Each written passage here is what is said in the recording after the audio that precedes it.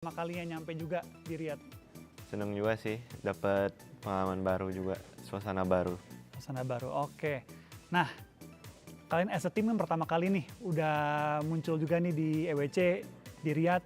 Ada nggak sebelum kalian berangkat tadi itu mungkin bertukar pikiran nih, mungkin dari Miseri kasih cerita-cerita di Riyadh seperti apa, atau mungkin juga kasih gambaran lah nanti turnamennya akan seperti apa. Ada nggak Miseri cerita sama teman-teman? Kebetulan ada sih, kita udah ada brief lah, jadi sebelum kita sampai ke sini pun Tapi so far enak aman. dari hospitality-nya semuanya. Hospitality always top one kalau Riyadh. Always top number one ya? Ya. Gimana dari Red Face udah merasakan nih hospitality yang luar biasa di sini? Kagum sih, Kagum. kaget kayak kita bisa dapat semua yang ada. Nggak kebayang ya Nggak awal-awal ya? kebayang. Udah Axel gimana? Udah merasakan suasana di sini nih? Awalnya nggak nyangka sih bakal kayak gini banget. Kayak nggak terlalu, pas denger kayak oh ya udah, ternyata emang sewah itu. Ternyata nggak ya udah aja ya di sini Iya. ya. Dari Talon, adakah mungkin persiapan khusus untuk turnamen global ini atau latihannya ya seperti biasa aja karena udah biasanya pun udah yang terbaik gitu?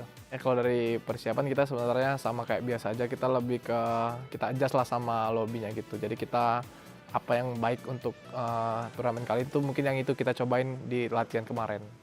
Oke. Berarti adjustment-nya itu nggak terlalu major banget ya untuk Iya. turnamen kali ini. Iya. Lebih ke lihat tim-timnya siapa aja, lobbynya Iya. siapa. Kalau gitu ada nggak tim-tim yang di luar Asia Tenggara udah kebaca semua tuh? Ya. Ada nggak yang diwaspadain banget dengan mungkin alasan tertentu? Mungkin kalau yang kita belum pernah tahu kayak mainnya tuh belum bisa dilihat banget lah gitu ya, karena belum pernah ketemu. Mungkin tim-tim dari EMEA sih. EMEA kan banyak baru Moneymakers, ada ada Basic Task, terus NRX gitu kan kemarin kan. Mungkin itu sih karena kita belum banyak lah ngeliat mereka main juga. Sisanya inilah udah pernah ketemu juga kan, kayak yang tim-tim gede banget, Alpha Seven, Falcon, semuanya itu kan udah lumayan sering lah ketemu di turnamen gitu kan. Jadi ya mungkin tim-tim yang ini sih yang belum pernah turnamen bareng sih. Oke, karena kan gue udah ngobrol sama dua tim berbeda tuh, dari Boom, dari juga Do Lions. Mereka pun taruh perhatian khusus tuh ke tim-tim EMEA, karena nggak tahu cara mainnya gimana, Moneymakers terutama. Sama mereka taruh perhatian khusus ke tim-tim dari Mongolia. Karena ya mereka juga waspadain banget lah firepower-nya, gameplaynya kan juga mereka perkembangannya pesat banget kan. Jadi mereka taruh perhatian di situ. Nah, untuk nanti ketika di turnamen, kalian itu apakah akan main seperti biasa, apa punya strategi khusus? Mungkin nggak usah kasih strateginya ya, tapi adakah perbedaan dari gameplay di sini dan gameplay biasa kalian? Tentu ada sih, kita bakal adjust sama lobbynya gimana, terus yang paling works gimana buat lobbynya, karena kan 12 game ya, terus per 6 game lobbynya di switch kan, jadi ya mungkin kita adjustable sih. Kita mungkin ada lobby A mungkin kita bisa pakai yang kayak biasanya, atau di lobby B kita ubah cara mainnya, itu kita tergantung nanti lihat sikon di lapangan aja. Ada nggak tim yang kalian tuh malas banget ketemu, kayak aduh ketemu dia lagi nih selalu ngeresain kita nih kalau udah ketemu satu lobby? Siapa ya? Yang dekat-dekat loot drop paling sih, kayak nggak ada sih yang sering banget tuh, nggak ada, tapi kayaknya yang bakal sering ketemu tuh nggak ada sih. Jarang sih. Maksud kita ganti-ganti Drop zone juga. ganti drop zone, maksudnya kayak beda-beda musuhnya. Kayak di map ini musuhnya yang sering ketemu ini, di map ini ketemunya yang sering ketemu tim ini, jadi beda-beda, nggak ada yang sama terus gitulah. Yang penting udah ke mapping kan, kayak Ya, di udah Erangel, di mapping, ya. Miramar, di Sanhok nih lawannya udah tahu nih yang mana yang rese, yang harus diwaspadain. Tapi so far nggak ada yang kayak dia emang niat banget tuh mengganggu kalian di awal-awal tuh, nggak ada. Nggak ada sih. Tapi nggak tanding di sini. Wah, kalau itu gue nggak tahu dah. Kalau itu gue nggak ada sih. Kalau di lobby EWC kali ini kebetulan nggak ada. Lebih lega lah ya berarti ya mainnya kan. Nggak usah terlalu perhatiin di awal-awal, diganggu-gangguin atau diusilin di awal-awal kan. Tinggal gimana kita adjust aja sih. Oke, that's good to know. Karena pasti kan itu juga ngaruh ke early gameplay. Kalau sampai ada yang ke pick off, moodnya pasti kan sedikit ganggu lah kalau di awal-awal. Firepower kan pasti berkurang kan. Kurang kalau pick juga. off, ya. Sama timing bisa jadi agak off kan, Iya. karena kurang orang kan. Nah, kalau untuk persiapan turnamen seperti ini, kan pasti ada jeda tuh antara kalian bangun, sarapan, sampai nanti turnamen mungkin agak siang sore. Kalau dari Red Face, apa yang paling lu seneng lakuin nih untuk jeda di antara bangun pagi sama mau turnamen nih? Ada nggak hal yang rutin lu lakuin, ritual-ritual lah, supaya lebih chill gitu pas sebelum turnamen? Kalau gue sih pribadi nonton anime aja sih. Nonton anime doang. Sampai turnamen tuh? Sampai turnamen kadang. Kalau tuh anime habis nonton apa? Nonton apa kayak camping di Alaska gitu. Apa outbound gitu ya, yang naik kayak gitu-gitu ya. Iya. Gua kira lu nonton recap lagi, fight anime di YouTube gitu. Enggak. Berarti biar chill nontonnya yang relaxing, camping, outdoor gitu ya. Emang hobi? Hobi juga. Suka sih sebenarnya. Pengen belum lakuin ada itu. waktunya, tapi sekarang kan sibuk banget e-sport. Nanti pas udah selesai, lagi ada libur-libur gitu ya, mau coba. Coba. Dari Miss Eri? Kalau gue biasanya dari misal bangun pagi gitu kan, habis sarapan semua segala macem. Kalau ngelihat dari, kan gue belum tahu kalau di EWC ini nanti jam berapa gitunya ya. Maksud gue kayak nggak tahu kita harus off ke venue-nya jam berapa, kita kan cabutnya jam berapa. Tapi kalau gue biasanya kalau pagi bangun sarapan gitu terus let's say habis olahraga kan, paling gue tidur siang sih. Terus kalau emang gue gak bisa tidur siang, paling gue nonton live stream aja sih paling. Kayak hari sebelumnya gitu biasanya. Kalau turnamen-turnamen kayak PMSL kemarin gitu kan. Itu sih gue paling. Nonton recording kemarinnya gitu ya? Ya nonton live stream kemarin. Biar reminding lagi lah Ya, permainan buat- seperti apa. Jadi main kemarin bisa kebawa sampai hari ini main gitu loh. Terutama kalau lagi bagus kemarin mainnya kan. Ya. Dari Axel, ada rutinitas yang dilakukan sebelum turnamen? Kalau aku sih sebelum turnamen paling biasa lah nonton film gitu. Terus ngobrol-ngobrol sama temen. Nggak terlalu gimana sih, cuma santai aja. Kalau gitu kita kan pasti punya banyak pertandingan-pertandingan yang sengit banget nih, pasti juga hari-hari yang cukup intens.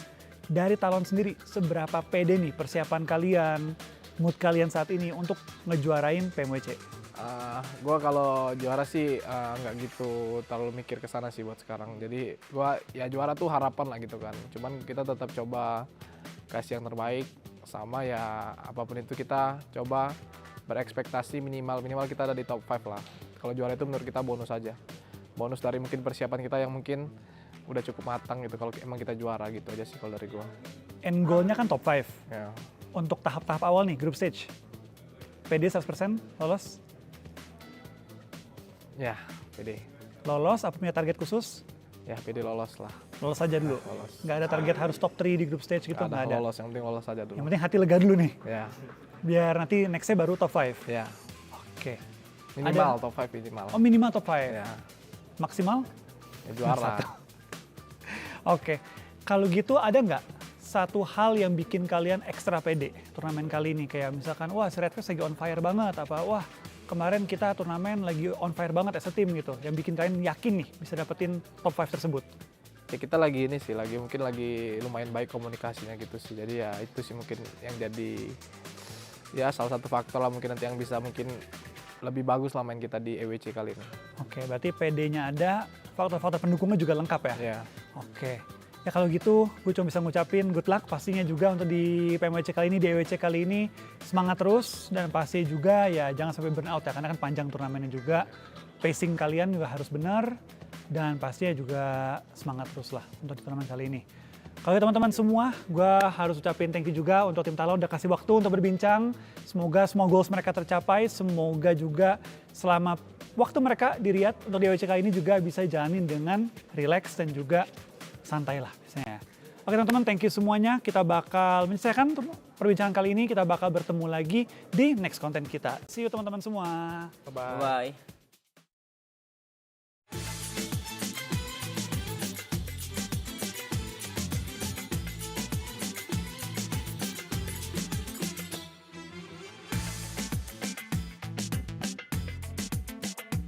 Hello everyone, Ginny here, and we are at the Boulevard at the ESPORTS World Cup with two of your favorite PUBG Mobile casters. Oh, that's us, Blank. It it's is. me, Jackie, and Big Man Blank. Big Man Blank on the case. We're going to have a good time. We are. We're going to be exploring more of the Boulevard, so make sure you guys stick around for all the action. If you, Ginny, Me, Ginny. look at you. Now look at me. Now if you can lift the pan, you may absolutely hit me on the head with the pan. Challenge Have a accepted. test. Have a She's test. going in. I'm Let's going have to a get little called look. off by security. I have my doubts. Probably liftable. Is it not- That's pretty heavy. Is it actually? That's actually Did you pretty move it heavy. at all? Yes. Look. You did? Wait, Okay. look, I can move it. Do you think She you could didn't even move bicep it at curl? all. No. You sure? think you can bicep curl? Probably. It looks about Actually, yeah. 35 Okay. kg. 35, Alright, 12. alright. Yeah. There's the helmet. Do you think you can lift it? Yeah, probably. Let's I don't go. want to break it. Yeah. That You could don't be want to bad. break it. We can Wow. inspect. Well, You think you're built that Why are we big? just lifting everything? I just want to see. Is that just, Yeah, show me how strong you are. I reckon I could, but I feel Yeah. like that would break. No, that Yeah, probably you won't. probably not. probably lift it. You should crawl and it would under roll. it. There's a prize in there, a chicken dinner.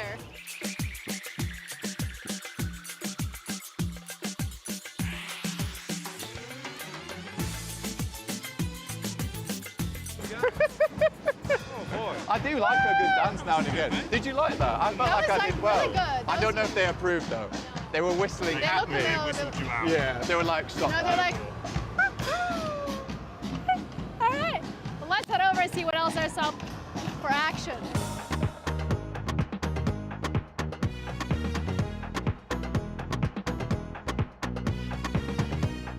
Three, 2, 1, go, guys. No. Oh, you. Oh, Oh, you've come. let's Made it go. work. Okay. Let's. Okay, your turn. I got yellow and yellow. Yeah. That's a small prize, that is. Oh no. Jackie's got a no prize.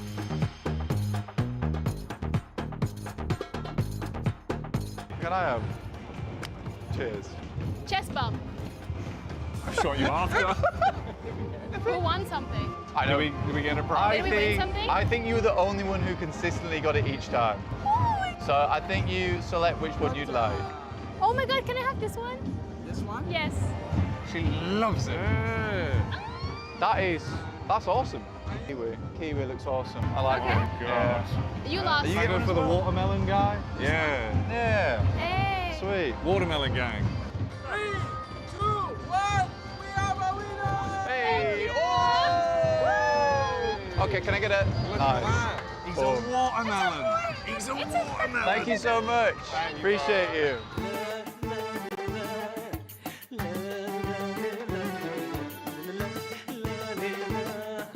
This is the one. All right. Blank, on, I need Jenny. you to say something. Whoa. She's almost there. Oh. Okay, last one. Oh God. Is that the one? Oh, Malone. It's extremely dangerous and extremely fun. I'm sorry. Oh. You did so well. Your Okay. turn. Kiwi Bob, bless the ball. Thank you very much. Ooh. Come on, Blank, you got this.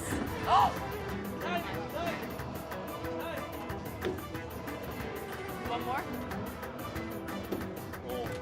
So close. Jackie, it's all on you.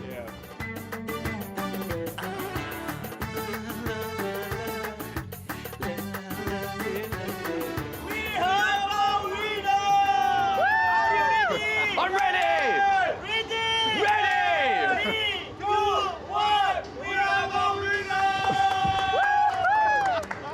Collecting your 5-a-day fruits. He's done it. I've got the peel, the champion. Congratulations. It's Wow. as big as me. Wow. Wait, is it size of Ginny? It's larger than you.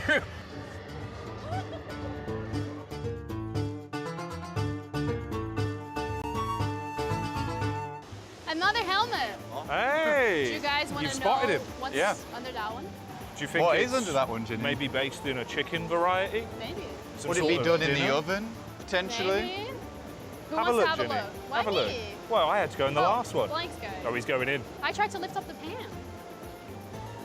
What's in there? It's chicken. It's chicken. It's a There you whole go. chicken. Oh, Yeah. Under that? Yeah. That's nice. Yeah, you should check it Tesco's. out too.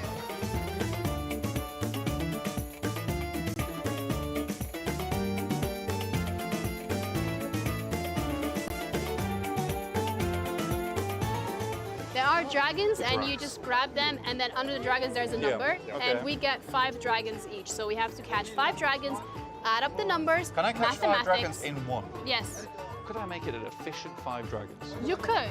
I vote we go let blank first. Let Blank go first. What? I vote for. efficient I let blank go first. dragoning? Yes. Okay. Well, there you go. I think that was pretty good. Yeah.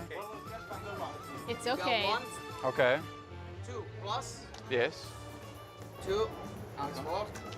4 plus 1, 5. 5. Yeah. 5 plus 1, 6. 6 points. You got the medium prize.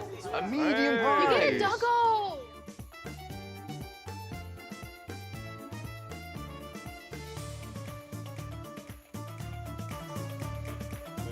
I've Look seen at you're that. He's a flipping big it. pointer. You were flipping No, it. he's a big Oh, you pointer. cheated. You were having a look on the bottom. No. That's outrageous. One, These claims. Yeah. two. That's a 2. Yeah, this is not a very It's good a nightmare. Plus one. Plus two. Hey, Oh, there you go. You also got the medium price, okay? All My right. turn.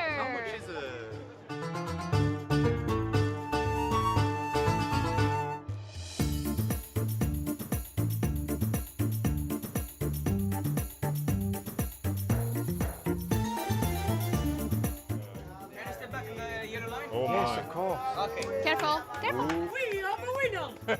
Are you ready? Yes. Yes. Can see you. Are you ready? Yes. Okay, 3, 2, 1. He's baited you out. Yay! I've been wrong. She's stolen it. She's gone. She's got the ball. She's gone.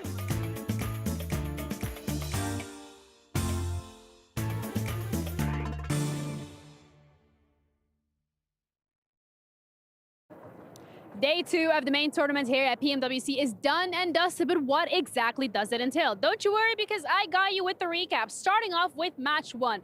It genuinely felt since the entirety of today that Rejects started off the day with the momentum that they built yesterday. Unfortunately, not enough for them to get chicken dinner on the first map, because Vampire are the ones who end up losing it to Boom Esports. Match number 2 is where things start ramping up a little bit, because Vampire are the ones who genuinely thrive in the chaos in the last few moments, and they do get themselves a chicken dinner. This is a team that we've been waiting for to step up to the plate, and they have finally done it. They get the chicken dinner, they get the elimination points, but it still brings the question, is this going to be enough for tomorrow? However, match number 3 is where Rejects really amp up the pace. They get the chicken dinner, something that they have been wanting and fighting for so hard for the last couple of matches. They secure the bag with that, and this is actually such a nice one because it puts them pretty high up in the standings and currently having a pretty comfortable lead, if I do say so myself. Match number 5 was a little bit of an unexpected one. The Xavier managed to get themselves a chicken dinner and the placement points as well. Not necessarily enough to push themselves too far ahead in the standings, but still remember, it's only day 2. We have one more day left tomorrow. And the final match of today, A7 Esports once again swinging out, coming through with that chicken dinner, and they are looking so comfortable at the moment. I'm excited and looking forward to tomorrow particularly. Well, let me know what you guys think of the game so far.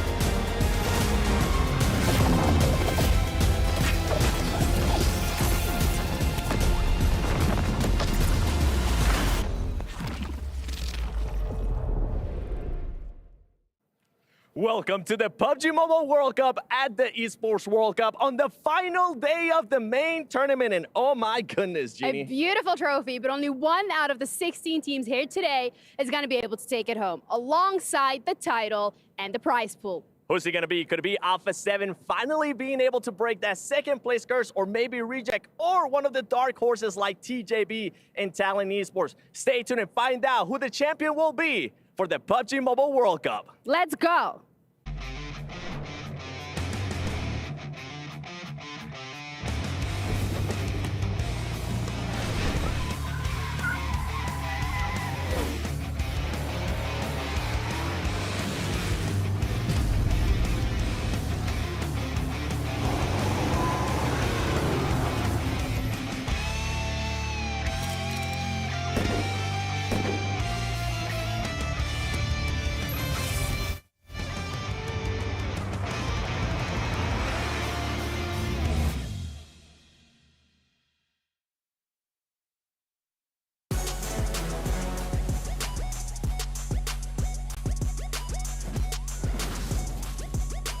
In the words of Milan, let's get down to business. I'm not going to finish the rest of that saying because maybe copyright issues, but we are heading into our last day. I told you James would hate it. The face he gave is like, this guy really hosted for me. It was all right. I just thought random. You know, 70 did such a good job opening the show with Genie. I don't need to do it myself. So let's just get straight into it, gentlemen. Yep. Last day, Alpha 7 currently lead by 10 points. Maxman, can they hold on to it? Can Brazil? What And more importantly, Alpha Don't 7. answer that No, mate. question. No, for real, like, they're looking so good. I feel like they have the mentality to maybe climb to the top and stay to the top for the very first time in forever.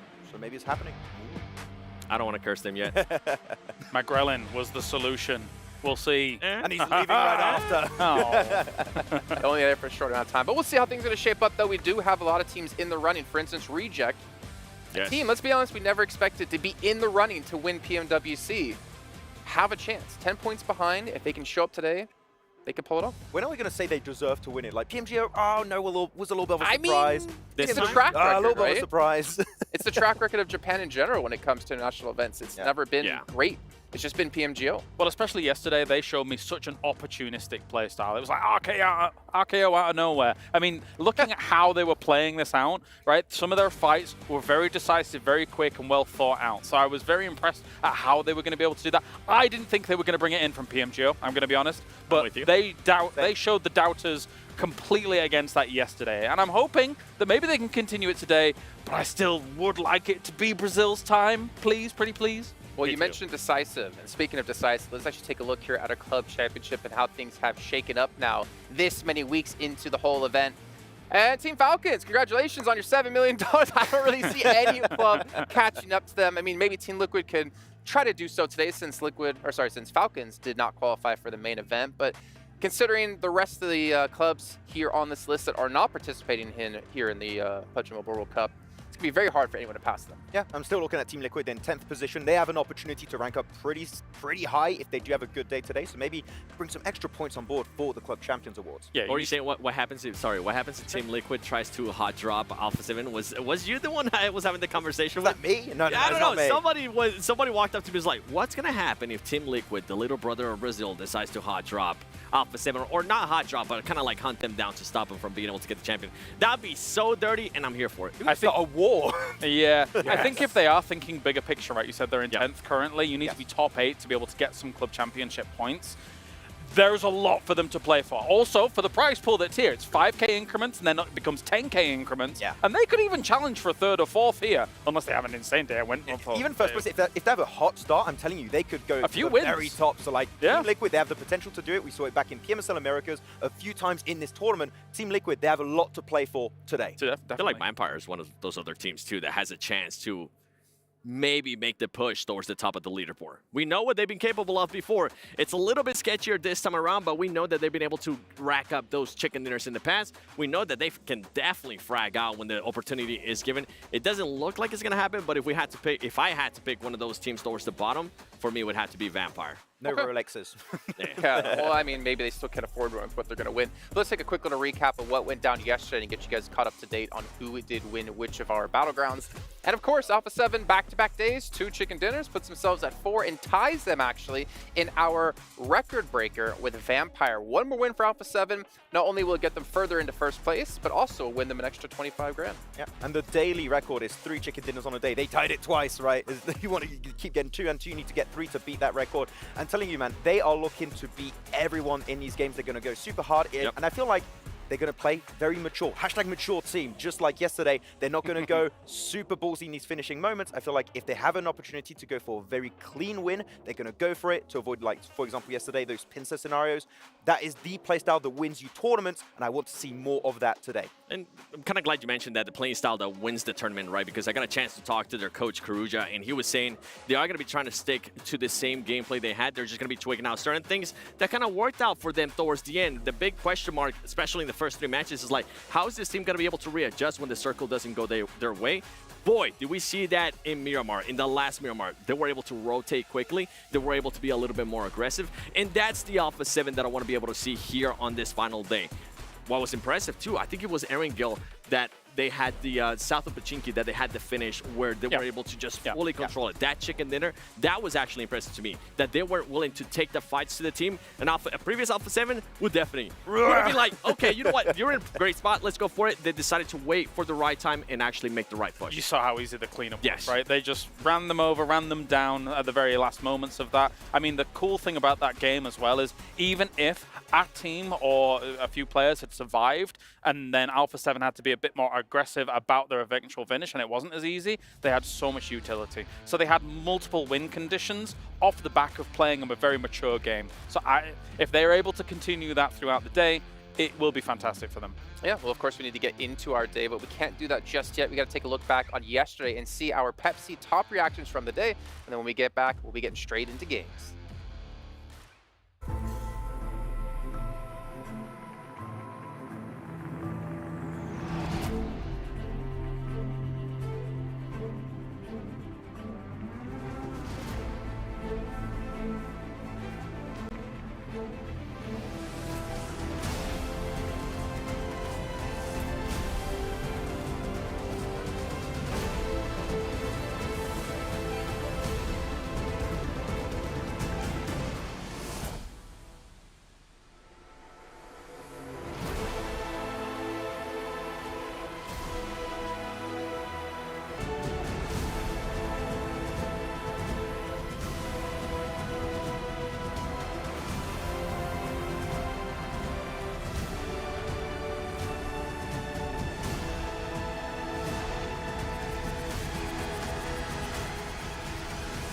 As you see at the end there, Alpha 7 and Reject, you can see what it means for both these teams to take home the title. For Alpha 7, it's to finally break the curse. For Reject, it's to show that Japan is here to play when it comes to PUBG Mobile. But we are getting close here to kicking off our first match of the day. And I actually want to get into overalls if we can, so we can really show you guys at home who might have missed out in the last 2 days, really what's at stake and how close things are. We've been talking about Alpha 7 having a 10-point lead, but you also do have Talent in third at 84. And realistically, with 6 matches to go, if any of these teams have a power kind of day like we saw back in group stage, they very easily could take first place. Oh, for sure. Like Alpha 7 and Reject, of course, are the 2 teams that we're looking at to compete for that first place, but that gap can be closed in the snap of a finger right now. And I'm especially looking at TJB Esports. I know it's been your dark horses for you, Kalaris and 7, looking at these finals. If they can finally get 4 players into the late game scenario, man, I feel like they could get these big wins, and that's going to instantly catch them up into top 2. Yeah, let's be real. It's not out of the realms of possibility that the 2 top teams here, as much as they are excellent teams, they could have a 10-point day. Yep. They could have Exactly. a 12-point day. And the 4 teams that are closest to them could quite easily have a 60-point day, something like that. We have seen it multiple times in PUBG Mobile before, and those 4 teams I'm looking at, like Talon, like DRX, like TJB, Boom is in there as well. Those 4 teams, in my mind, could quite easily catch up and challenge 1 and 2 if something goes right, if the pressure gets to Alpha 7 as well as Reject. And the thing with Talent, the improvement that they were able to do yesterday alone in Erangel was absolutely massive. On day 1, they were only able to average about a 9th place finish, only 11 eliminations. Yesterday, they came in hot for Erangel. They were able to put up 3rd place finishes on average throughout those 3 matches, and on top of that, just propelled themselves in regards to eliminations, putting up 21 elims. I'm looking at DRX here this time around. We've seen this team do absolute amazing days throughout the entirety of this PMWC, and they have just big fall-offs. So, you look at the day 1 of the main tournament, 3rd, 2nd, 1st, and 3rd place. Fantastic day for the main tournament, and almost nothing happened in the 2nd day. Their best game was a 5th place with 2 eliminations. If they go back to their roots of day 1, DRX can also play catch-up with the top 2. Are you guys forgetting the Boom 30-point game? Hello? Like there is ample opportunity for these teams. If you put one of those on the board, never mind if you somehow string 2 together, the dynamic for this tournament completely changes in the final death throes of it. So, as much as, everyone's thinking, oh, Alpha 7, they're cool, Reject, they're cool, we have seen the potential of what can happen here through group stage and through survival stage. I think the way we're talking about all of this, right, this seems like the closest last day. Oh, yeah. Between so many teams, right? That I feel like this is going to be the most entertaining last day of any global event we've had in a long, long time. I feel like for a lot of these teams, a lot of dreams are going to be crushed in that first game, on what's going to happen in that first game. Vampire Esports, a team that has been a champion here of the mid-season tournament back-to-back now in Riyadh, Saudi Arabia. If that team wants to have a slight chance, and I was actually getting a chance to talk to Sir Tanny in regards to this, we're saying they have to come in with a win. If they don't come in with a win, their hopes are over. But for him, they were saying they're actually kind of pushing just for being top 3. But I doubt it. If this team gets a win, they're going to start rolling and they're going to try to make it to first place. It's very unlikely, but it is possible. Yeah, you're right, 7. Like, usually going into a final day, there's a good number of teams that you're like, there's no chance. Yeah. There, we did see, I think, Alliance and Powers being 2 teams that pretty much have no chance, sitting around 30 points, but the rest of the teams above them have 50 or more.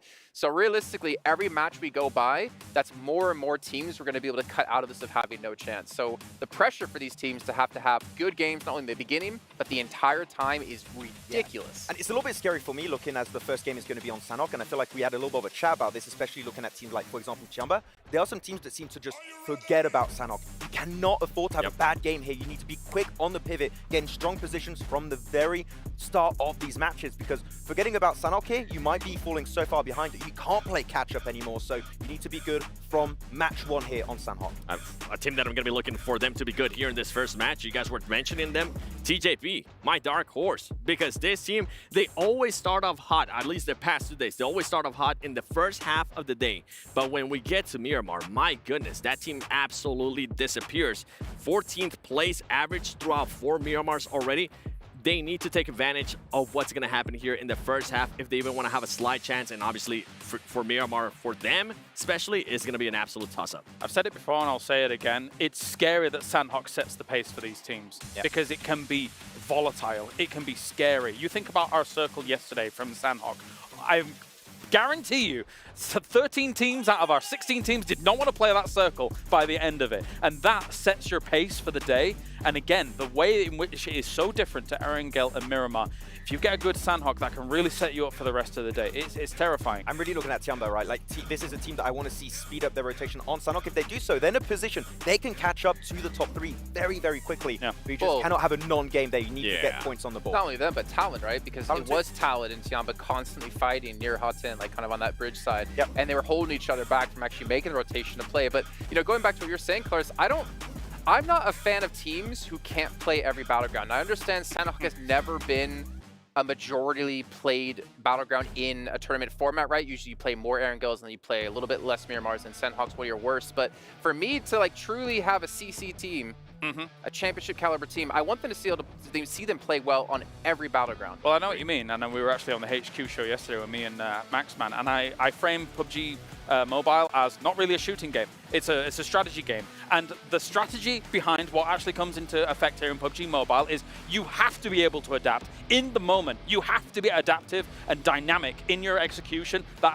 That applies to Sanhok, Erangel, and Miramar across the board. If you can't do that, you won't be a champion here. You won't be a champion of PMWC. Yeah. Well, you guys can predict your champions at home if you head over to stcplay.gg and get your predictions in of who you think's going to win.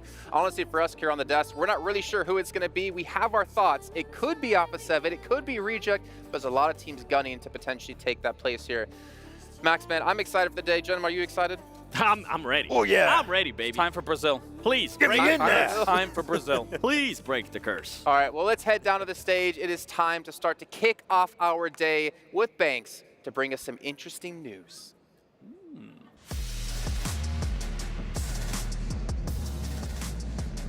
Ladies and gentlemen, please welcome to the STC Arena, the producer of PUBG Mobile and the Deputy General Manager of Lightspeed Studios, Tencent Games, Rick Lee. 大家好，这2天我们看到了很多精彩刺激的比赛，十分感谢 EWC 对 PUBG Mobile 的支持，提供了一个世界级的电竞平台，给大家带来精彩的体验。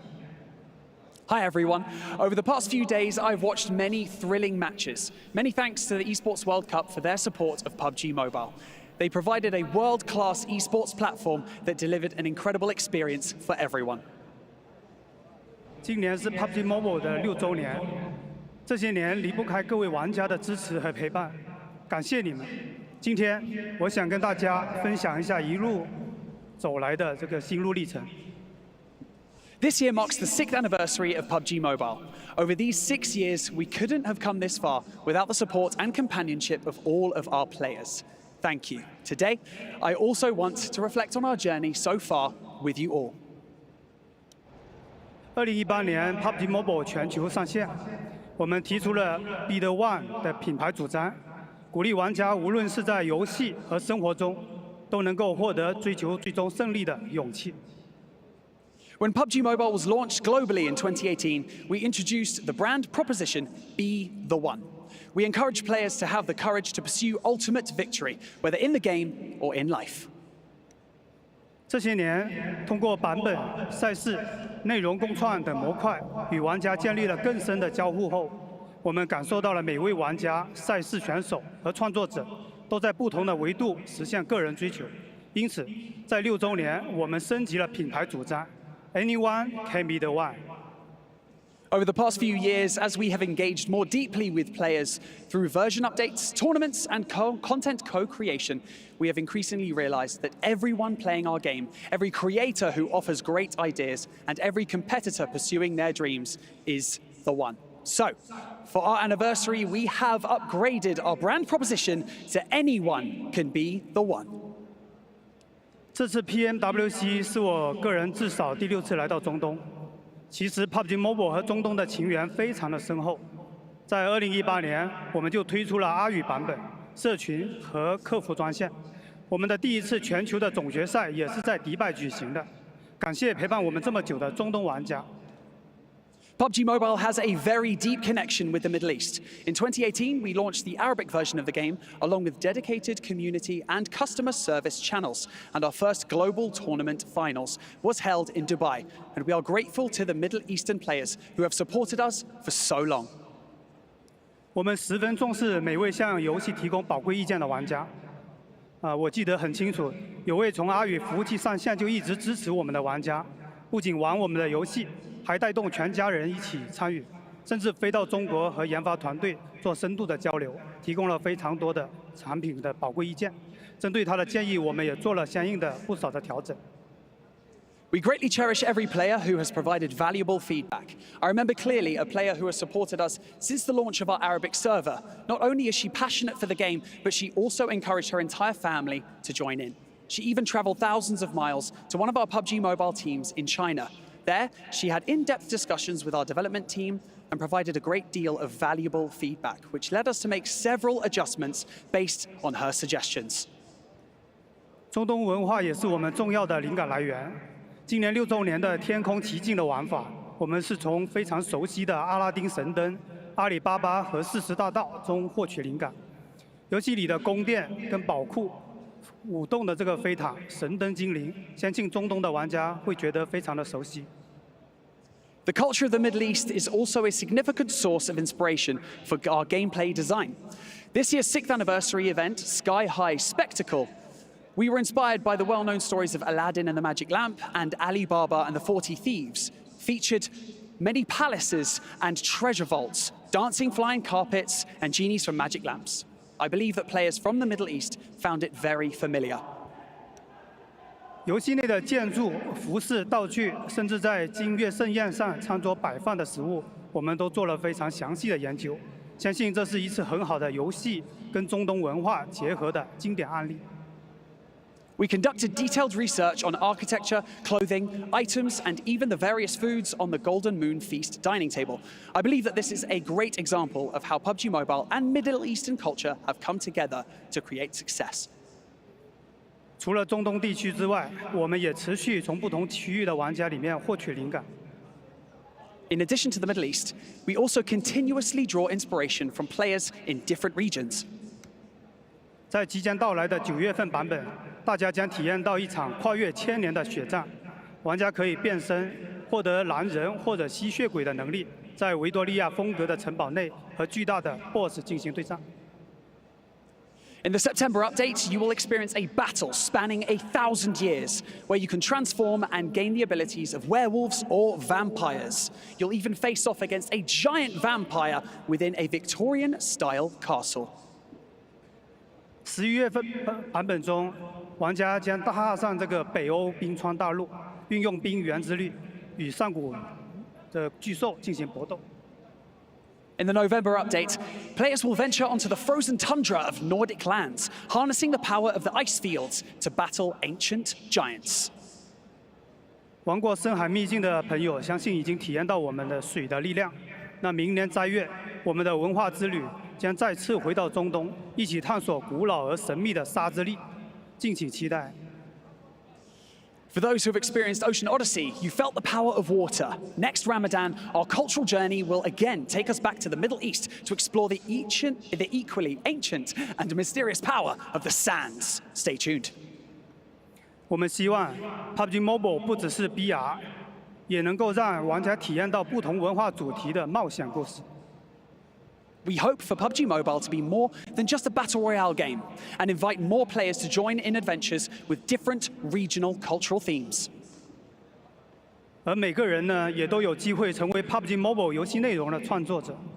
随着我们皮肤共创 PDP 计划和玩家共创 World of Wonder 的发展，玩家创作的内容已经成为了游戏中重要的部分。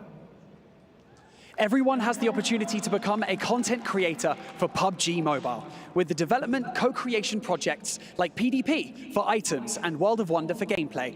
Player-created content has become an integral part of PUBG Mobile.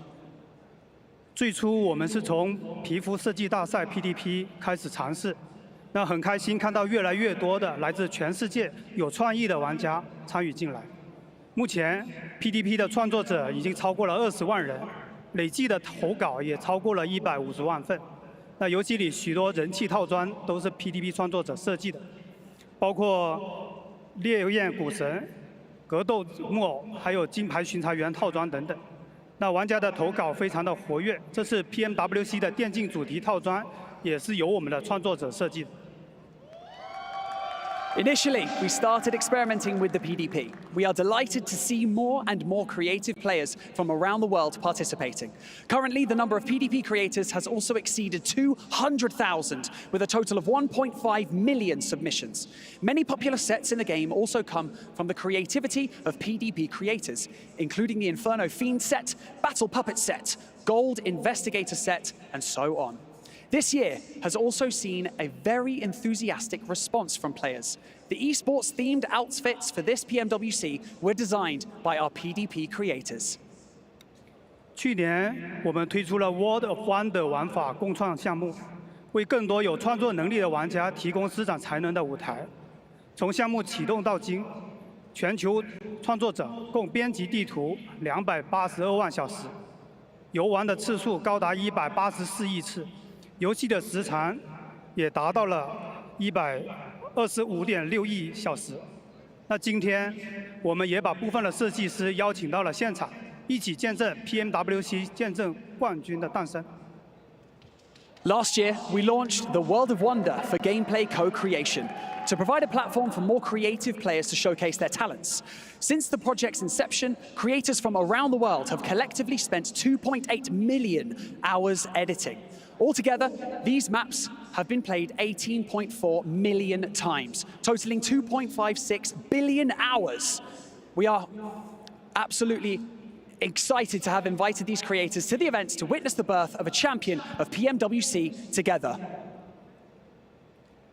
如今 ，PUBG Mobile 已经成为全球最大的以 Battle Royale 为主的共创平台。更好玩的内容、更大的创作自由度是 World of Wonder 的发展方向，而玩家无限的想象力是实现这一切的基础。在 World of Wonder 的早期，我们发现了一张闯关解谜的这个地图，当时我们还没有做碰撞的检测的玩法机制，但这位玩家已经巧妙地利用摩托车被击倒作为开关，让我们非常的惊艳。 With 6 years of development, PUBG Mobile has become the largest co-creation platform in the Battle Royale genre. More engaging content and greater creative freedom are the ongoing goals of World of Wonder. The boundless imagination of players is the foundation of achieving all of this. In the early stages of World of Wonder, we discovered a map featuring a puzzle-solving gameplay mode. At the time, we hadn't yet implemented collision triggers gameplay mechanism, but this creator ingeniously used the destruction of a motorcycle as a mechanic to open a door to the next step. It was an incredibly impressive and creative design. 目前，我已经成为了多元展示的文化展示的这个载体。 那很多创作者也在上面表达本土文化和家乡特色，比如这张古巴比伦地图，还有沙特玩家喜欢的 Padel 球的玩法，都是在向全球的玩家呈现中东的魅力。 Currently, World of Wonder has also become a platform for showcasing diverse cultures. We see many creators using World of Wonder to express local cultures and hometown features. For example, this map of ancient Babylon and the paddleball gameplay favored by Saudi players both showcase the charm of the Middle East to players around the world. 有全新设计的，也有二次创作的。在 War 中，玩家之间的这个创作交流非常的活跃。比如刀刃球玩法，最开始是一个6v6的版本，有超过1400万次的游玩。之后又有创作者做出了一张节奏很快的1v1的版本，超过了1200万次的游玩。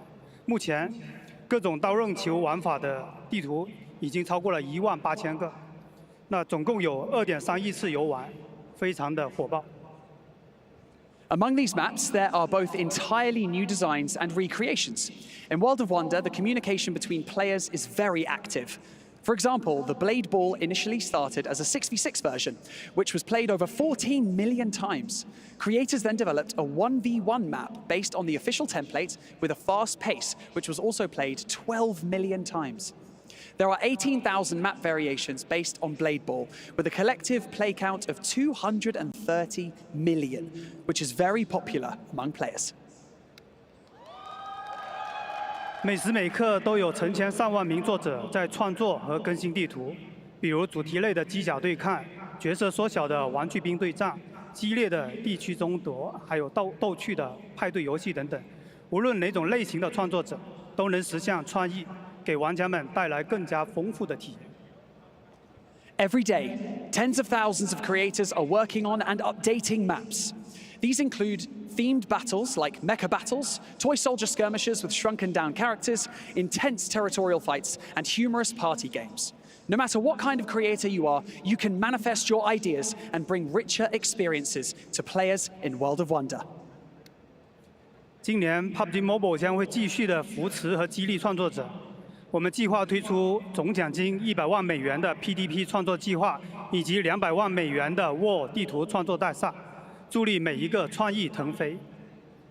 This year, we will still spare no effort in supporting and encouraging creators on these two projects. First of all, we will provide a $1 million prize pool as creative incentive for PDP, and we'll launch a World of Wonder map creation competition with a $2 million prize pool to support and elevate all creative ideas. 而上面提到的游戏玩法和玩家创作内容的背后，离不开游戏安全的保驾护航。作为一个竞技游戏， 公平与安全的游戏环境是不容突破的底线。我们非常重视每个玩家的对局安全和体验。As a competitive game, maintaining a fair and secure gaming environment is a non-negotiable bottom line for us. We place the utmost importance on the safety and the experience of every player's match.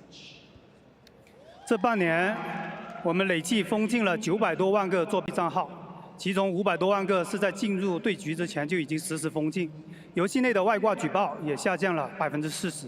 在游戏外，我们对传播作弊内容的账号进行打击，累计下架了超过2500万观看量的外挂内容，实时封禁了超过4000个直播开挂的账号。 In the past 6 months, we have banned a total of over 9 million cheating accounts. Amongst these, more than 5 million accounts were banned in real time before entering matches. Additionally, the number of in-game cheat reports has decreased by 40%. Outside the game, we have also targeted accounts with content promoting cheating. We have removed over 25 million views of cheating content and have banned in real time about 4,000 live streaming cheater accounts. 这些成绩离不开巡查员的支持与贡献。当前，整个巡查员的规模已经达到了300万人，累计巡查的时长接近98万天，协助封禁的账号也超过了100万。 These achievements are due to the relentless efforts and dedication of our investigators. The number of investigators has reached 3 million, with their total investigating duration almost reaching 980,000 days and assisting in over 1 million account bans. 通过我们持续的打击，游戏的环境得到极大改善。在这里，要感谢所有的玩家的配合跟支持。 Through our continuous efforts, the gaming environment has greatly improved. Thank you to all of the players for your cooperation and your support. 回到赛场，这些年我们见证了很多战队和选手通过不懈的努力一战成名。 And let's return to the tournament. Over the years, we have witnessed many teams and players achieve fame through their relentless efforts and determination. 去年 PMGC 的冠军来自蒙古的 IHC， 从2020年的时候，他们就开始参加赛事。作为一支草根组织的战队，从外卡赛一路打进首届 PMGC， 在3年后依然保持核心战队的阵容，最终成为世界冠军。这个奋斗历程获得很多玩家的关注，大家也深受鼓舞。 For example, our PMGC champion team from last year, IHC from Mongolia, began competing in our esports tournaments in 2020. Starting as an underdog team, they made their way from the wildcard rounds to the inaugural PMGC. 3 years later, maintaining their core roster, they ultimately became world champions. This journey of perseverance has garnered a lot of attention from players, and I have personally been deeply inspired by it. 在战队选手和玩家的支持下，我们的电竞赛事也成为了全球第1的手游赛事。希望我们这次交出的这份答卷能让大家满意。 With the support of competitive players and gamers, our esports tournaments have become the best in the world for mobile games. We hope that we have delivered a result that satisfies everyone. 当然，更直接的就是现在，全球最优秀的 PUBG Mobile 电竞选手正在 PMWC 的舞台上为热爱和梦想奋斗，让我们一起为他们加油！ Of course, a more direct example is right here, right now. The best esports players from around the world are on the PUBG Mobile World Cup stage, fighting for their passion and dreams. Let's all cheer them on. 最后，再次感谢所有的玩家、创作者、选手与合作伙伴一直以来的支持。Anyone can be the one to play, to create, and to win. 预祝决赛队伍赛出水平，加油！ Lastly, thank you to all of the players, creators, esports players, and partners for your ongoing support. Anyone can be the one to play, to create, and to win. Best of luck to the final teams. Let's go!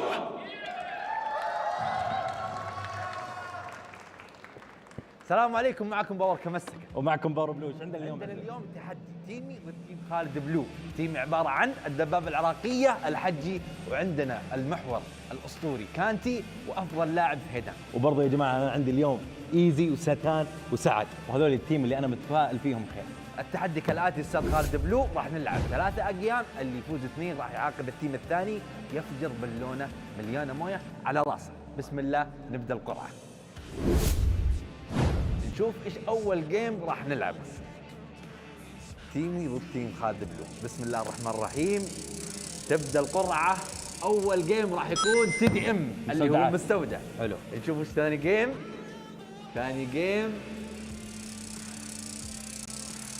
ثاني جيم راح يكون معنا قصر باور.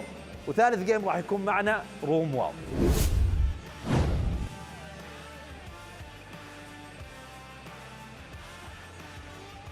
Always so cool to see about the future of PUBG Mobile down on the stage. And we've got something a little bit special to start off the day here before we get into the exciting last day of competition. We're diving straight into it, Blank. The show match with some amazing players here on a bit of TDM to kick us off.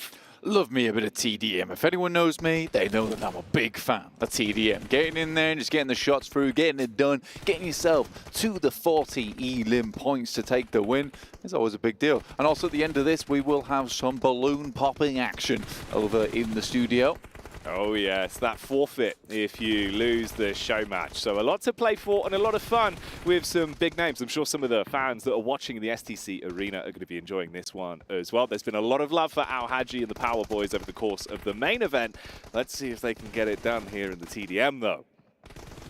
Right now it feels like Power sort of matching up with the boys on the other side of things, with Blue Team trying to do their best. Get themselves back into the picture. We got a little bit of rivalry as well with some of the Power players on either team here, figuring out who's just the best. And right now, it really does feel like Power, or at least Al Haji, is getting the meaner end of things versus Satan and Saad. Yeah, Kante as well, though, showing just how lethal he can be, with 5 eliminations already racked up, potentially a sick fear, as he puts the damage back onto Satan, moves around the corner, nice engage, cleans up on that one, little bit more to do on the jump, and it's not going to be easy for him. Easy round the corner, looking for a spray out the side, but he gets torn to pieces, ripped out the way there. 18 elims now, almost halfway for him up. Red Team. Trying to build those up as quick as they can, but Kante sprayed onto. The man's going to go down, bit of frustration. It's nice having the player cams as well. You can see him popping off in the show match. Blank getting a bit closer. Yeah, a little bit. Satan, Blue Team, 15 elims. Falling behind now with 21 now found, and Al Haji, bit of a carry over on Power. Seems to be carrying Camster as well.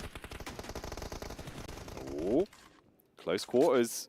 They get themselves a little bit of the center setup inside of the warehouse as well. So they've actually got a pretty clean line of sights to catch off Blue Team on every engagement. So you've got to do something smooth. It's a nice slide.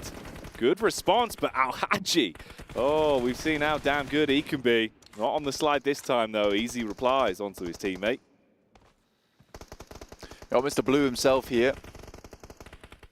Look to pull things back a little bit. 26, 27 elims. We're 13 elims away now from victory for Red Team. That's Al Haji on that side, who is getting some work done. Now Satan has to jump out the side, but nice retrade there coming through And now 11 elims remain.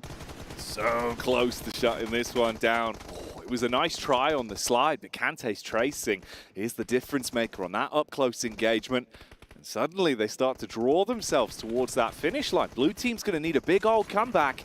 Peek up on the top, not looking good enough to take down Al-Haji though. Still 31 elims to their name. Bit awkward towards the mid portion. They're closing the gap. You're right, Jackie, only 5 elims behind, but looks like they're bringing it back once again. Al-Haji here takes some shots. Yeah, a little bit of damage done. Don't be fooled by the name tag there. 5 elims remaining. We're at the goal point. Oh, yes, we are. Close to closing the gap. Kante sprayed onto, just eventually go down, but they still edge further closer. 38, so close. Is there any room for an 8 elimination comeback for the blue team? Not looking good as Red are able to grab another one there. Only one away now. Saad heads on through, but the shot's coming back, and it could be an easy trade, and there it is. Kante will land the final blow, and it will be Al-Haji and team Kante and Fahidan been able to take the win. You can see they believe they got this one in the bag and hoping they can close it down. It's a bit of a fun best of 3 here in the show match. Of course, showing off not only the TDM, but the other game modes that are available as well, Blank, inside of World of Wonder, those new additions. And actually, some pretty exciting game modes if you're a fan of the summertime, the heat and sunshine. Exactly. I mean, we've got Blade, Palm mode as well, so there is a lot in here. Blade Ball is going to be very, very fun to be playing. It offers multiplayer competition with various skills and rich mechanics, providing a tense and exciting experience here. You can see it on your screen right now. Getting underway with the katanas. Yeah, a lot of focus on that movement, quick gameplay, little bit of fun. So you can bounce those balls back, use your blade. I mean, the name kind of is in the game, really, Blank. It's about that blade and the ball. It's as simple as that. It looks pretty fun. Oh, but you've got to hit it in the first place. Quite a satisfying sound on it as well. Nice. You hear that? You feel that. The objective is 20. Team 1 has 2, and Team 2 has 5 right now. Whacking those balls all over the place. You can't even hit them. No. They're just going straight in. That might be the play right there. You just get right up in the face. It becomes a coin flip at that point. Yeah, get a bit aggro with it. Oh dear. It's all quite explosive. Imagine for the pets, they're a little bit scared about what's going on. And he had the ball. He was just holding it. Oh, rebound on that one. Yeah. That's nice. Parry pan action. That was the parry pan in action. The bush also getting involved there. Very nice to see. Oh, good timing on the response on that one. That could have been a bit of a detonation from the ball, but the blades are swinging. Oh, a bit of ping pong going on. You can see everyone's getting a little bit into the flow of the game now, knowing, of course, if you want to draw this out to 3 games and avoid the old water balloon, you've got to battle back here. Just spamming at the moment. Get away from me. Nice little dash action going through.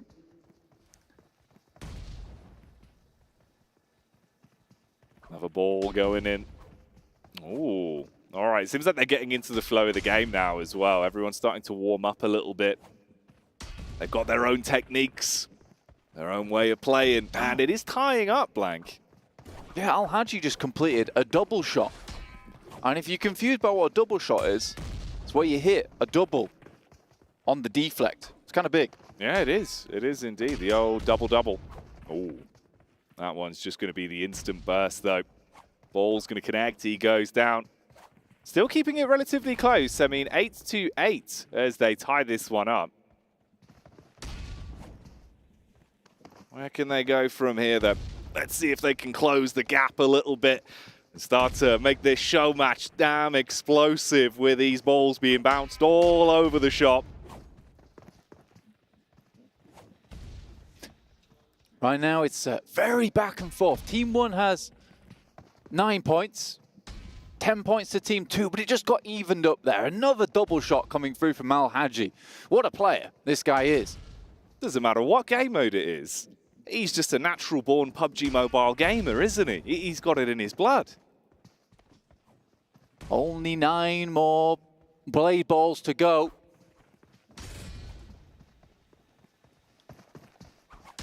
Ooh, quick rebound on that one. Easy takes the brunt of it.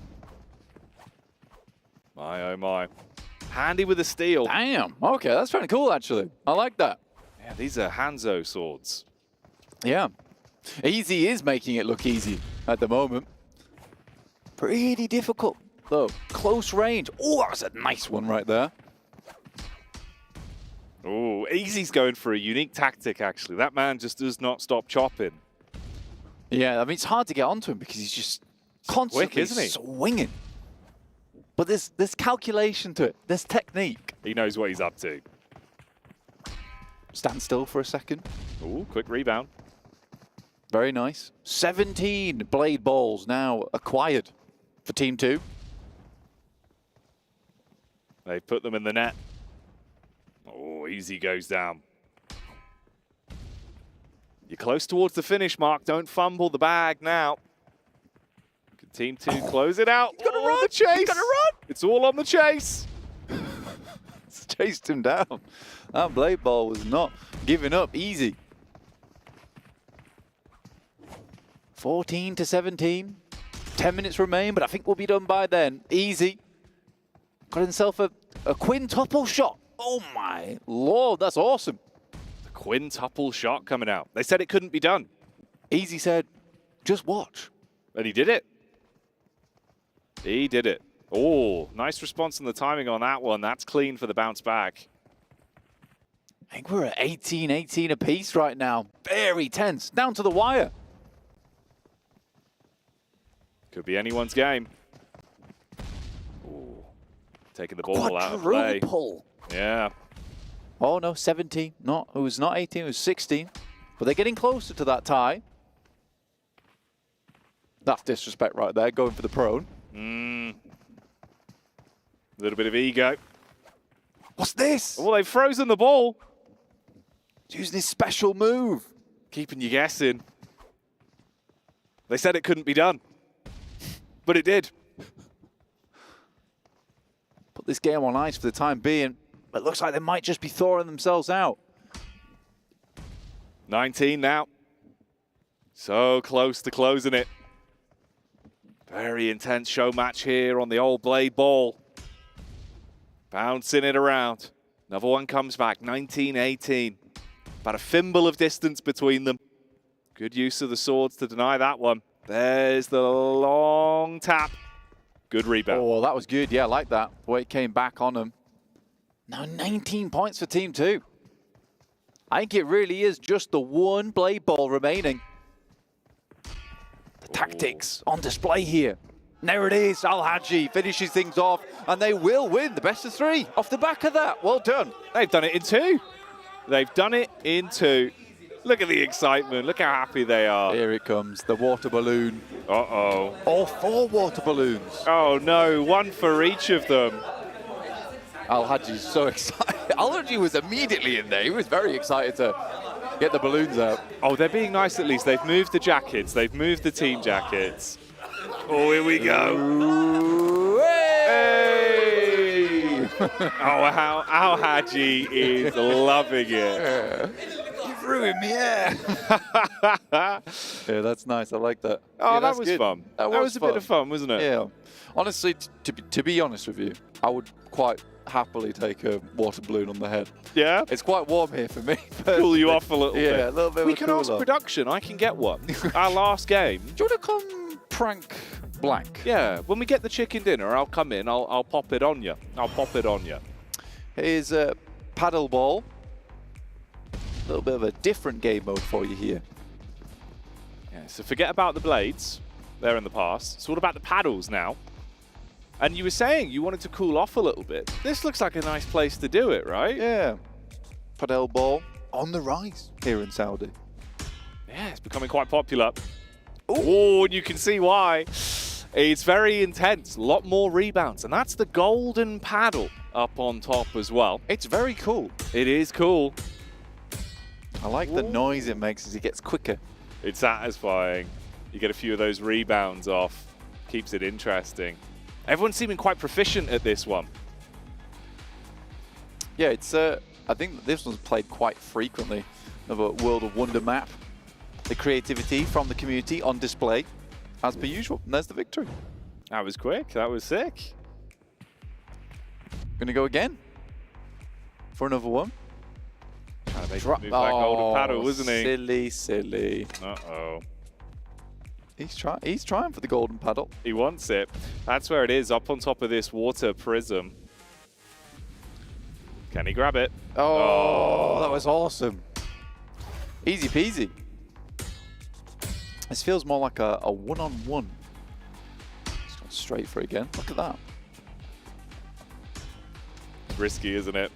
Trying to size up if you want to focus on just the 1v1 or going for the golden paddle. Different ways to play, different opportunities here, but the power is in the player's hands. It's up to you to have fun with it, Blank. Yeah, the ball's frozen in mid-air. It's going to head backwards. Goodness me, Jackie. This is awesome. It really is. Intense stuff here. But there was even more intense action to come, so let's get down to the stage.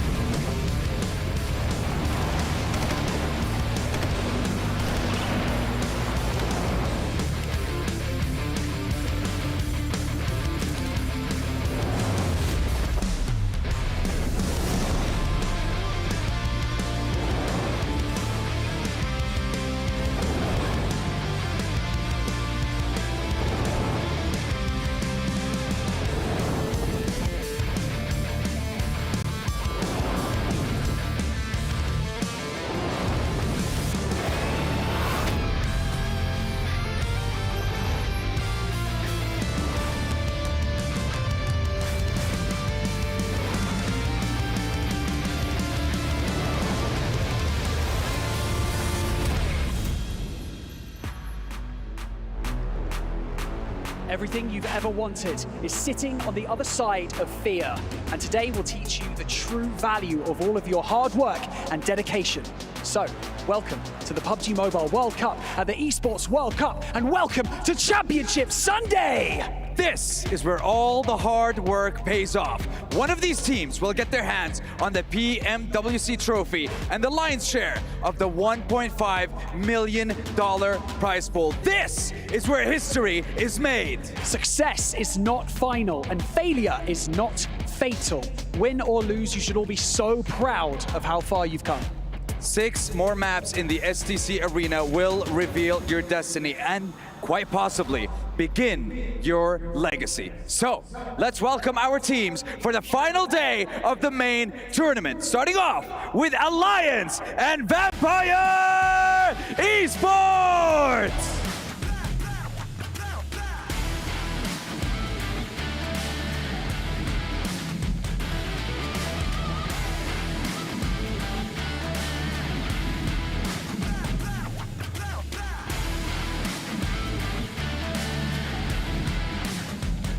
Tianba and Twisted Minds.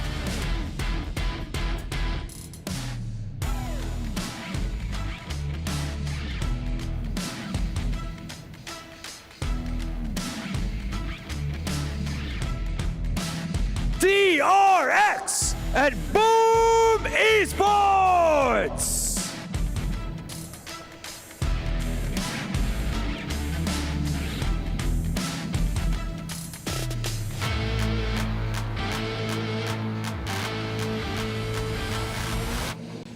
Talon Esports and TJB Esports.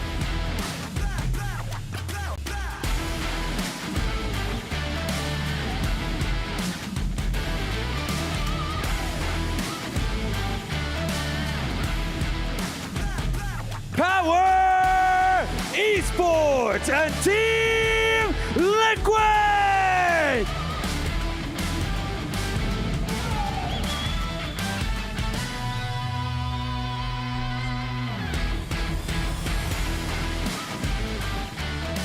For Miracle Vibes and Alola IHC!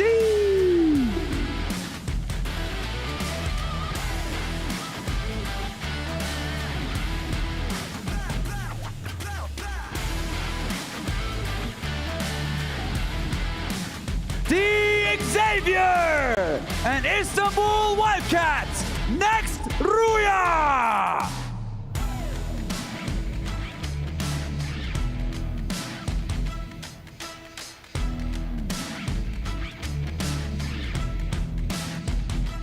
Alpha 7 Esports and Reject!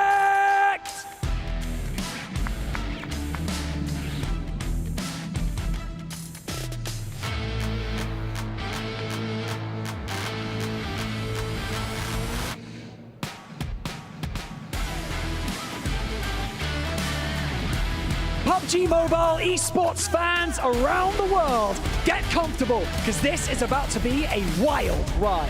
Months of preparation come down to this one final day. Ladies and gentlemen, it is time for the PUBG Mobile World Cup at the Esports World Cup. It is time for Championship Sunday!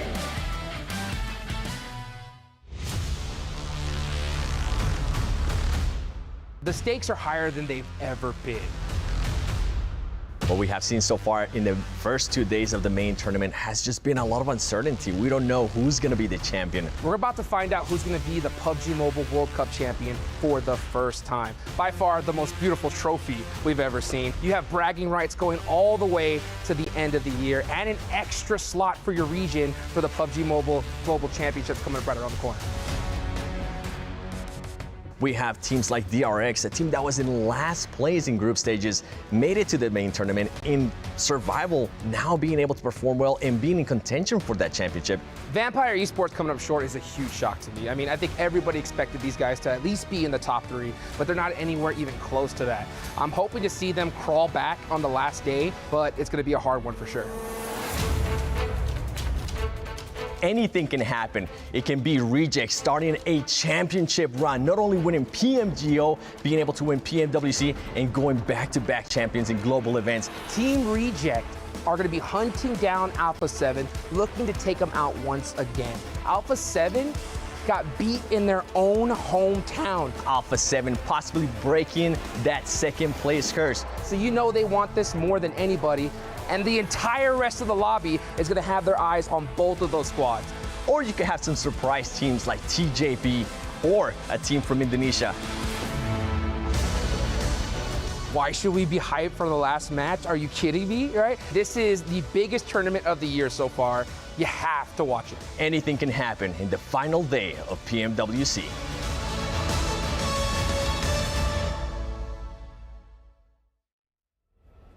Anything can happen.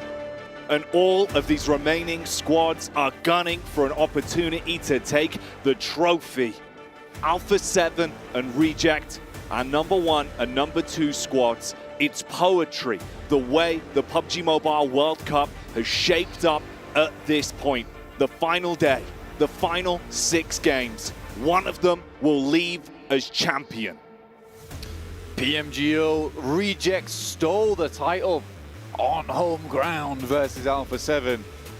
Can they redeem themselves at PMWC, break the curse of second place and take themselves home that trophy? Or will Reject once again go for a grand slam here this year, taking PMGO into PMWC? The biggest surprise I think we've had in quite a long time in PUBG Mobile. Japan takes the world by storm. An opportunity for it to be the year of Japan in PUBG Mobile. The fans at home have been going crazy with the support for Reject. And coming into things today, walking out onto the stage alongside Alpha 7. A really cool moment with the history of PUBG Mobile, how these things are shaping up. It's going to be exciting, it's going to be explosive, you won't want to miss it. We've got a great day ahead of us. So many games to get through. So many fans eagerly looking on to see who is crowned that champion. Waiting now to start these games. Twisted Minds and Reject potentially avoiding each other today, just in terms of how much it affected them yesterday. I think Twisted Minds would like to get some more of that prize pool, move up the ladder. Dropping on a team like Reject is not a good idea. For DRX, came to this tournament looking pretty hot, honestly. See if they can move up themselves, but right now all eyes are on these two teams, on Reject and Alpha 7. And Reject, Jackie, even actually having more elims. Right now, when you look at the total elimination points, they are head and shoulders above the rest. And that's even with Alpha 7 going nuts to end the day yesterday. Racking up huge elimination games, resetting their mental off the back of a bumpy start to the day. They were able to find their form, pick up chicken dinners, pick up eliminations, look like the squad we expect them to be. They're just mirroring each other at the moment. First day, Reject ended their Miramar with a chunky win. Second day, Alpha 7 and their day with a chunky win over on map 6. That momentum certainly did a lot of good coming through for Reject. And on day 3, Reject might be able to take it home, but that momentum means everything to Alpha 7. I think this might be the tournament that breaks Alpha 7 if they get second place again, though. So this is a really big deal for them to be able to pick up the win. Yeah, it's so crazy. The timeline for both outcomes. If both of these teams are able to stay in the positions they're in, tussle it out for that #1 and #2 spot, the story we would have been given would be so incredible to witness. Potential history in the making, no matter what happens. Beneath the trophy, you already see all of the keys that were crushed, the fallen teams that were left along the way. Everyone else that remains with an opportunity to make their mark, leave their legacy, but it is up to you on the server. It's been a long tournament. Teams have had to work their way through, hit some grueling days, honestly, to get anywhere near some of the success. And I think that, honestly, it is a real testament to the mindset, just the resilience of the players within PUBG Mobile.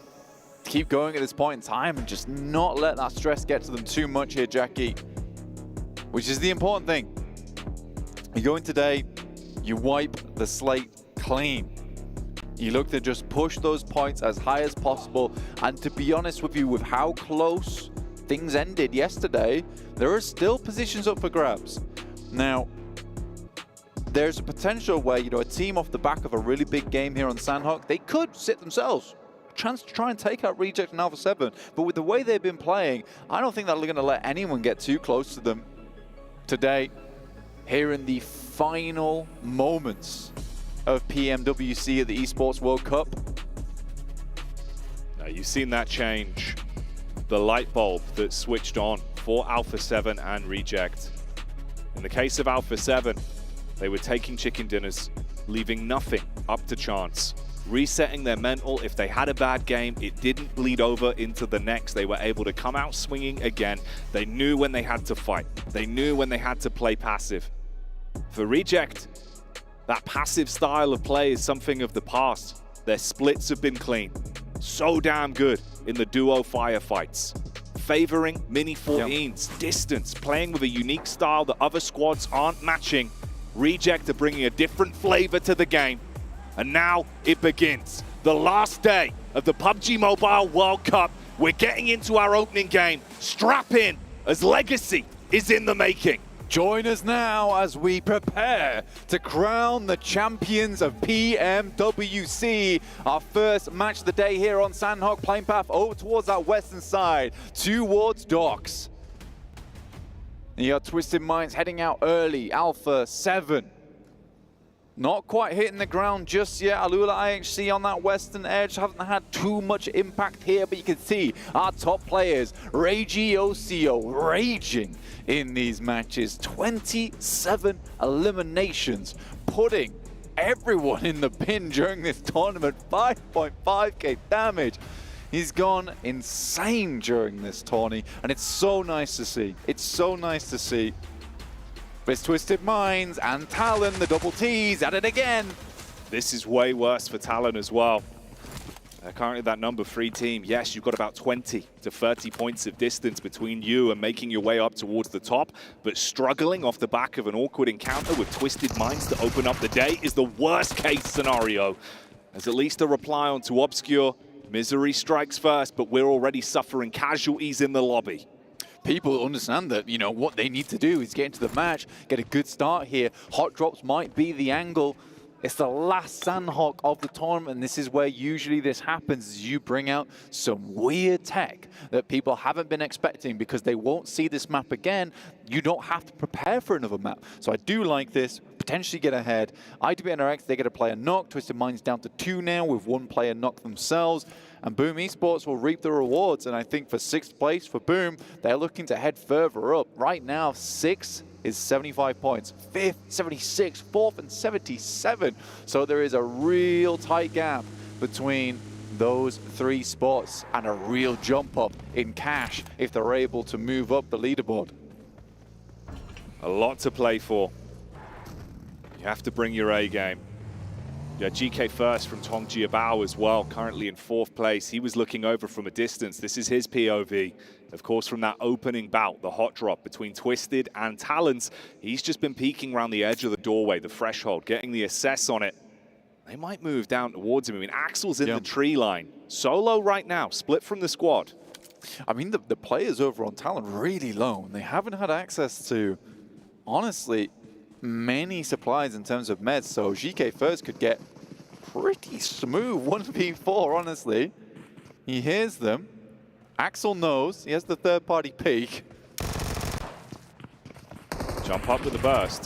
GK first. His big boon could be the secondary, but they've got a DBS. They exchange blows. You get the pick up, back up, just as the rest of the squad arrived, and that's only Longs. You're actually not in a great spot for this.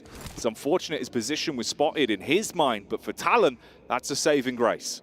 I do enjoy the way they just stared him in the eyes. Yeah. As he was looking through the window from the outside of the third-party peak. Only player who has picked up some pretty good moments in the past for Tong Jiabao, currently in 4th place. Looking to remedy this situation, but there are eyes on from the sidelines. That's 4MV. But currently in 13th place. Right down towards the bottom side. Team that we predicted to be around there as well. We just thought that they might choke in the finals a little bit, which is unfortunate because they are a really good team. They are. We knew they had firepower.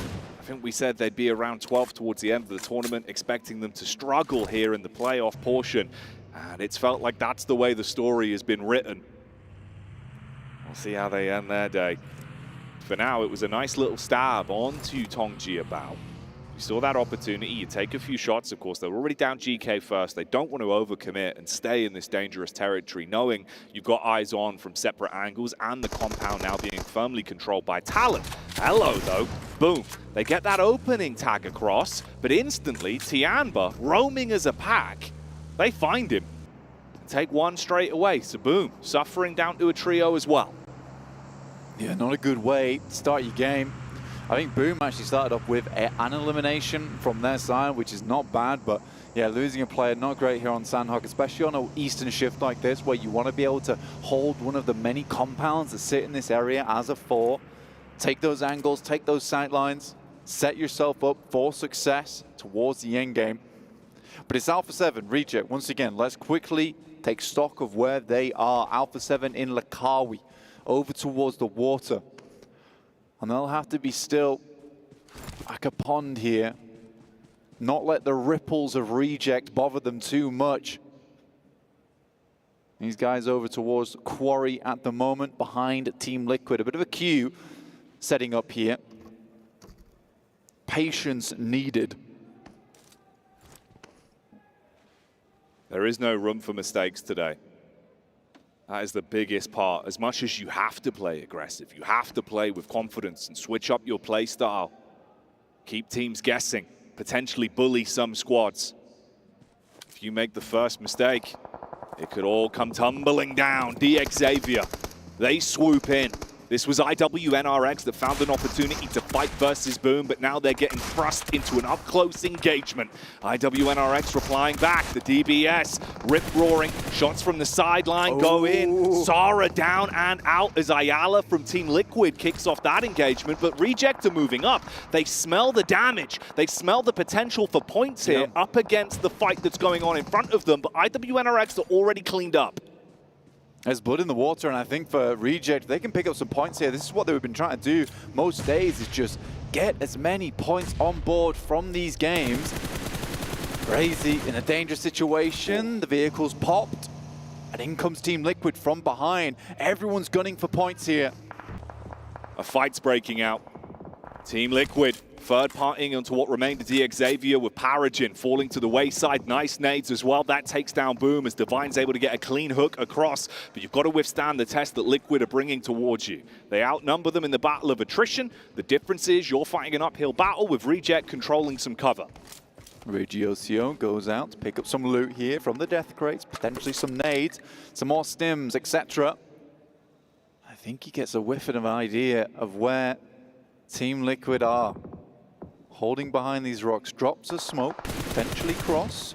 Regiocio, quick peek out, gets some good damage. This guy has been on fire throughout this tournament. We've been so complimentary of the power that OCO has had from distance in a lot of these fights. Problem is, he might have bitten off more than he can chew here.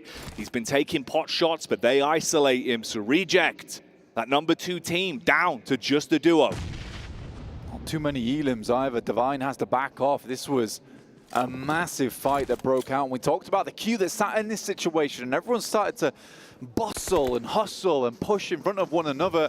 It's created this horrid third party, fourth party, fifth party on top of this mountain. Divine has to hit some shots with the DBS, gets the first one, and there needs to be support here as Mythic will finish him off. Duello has a nade. Duello the duelist.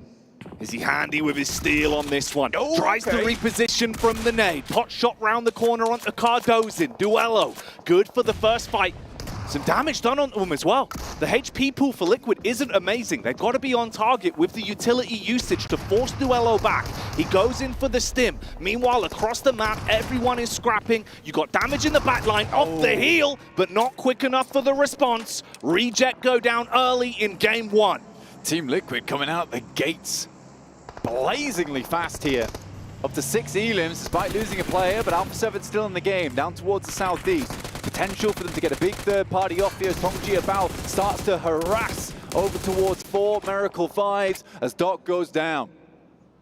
This was Tongji Abao that looked like they had a very bumpy course going into game 1 with the opening sequence, but they realize if they want to fight for a placement, they've really got to fight for it. They bring the hurt onto 4 Miracle Vibes. Like you said, Alpha 7 at the minute allowed to stay out of trouble. Just assess the lay of the land, knowing they're ahead in points. They want to take smart battles where they could rack themselves up those elims. For Miracle Vibes don't get that blessing. They get swamped by teams. DRX are now beating onto them. Alpha 7 looking to potentially move their way up the hillside. Out comes Soez, good spray, and 4 Miracle Vibes are down again. Removed from the game. Down to 10 teams, mate. We're so early in the game, and everyone's trying to gun for as many points as possible to ladder up, to get further outside into those top rankings, earn some more money on this tournament. No one's pulling any punches during these games. That first game of Championship Sunday was always set in the stars to deliver. And the stars are shining at the minute. Mafioso from a distance, looking out into the rotate from Tianba. is the replay from IWNRX, that first engagement that kicked off a huge bout between all of our squads, fighting over control of potential elimination points. That's what triggered the move in from Liquid, the shutdown of Reject, and left us to where we are now. Alpha 7 almost loses a player there. I don't know who it was on the team. I believe it was Mafioso, yeah, who took a very heavy beating from up high. And again, it does feel somewhat like Alpha 7 early on the day get a little bit worried about their positioning. They want to play a little bit more passive, which feels very strange considering towards the start of the tournament where they beat out Reject the most was just on those full frontal plays where they ran at them. And now you have a bit of a switch up where it's Alpha 7 playing much more safe and Reject just getting stuck into it. It's almost as if either team has sort of learned from one another and what each team does best and how they can add that to their own arsenal. But I do think that Alpha 7 just plays better as an aggressive team. Oh yeah. When you see them feeling themselves in these matchups, when they can roam as a wolf pack, everyone is so on point with the gun skill. They have those games where it's just elim after elim, fight after fight, and they look so decisive in doing so. For Twisted Minds, this is very uncomfortable though. 2 players alive, one of them barely limping out of the situation. Ratto Boy trapped behind the car as Talon put the pain on. For Talon though, this is not a great start to the day for our number 3 team. It's sort of amusing because I think Twisted Minds has been one of the most frustrating opponents to come up against in these games so far because they're consistently bothering 1 or 2 teams. They don't get far into the match, it's just like they pick one team and then they have a grudge match with them the entire match. It doesn't make a huge amount of sense. Here comes nades down towards Alpha 7 on the vehicle to pop him out the way. Good move from Shan as well, but a great Molotov from Alpha 7 to get him out from that outpost. The overlook being removed is a really big deal. You can't line up very good nades now. So I have to guesstimate the position of Alpha 7 down the hill. And he would have been such a problem. He had a great position up there. You could see it from his POV when we first joined the fight, the way it looked like he was set up to potentially deal a ton of damage onto McGrellin. That elevated angle would have been so useful for him. They're forced back. This is Alpha 7 with a 2-2 split in the way they're playing this one as well. So you've got backup from range with Mafioso. And then the focus on the front. Oh, backstab onto Tiamba. That's DRX taking a piece. Power. Al-Haji here taking down the remnants of IHC. The rest of the team actually does get into the circle. They're on the northwest side, so not a bad engagement from them. Stage 3 though. 26 players. What is this initial Sanhok? It's been so action-packed so far. DRX burning away. DRX burning through the flames, but that's turning the heat up as they take the battle to Tiamba and put a lot of pressure on them. Alpha 7 moving up, regrouping somewhat as well. 3-pronged attack with the push in here, looking to actually commit off the back of the damage from this eruption. The fight from the swoop in from DRX. Team Liquid also want to instigate a battle here. Shooting underneath the floorboards is good for a bit of a pick-me-up. Mafioso needs to drop back though as he takes a hit. A little bit worried here. Now just one player remains here for Tiamba, but Alliance, they've got eyes on. They see Alpha 7. They work their way up the leaderboard. Got himself 1 elimination. And in a fairly solid position here. Lined up along the high ground. Revo cannot peek out for too long. McGrellin left behind. Potentially, Linux is a little bit of a backstab opportunity here for Talon. On to Alpha 7 as McGrellin does not get back to the team quick enough. Depends what information he's given. It's going to be a bit of giveaway as well with the sound and the smoke coming out of the vehicle if he tries to make his move. Slowed down on the timing as well from the geometry as he's got to reposition himself. Going to clear out inside the building. Top himself up with some extra loot. Think about the sustainability of his potential late solo play. See how long he can survive. Revo's been getting pelted by bullets every time he peeks, and again has to tuck in. Yeah, a lot of teams now have information of where Alpha 7's playing, and I think that's the most difficult part for them at the moment, is that because they're on this high ground, so many teams have already scouted them, that their removal from this location is going to be a tricky one. Likely going to wait for the circle to come their way, let it bless them a little bit and play off the back of that, but if they have to move, Tiamba's not going to be happy with them. Alliance is not going to be happy with them. And Twisted Minds might be able to get some side swipes. So for Alpha 7, they've made plenty of enemies already in this match.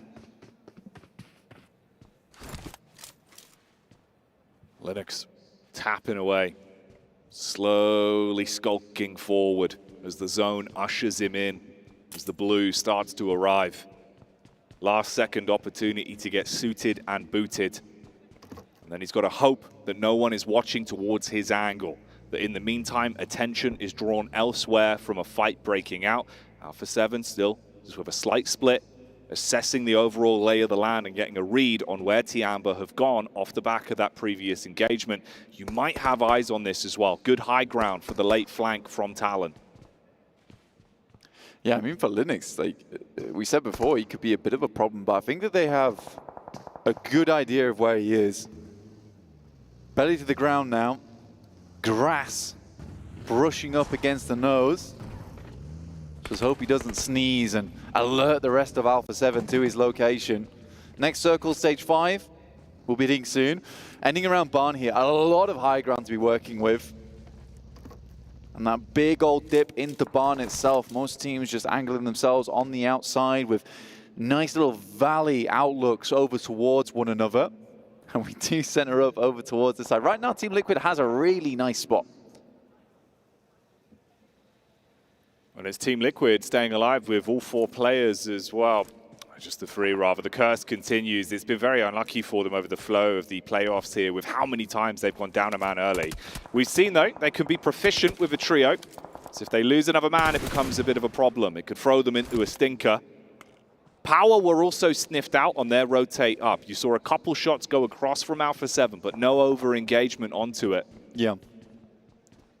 I think for Alpha 7 right now, they do have to leave. They know that eventually they're going to have to leave from this high ground. And it's not in such a way that it's problematic at the moment. But this does make it feel uncomfortable, I would say. Where you know on this next circle, likely you're going to have to clear out Power, potentially Alliance, but it's not so uncomfortable that you might think about staying for a little bit longer. But yeah, for Alpha 7 right now, I do think that there is some immediate moves that need to be taken. Carrillo, good sprays on Twisted Mind. Start things off. They scatter back behind the rocks here. Keep your noses clean, keep your heads down. They found Linux. He went for the long rotate round the back, but arrived on their portion of the map, and they did not want to give him any free space. Nice connection from Ratoboy. Puts the pressure back on, but it's so uncomfortable for him. Zone burning away at the HP. Bullets when he peeks up. I think he accepts his fate and knows that he's about to go down. So Revo takes the credit for that one. Zone rolls in. We say goodbye to Twisted Minds and Finn the Herd some more.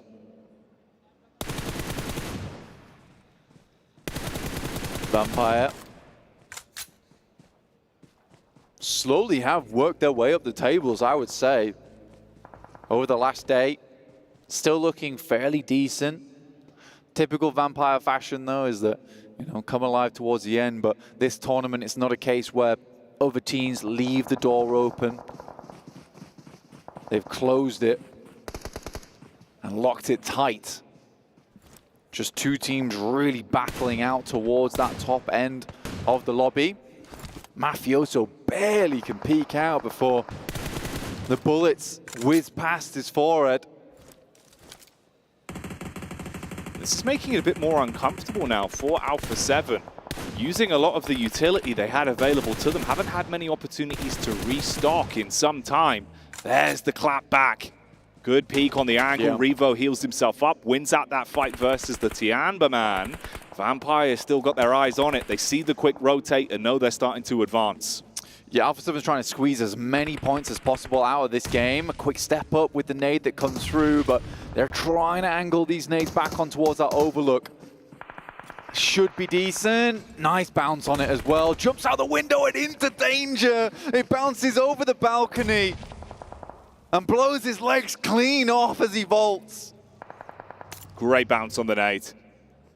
The psychological games there proving to be the bigger piece of the pie and making it awkward. So Alpha 7 just focusing on those eliminations, just focusing on taking smart fights.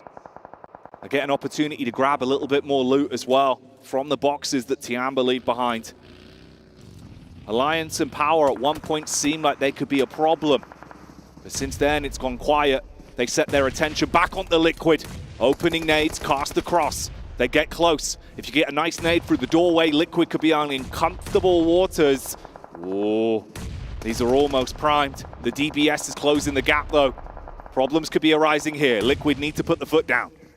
Mythic just leaving a trail of mines in the front side, and like a mythical beast himself, will swing the jaws down on Alliance. You got Cluck on the side though, and they will clean them out. But what a defense Mythic had there. 8 eliminations on the game, and you're right, they were limping along with just the 3 players. Seems to be a curse that they cannot break. 4 elims for Alpha 7 once again into a top 5. A huge game for them to start off the day, and another lovely spray from Revo. The energy's there for Alpha 7. They're playing with aggression now. They're starting to see the potential pathway towards victory, and they want to beeline straight towards it.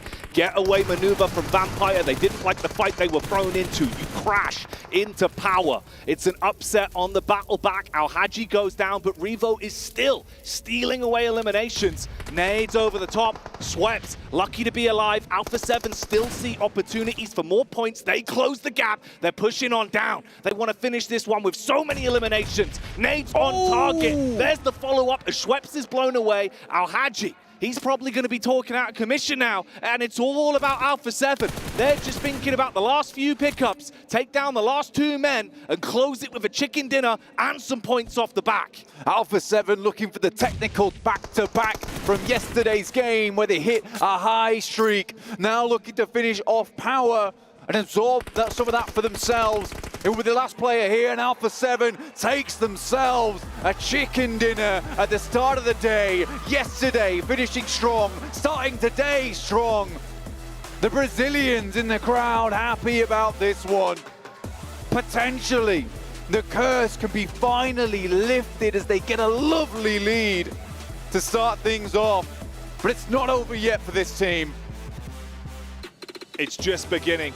But the first chicken dinner of Championship Sunday is Alpha 7's. They climb further up the rankings, giving themselves a buffer of points. And we've seen how much better it is for this team when the energy is good from the get-go. Yesterday, they didn't seem best pleased at that first match. They made a bit of a misplay on the approach. But for Alpha 7, confidence, the mindset, it's everything for them in these matches. And here, in the beautiful orange jerseys for the final day, they're feeling themselves. All eyes on them. Huge action here from them. They played their cards close to their chest until they saw the opportunities to turn up the ignition, and then they did not stop. Pickup after pickup after pickup. They run away with things towards the tail end of the game. And go to show, they might be here to play blank. Like you said, can they upset the curse? Can they finally have that trophy as a title for Alpha 7? Break the ritual here for themselves. But a great, great start for them. I think Revo definitely happy with this one. Consistently hitting massive shots for the team so many times, and it's really, really good to see. And I think for Alpha 7, this has been a long time coming. I like the way they played this day out, though. This is a real change of pace for Alpha 7, and if you're a fan of them, you love to see this. They didn't go absolutely crazy in this first game. It was just slow and paced out and just really good technical ability, which is all you really want at the end of the day. And if you want to watch some more PUBG Mobile, stick around with us, as we'll be back after the break. 4,000 of years, my wrath has burned in the waters of the deep. Its power awakens me. The kingdom will fall once more. The sea will consume all yet again.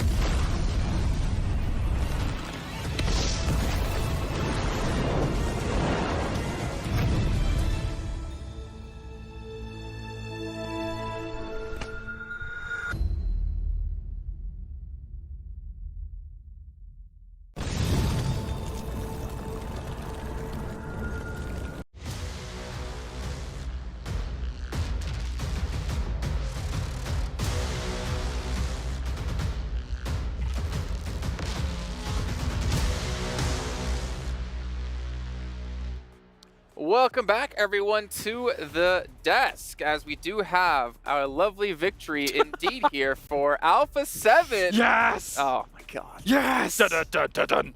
What a way to start. This is going to be great, because when they still come in second place at the end of the day, I'm going to go back to this moment and rip on you. And That's fine. Clip it. Let me send enjoy it around the world. Well, the thing is, they took advantage of... Oh, by the way, we do have a record breaker. They they broke something already. It hasn't been the second place curse yet. We'll have to wait and see what's going to happen at the end of the day. But being able to break that record in regards to total wins? 5? 25,000? Typically the host role will sorry. I'm just high. He was so excited. So excited. Jeez. Yeah, most chicken dinners in the event, now 5. Could potentially put the record even higher for next year. Well, if Alpha 7 was smart, they keep it at 5, and they come back and do 6 next year so they can win even more money. But can they potentially break the chicken dinners in a day as well, which is currently at 2? That would be nuts if they got another 2 on the day here. But I mean, they've already had 2 the first day, 2 the second day. If we get another here, as you say, pushing that quite far. But just in general, it felt almost destined that they were going to win this game on Sanhok, especially towards those last circles, getting that eastern shift. They had the pick of the litter in how they wanted to play out those last remaining circles. If they had to go down towards Barn, I was a bit concerned about how things would actually go, but no, the circle favored them, and it's a brilliant win for a brilliant first place currently.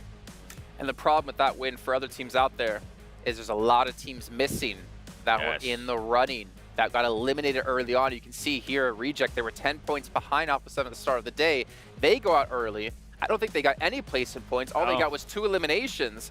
And then that goalpost we talk about moves even further ahead of them with the 19 points Alpha 7 gets. It is, and that was the big surprise. That like as soon as Reject got eliminated, I was like wondering, okay, how is Alpha 7 going to be able to take advantage? Because usually they're not able to take full advantage of it. You were talking about whether they were able to kind of play the south of that circle. I enjoyed the third party that they were able to do on DRX and Tiamba. We had a bit of a stalemate between Alpha 7 and Tiamba. They weren't quite sure. We're wondering, okay, is Alpha 7 maybe going to end up doing a rotation towards the east, a wide rotation towards the east and go towards north? They decided to just stay in their place, and this is what we've been talking about even from yesterday for Alpha 7. They've been doing the right place. They've been working on their timing, and I feel like the timing is what ended up getting them the win this time around. I think they're the only team right now that looks like the complete package to me. Be it, are they in the central position? They can play out of those. Are they able to sweep, even on Sanhok, which is the hardest sweeping battleground, by the way, and they can do that as well. You can see the elation on their faces. They know this is big. And is it doomsday now for all of these other teams? Every single one of these other teams is going to have to become an Avenger level threat to try and catch up to the position that they found themselves in, Jason. Well, don't forget also for Alpha 7, who have come to choke on the third and final day of events, they kind of get a massive morale boost, as you saw them all elated with that victory, really helping to propel themselves into the next 5 matches. You can see it's almost a 30-point gap between first and second place. Town as well, 21 points behind second place. Like, this is getting really tough for other teams out there, and it's almost hard to ever say now that Alpha 7 is not taking it home. I'm excited, but come on. Let's calm down a little bit. Let's bring it down a notch. I mean, he's scared.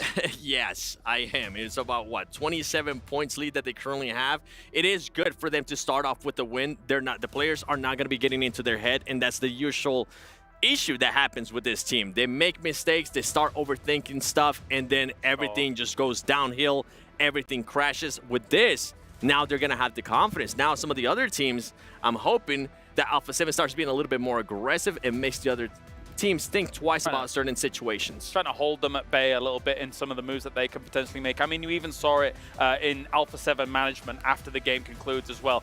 They know how big a deal a start to day number 3 is like that for Alpha 7. It has almost been written in the stars in the past that this team would eventually take a #1 spot. Right now, they're staring down the barrel of this championship. There is a world where some of these teams could catch up, but my, what a start. It's the Neymar buff, man.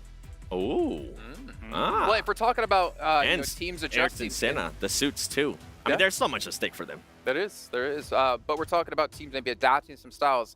Taking a look at Sanhok and taking a look at Tianba, they didn't sit and wait forever. They went for an early rotation to get into the zone, so it seems like they have some changed some things up, but unfortunately for them, it's not going to net them really anything in this round. Definitely so. Not only the fact that these teams were trying to get central much quicker than their previous Sanhoks, but also there was a heightened level of aggression from bloody some of Sanhok. these. Yeah, very much so in those early stages. We had like 4 or 5 teams down and out before we'd even had that second circle really kind of find full fruition. So it really does feel like there's obviously a lot at stake for these teams. They understand the severity of the situation here.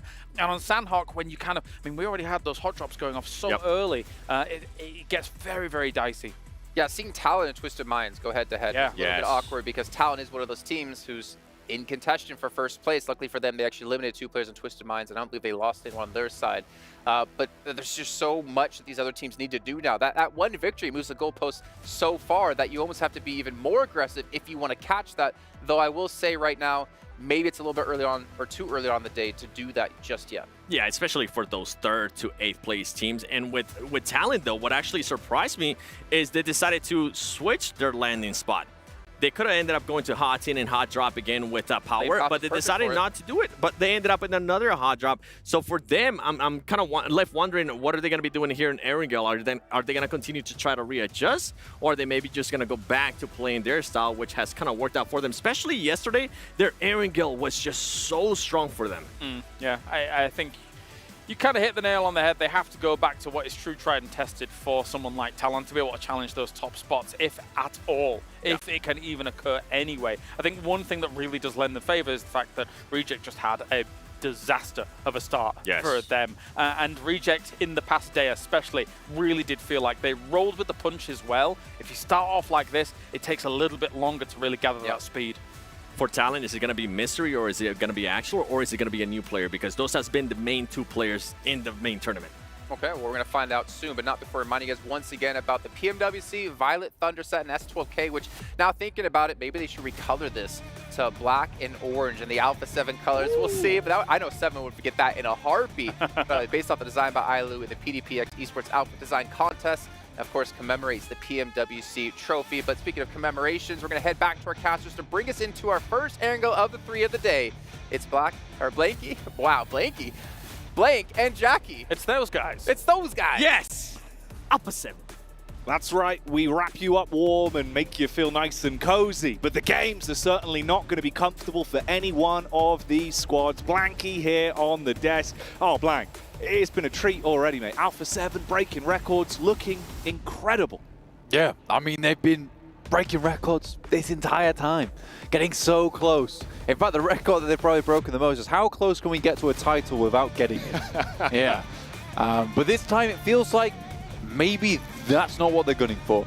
And I think that it does really feel like they've put a lot of work in preparing for this event to make sure they can show us the best performance possible for Alpha 7 to do Brazil proud, considering Team Liquid has done very bad.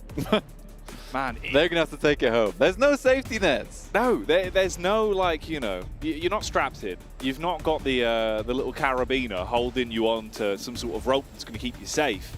It is just you live and die by the sword. Yeah. And you could see how much it meant to them as well. You've got the support staff, you've got the family, everyone there on looking in the crowd. It must be incredible to see them taking chicken dinners like that, having huge games.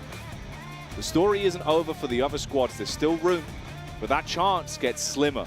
And that's what Alpha 7 are going to want to focus on, right? Their own game, extending that lead each and every game, not letting anyone nip at their heels.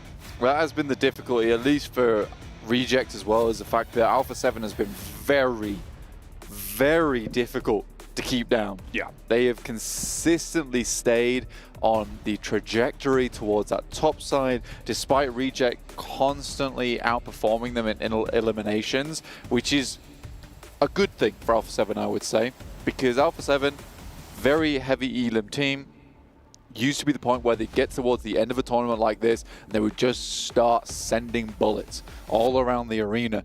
This time around it feels more methodical, a more mature approach to the game. And I think that is very, very good for them, because we have seen far too many times in the past where they will go out, try and get heavy and higher limb games, but This time they're just putting up points every single time, every single game. And it's getting very difficult now for Reject to keep up with that pace. It's going to have to be incredible game after incredible game for them. And with one match already played out, your opportunities for chicken dinners, your opportunities for eliminations get smaller and smaller. So you can't afford to come in slow. No yawning, Blank. You've got to be switched on. You've got to be in flow state. You've got to jolt up in your seat and be ready for these games. If you're tired, man, don't be. It's time to be awake in this moment. It's time to come out from that slumber because the dream is here. It is now to become the #1, to be the one here at the PMWC at ESPORTS World Cup. As we head into match 2, it is Erangel on our screens. You can take the title, be crowned champion of the first ever PUBG Mobile World Cup here at the ESPORTS World Cup. And Game 2 is getting underway. Our squads on screen, ready for the action with the GT20 Pros in their hands, trying to outplay the rest with the best phone in the business. And you're going to need that A-game, Blank.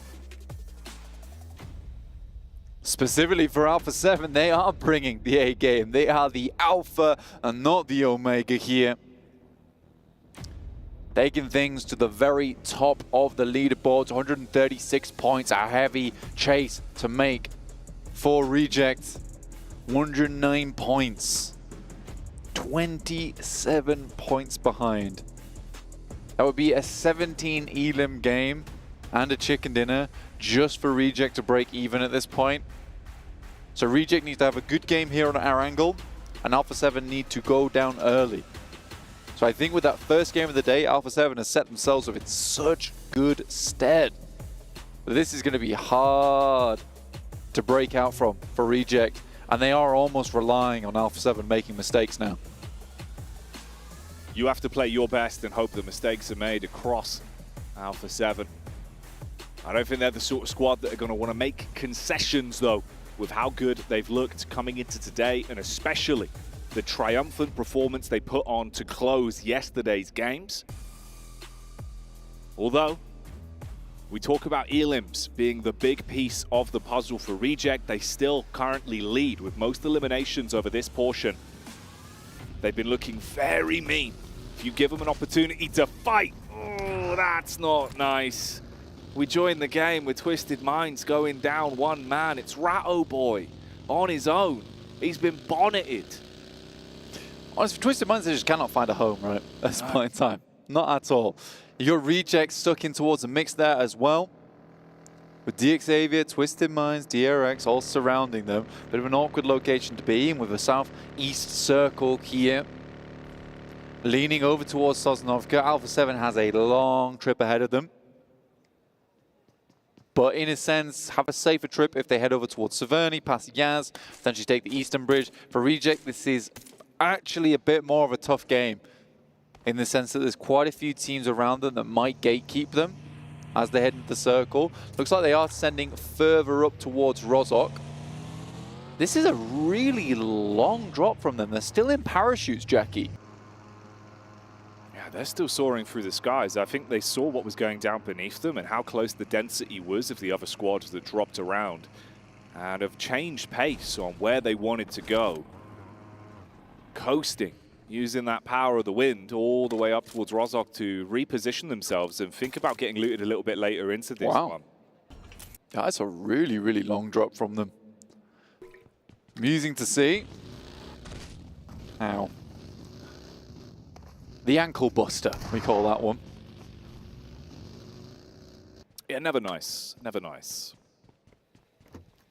IDBNRX, you know, they've come out and they've performed pretty well. And I think that if you looked at the leaderboards right now, we talk a lot about Alpha 7 and Reject because really they are the only two teams going to task one another towards the top side of the lobby. There's still a huge amount of movement underneath there, right?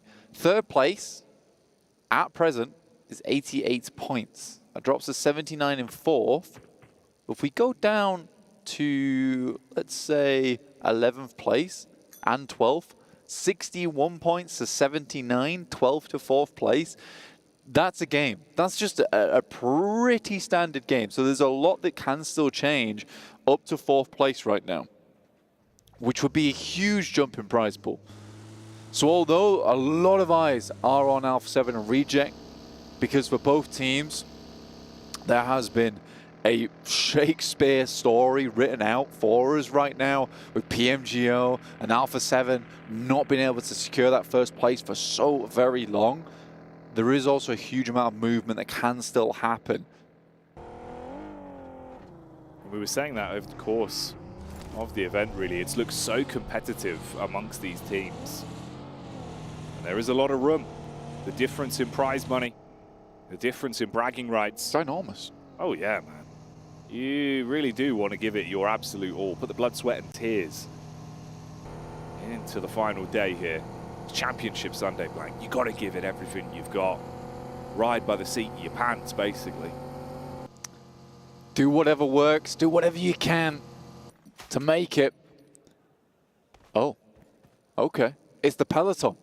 It's the BMX Bandits. It is the BMX Bandits.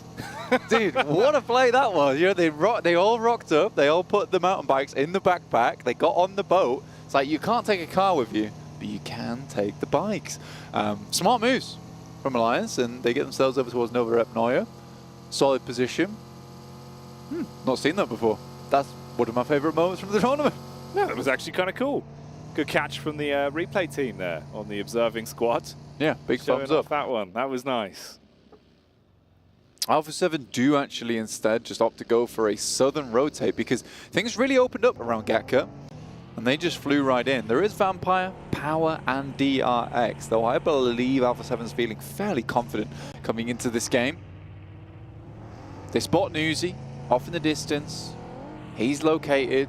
Information's passed back as they head towards the showrooms.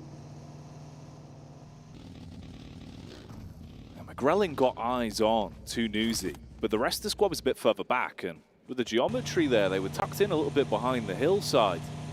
Mafioso moves up with Revo in the passenger seat, and they're going to look for the info, see if they can get the wide berth round on the edge of things. I like this. That's where they are. Yeah, they spot them now. Good distraction from the two players in behind, and now there. And a daisy chaining to one another. Tony K, though, spots. Actually has some good shots on, but very, very good spray control there from McGrellin to sit him back down again. That could have been very dangerous if it wasn't for the on-target spray there from McGrellin. And that was their big gambit as well. Tony K on the late peak up with the rest of them moving out. You know, that's your reliance on him doing something pretty unthinkable with a weapon. And would there be anyone else better for it? Like, Tony K's actually proven he's damn good with the gun skill. But that's uncomfortable. He heals himself back up. Fair play to McGrellin on target, even factoring in the momentum as he's driving by. Yeah. IWNRX on screen here. Tong Jiabao. A bit slower from what we saw yesterday. They had some highlight moments. Got to say to them, you know, the nades that we were seeing, the way Flower was pulling out some big plays, it felt like it was all coming together yesterday, Blank. Yeah, Flower has been pollinating the entirety of the lobby at the moment. Good. I like that one. Well done. And honestly, he's done very well with it. And I think that he has had a big step up during this tournament, and Tong Jiabao has looked very, very strong. They weren't able to kind of carry across some of that strength from day one into day 2 and 3. Stagnated a little bit, I would say, but I think for a 5th place at the moment with the opportunity to potentially drop up into a 3rd, I still think that's a really big result for Tong Jiabao at the end of this one for China, when there just really wasn't a massive amount of stock placed in either of these teams of Tiamba and Tong Jiabao coming before into this event. And right now the two Chinese teams, like brothers in arms, are sat very close to one another in the leaderboards. It's nice. It is really nice. Second circle will shift on down, and it's an awkward one. Splits between both the mainland and the island itself down towards that south side. That's an interesting one to play. Alpha 7 now in a situation where this rotate they're going for down towards the south side no longer feels as impactful. An awful lot of water fragmenting both the playable spaces. Hang on though, Boomer out to play. They swoop in onto Liquid and look to bring the hurt straight towards them. There's a bit of a reply, and it's uncomfortable in the jump out from the vehicle as well for Boom. So problems arising. Oh, Cardozin taking shots back onto the fragmented players. Trying to get the lineup onto the man in the vehicle as well for Boom. They thought they might have had the edge on this one. Now it's panic stations. It's all about, can I get the boys back up and actually withstand the might of Liquid that still have a split with Chief and Cardozin alive and kicking. He's closing the distance with the DPS. He's good for that cleanup. Where's Chief? Where is he? He's in the back line.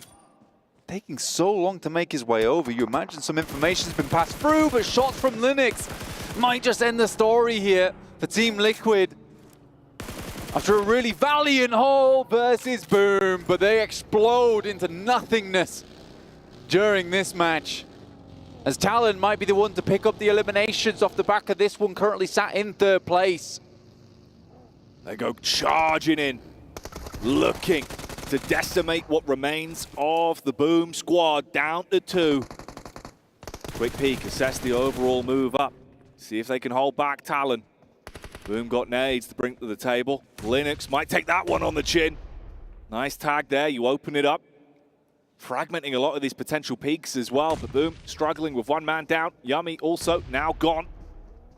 And Talon not doing it as cleanly as they would have liked to actually give themselves those elims and a fair firefight towards the end. The Indonesian rivalry comes to a head here during this fight, and I mean, that's what makes it difficult. You play very similarly, Jackie, over in your respective PMSLs. So in a fight like that, it does get sloppy, it does get messy, because the reads into either team are kind of what they would expect in an international tournament like this. 2 players, Razy, left alive here for Boom as Talon just backs off. One of their players fully knocked and bleeding. A lot of distance between them as well. So no potential. He's going to go down. So Boom with 2. Misery jumping in the back of the vehicle. Axel starting to make his move on foot. Luckily a vehicle nearby, so he can jump back into that, try and piece out. Ooh, a bit of a pathway on the rotate as well here for Boom as they're going down. Twisted Minds. Yeah, they lost Ratto Boy super early into the game, but the trio of them are still alive, and they're going to have to basically race their way across that bridge. This is a really horrid circle, honestly, Jackie. Very difficult to play. You got the bridge over towards that northern side, which this circle can still center up on, by the way, at this point in time.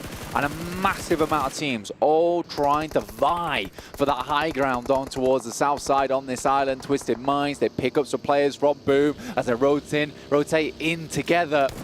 Oh, mate. Unload him with a shotty.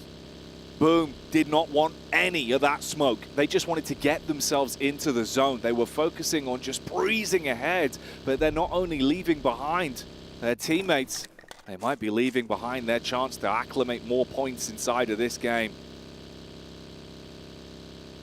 Reject at the moment in the water.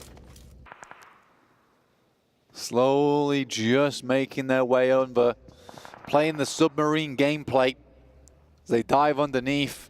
Swim on through towards the coastal side. Alliance are ready and waiting for them, though, as Talon have a similar approach here, and they rock up over towards the cliff, and I don't think Reject expected it. They waited as long as possible to make this move, but with Talon coming in so late, they might actually spot them making this cross, and if they take shots, then they alert a lot of teams to their presence.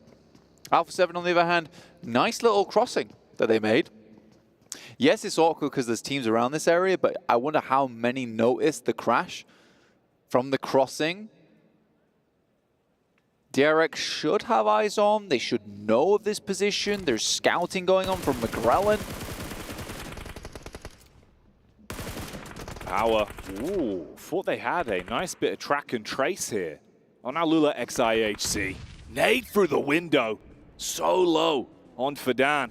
So that's going to take him down. Boom, now completely out of the running as well as GK first from Tongji Bao spots the last man that was barely limping his way into the new zone. And Power with a lot of pressure on them. They've got to get their teammate back up, see if they can revive for Dan, and then focus on the fight that is yet to come. Godless, quick on his feet, with the backup of the rest of Alula XIHC, closing the distance and bringing the pain towards Power. Power just dropping the minefields underneath, the delay. Smoke goes up as well. Trying to remain as hidden as possible. Alula IHC throwing some interesting grenades through. Not really getting a whole lot done from these either.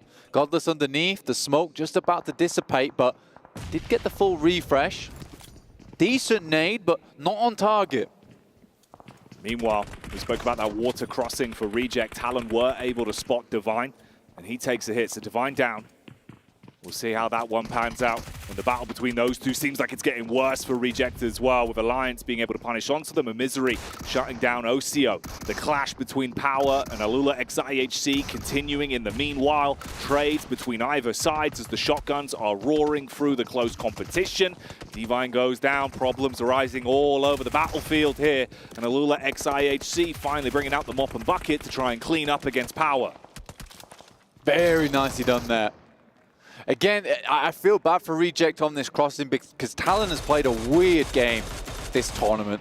They played a very weird game in the way they get caught up in fights. They stay in these fights for so long. Reject tried to clear as much as possible before they made this rotation.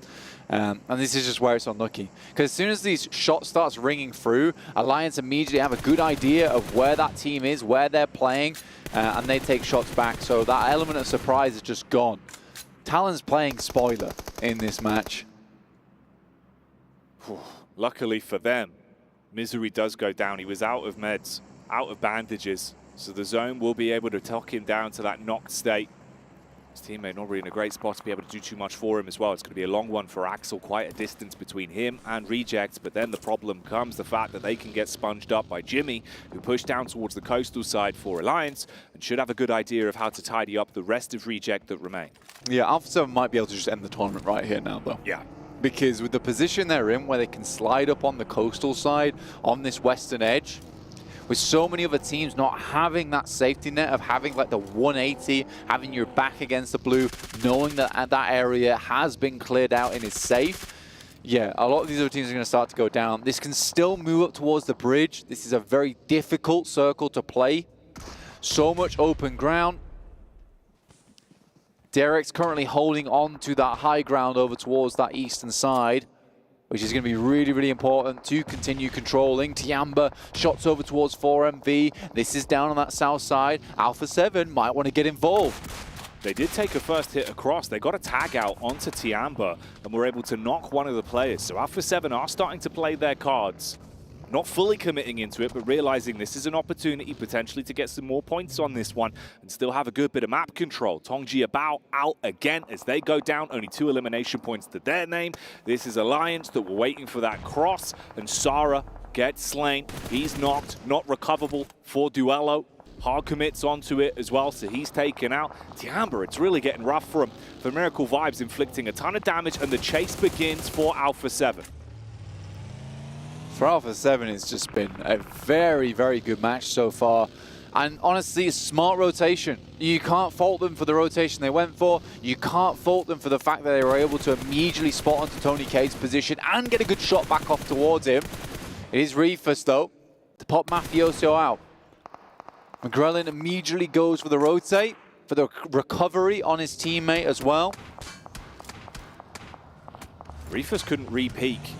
He took so much damage, he barely gets himself out of the uncomfortable zone as well from the bullets that are being shot across by Revo. Reject out. They go down. It looks like it is going over towards that bridge side. Vampire consistently are a conversation starter in these games, as they will pick up over towards that bridge. But a very hard shift away from Alpha 7 in this match. Not that it matters. If only they just profit a little bit on this game. Already into a top 7, they've done well. But I think with the way they've been playing, I don't even think a circle like this is going to stop them, really, Jackie. They've been fairly indomitable over the past few matches. Very difficult to deal with.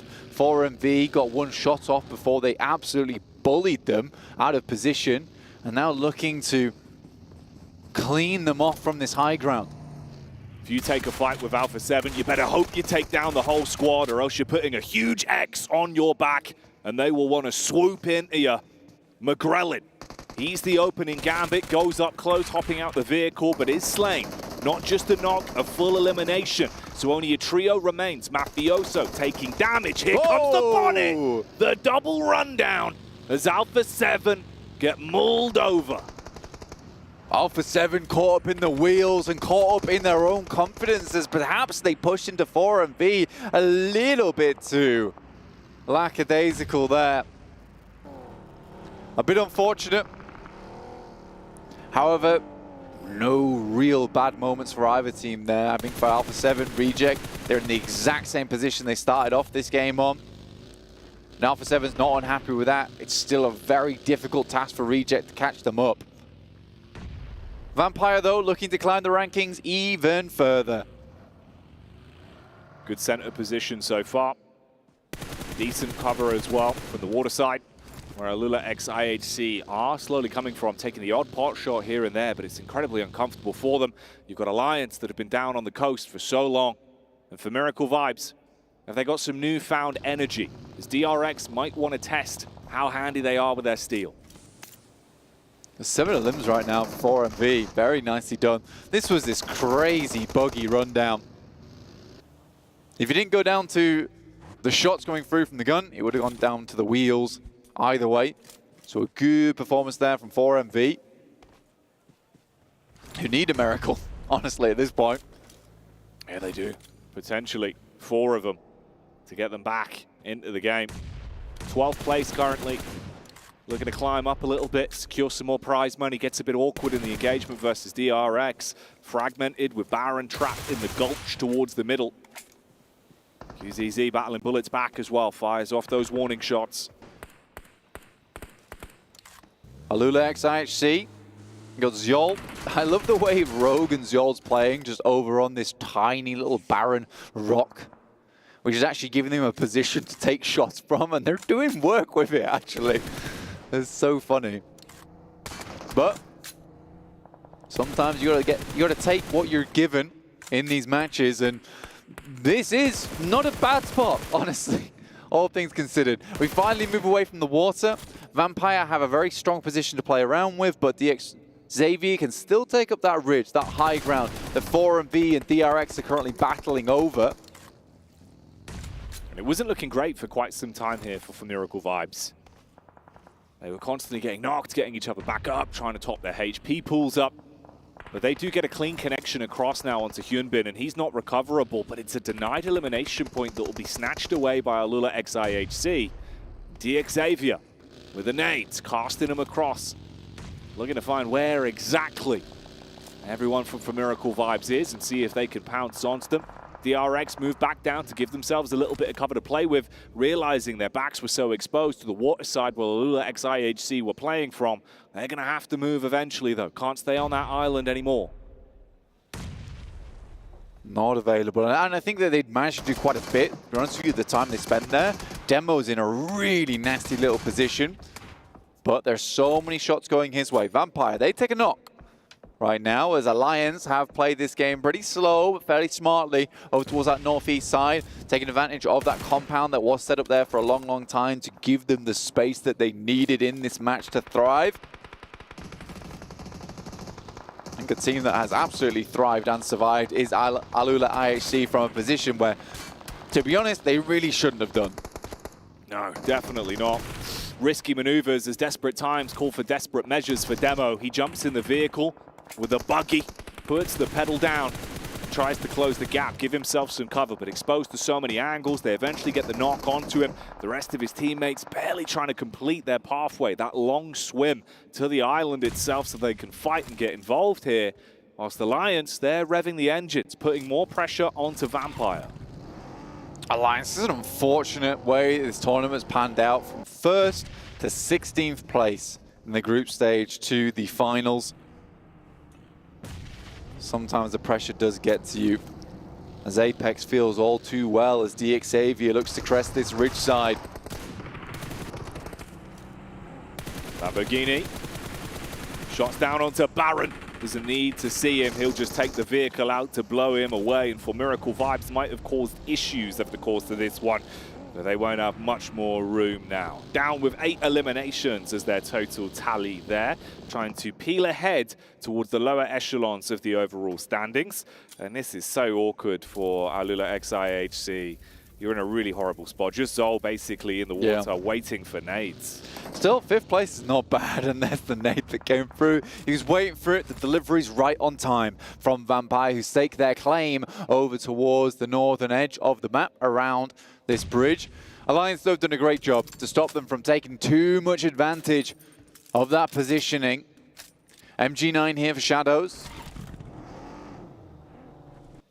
To potentially take some shots through. Cluck on the low ground, supporting the rest of his teammates. The Xavier, though, with this side swipe, Jackie.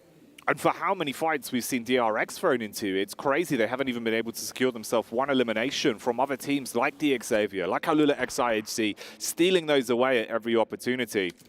And that duo, yeah, they're really feeling the damage right now.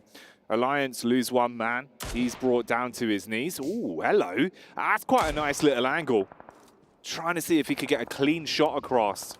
Not going to work too well, but DRX do take pot shots from the other side as they're forced to peek into one of these two. Just blasting the bullets out, as is Schweppes, who is very low on the ammo count now. Good explosion from Soaz. We'll finish off Newsy. Tony K playing alongside with Schweppes now. Final 2 players from Vampires as DXavier set themselves up to finish out this game strong here, Jackie. Currently in 8th place, 72 points. Could hit up towards a 4th place here. They could climb up. Finding good Elim points as well. 6 to their name. Vampire with 5. But Vampire are just down to Tony K. Tony K, can you slay and stay alive as a solo? I mean, he switched on for the fight for DXavier. They fragment themselves, trying to get a better overall look at everyone. And that means they're a little bit more susceptible to these hits, but he's got to run a real gauntlet blank. The entirety of Alliance ahead of him. And they've got nades as well. Molotov's going to go in, should be on target. That's a lot of time, and you're burning. Yeah. Down and out. Goodbye, Vampire. That was a nice molly to just remove that player from a very difficult position, because now Alliance are no longer stuck in some nasty spots down towards that north side, but in come DXavier. They don't want to let Alliance get out and into position. With the boys from Vampires looking over towards their spots for a long, long time, DXavier send in, cause a little bit of commotion, but immediately double back here, Jackie, towards that high ground, allowing Alliance a little bit more time to regroup, refigure out what they want to do with this spot. Very interesting. We'll see how this benchmark affects things then. Many 14s to work with. Grabbing themselves the last few dribs of utility as well. Slowly ushered forward. That's the spot onto the remaining man for DRX as well. Lamborghini would take that one in his stride. If he can get the full knock across, that's an extra point. And you've still got this elevated angle. Honestly, I think that was the opportunity there for DXavier. As soon as Alliance finishes with that fight, they're all on the low ground. They're not in the greatest of spots. This next circle comes through, forces DXavier off the high ground. But I think if they were a little bit more confident, potentially they could take that fight with Alliance. And now they're sending in down the hill. They realize that there's a little ridge there that they'd have loved to have had earlier. But Alliance have been prepared for them. Curious ending here now for DXavier. I mean, the timing on it was a bit of a blessing. The only issue could be that solo dolo, the last man from DRX, because he's throwing nades towards Lamborghini's position. So even though he got the timing to get down there, you feel uncomfortable from the back line. He's just spamming bullets across. Alliance, meanwhile, taking the odd peek here or there. It's baiting out a lot of these shots from the players that are still up on high that are going to have to move eventually. You're fragmenting your front line, making it easier for Alliance to take individual 1v1s, 2v1s. There's the knock back onto DRX. Yeah. But can you take the big piece of the picture, which is actually guaranteeing yourself this game? Shadows out now. I don't know, man. It just feels weird. Wow, he's alive. Paragin lives that one. Shrapnel sticking out from his side, but continues to limp forward. DXavier, by backing off, might have just lost themselves the game here rather than taking the initiative in that moment. Great nade from PUBGM though. He survived. So much damage from the nade that landed on top of him. And his nades are really worth their weight in gold, but they're going for the pick-me-up on Leon's. They sprint over. That one pretty damn close to PUBGM. Follow-ups coming in. They're able to save the life of Leon's and then reinstigate the firefight, dealing with DXavier pretty cleanly now. Alliance want to shut this one down. They think mistakes were made for DXavier, but on the peak up, Lamborghini tries to clutch it. Not going to happen. Chicken dinner goes the way of Alliance. Alliance just played that game very, very well. And I think that even just from the start of that game, as soon as they hear Talon taking shots over towards Reject, they instantly turn, they clear out that side of the map. They play a slow game down towards the bridge, but DXavier not forcing the issue after they just finished their fight with Vampire felt a bit strange to me. We saw them try to get set up in that position, but by the time they were starting to come off from that high ground, it was already way, way too late, because they all had eyes on. They had 4 separate angles to peek up onto them. Shadows goes down immediately. You lose your big gun in the MG9, and yeah, life gets tough from that moment onwards. And that's a game that was important for them as well. You know, they were doing pretty good on the old elimination points. So if you got the extra 10 from taking the chicken dinner, then yeah, prize money becomes a real big topic of conversation for them. They would have been able to leapfrog their way up a bit. Yeah. Instead, it's Alliance that were all the way down in 16th place, taking that chicken dinner and hoovering up the points. Because they had the idea of it as well early on when we saw them start to just fly down, and then I think there must have been a call back from the team where they just told them to regroup, and whoever thought they were being the DX savior on the team to try and get this game back under control ends up dooming them in the process. But yeah, I think it's a great game from Alliance, and I think they were as shocked as we are in the casting booth when they all flew back. They were like, they're just gonna let us have our picnic and then get back on with the game, are they? Yeah, they were given the cake and were allowed to eat it too. So Alliance is going to be pretty happy with the outcome on that one, all things considered. It's felt like it's been so uncomfortable for them here over the course of the playoffs in the past 2 days. But at least the chicken dinner to give you a bit of energy and the good vibes. And really, you know, the topic of the top 1 and 2 teams in terms of that storyline as well, it's basically a mirror matchup with the way that Reject go down early. Alpha 7 could have had a fighting chance, but don't get too much to take home from that one. Basically stalemate on the second match of the day. We're going to head to a stalemate with you guys, but only about 2 minutes on a little break, and we'll be back with the desk and then game soon.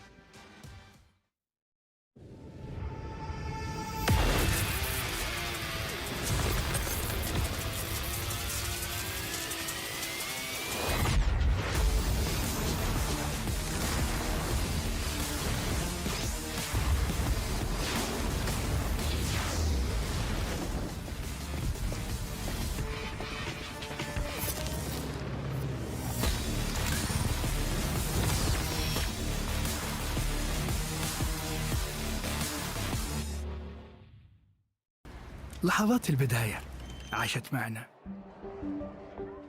كنا نحسبها وقت للتسلية بس. نحسبها بس ذكريات. عبود أعطي أختك اليد يا ولد. ابتكرنا فيها ابتكارات، وإذا بغينا قلبناها خرافات. كنا نحسبها بس لمة وصحبة وسهرات.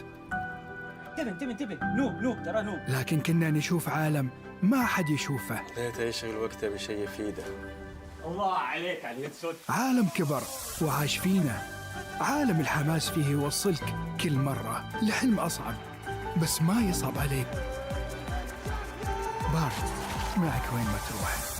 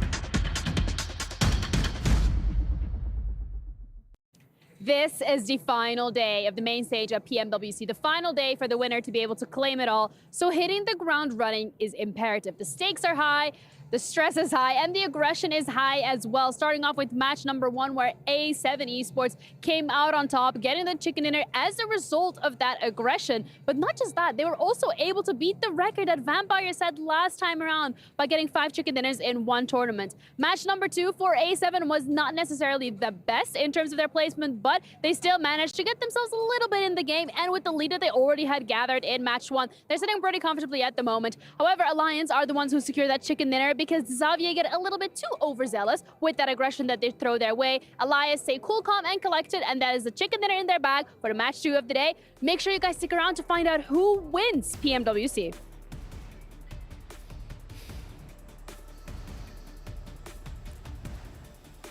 Sometimes you just need to respect the AKM. Jimmy! Oh, man. We're going to bring this one down. Alliance. A very good win out of them. A win that they probably shouldn't have had unless Jimmy was able to pull off shots like that. I'm going to you, Claris, because you were talking heavily about this. Xavier played that perfectly, but Jimmy just had the AKM in pocket. Technically, yes. If you stay up on that high ground as Xavier, there's really not much cover for you to go to if Alliance wants to assert some dominance and go into the middle of that circle. So what do? They beat them to the punch. They go to their ridgeline and say, hey, we're coming to you. We feel like we probably have more utility than you, so we can probably win that out if it does come to it. But Jimmy's off angle. That's the one thing Xavier was not paying attention to, and it was pivotal. If Jimmy doesn't have this off angle 7, they don't win this game. Oh, 100% with you. I mean, the way DX, you were talking there about Jimmy, let me talk a little bit more about DX, because that whole gameplay out of them, the splits that we saw earlier in the match too, there in that South Military Island, it was impressive, man. The way they were able to take care of 4MB as well. They decided to regroup from that 2-2 split. They took care of 4MB, and then they went back to that split that they had. So impressive stuff out of them. Vampire Esports too, we saw them being able to get some points. This is a team that's currently trying to climb up on the rankings. I don't think they're going to be able to challenge where they're currently at. I don't think they'll be challenging them for that first place because of Alpha 7 and how big of a lead they currently have. Yeah. But the important thing is you are not seeing Alpha 7 here on this front page. Alpha 7 was the only team in top 5 alive, but they got eliminated early enough on that they only got themselves the 2 points. So if Alpha 7 just somehow stayed alive, got into the late game, maybe pick up some eliminations, that goalpost would have moved to almost 40 points in their advantage. So really big for teams trying to chase that one down. Maybe a little bit too difficult for some of the teams like you mentioned before, 7, but nonetheless, it is very possible for teams to catch up. But let's maybe talk about this game a little bit, because we've had a very far military zone relatively early on, and we saw so many teams immediately send it to that South Island. We saw Alpha 7 do the boat-tate in, and it was very difficult for some teams to make their way through because of how many teams already crossed that bridge. And for Alpha 7, they were almost about to get into a fight with Vampire Esports too, towards the north of Primorge. It's good to see them being able to boat-tate. Before, the previous Alpha 7 would try to just go and fight them. They would have waited there. They were like, okay, you know what? We're not going to prioritize the circle. We're going to take on this fight.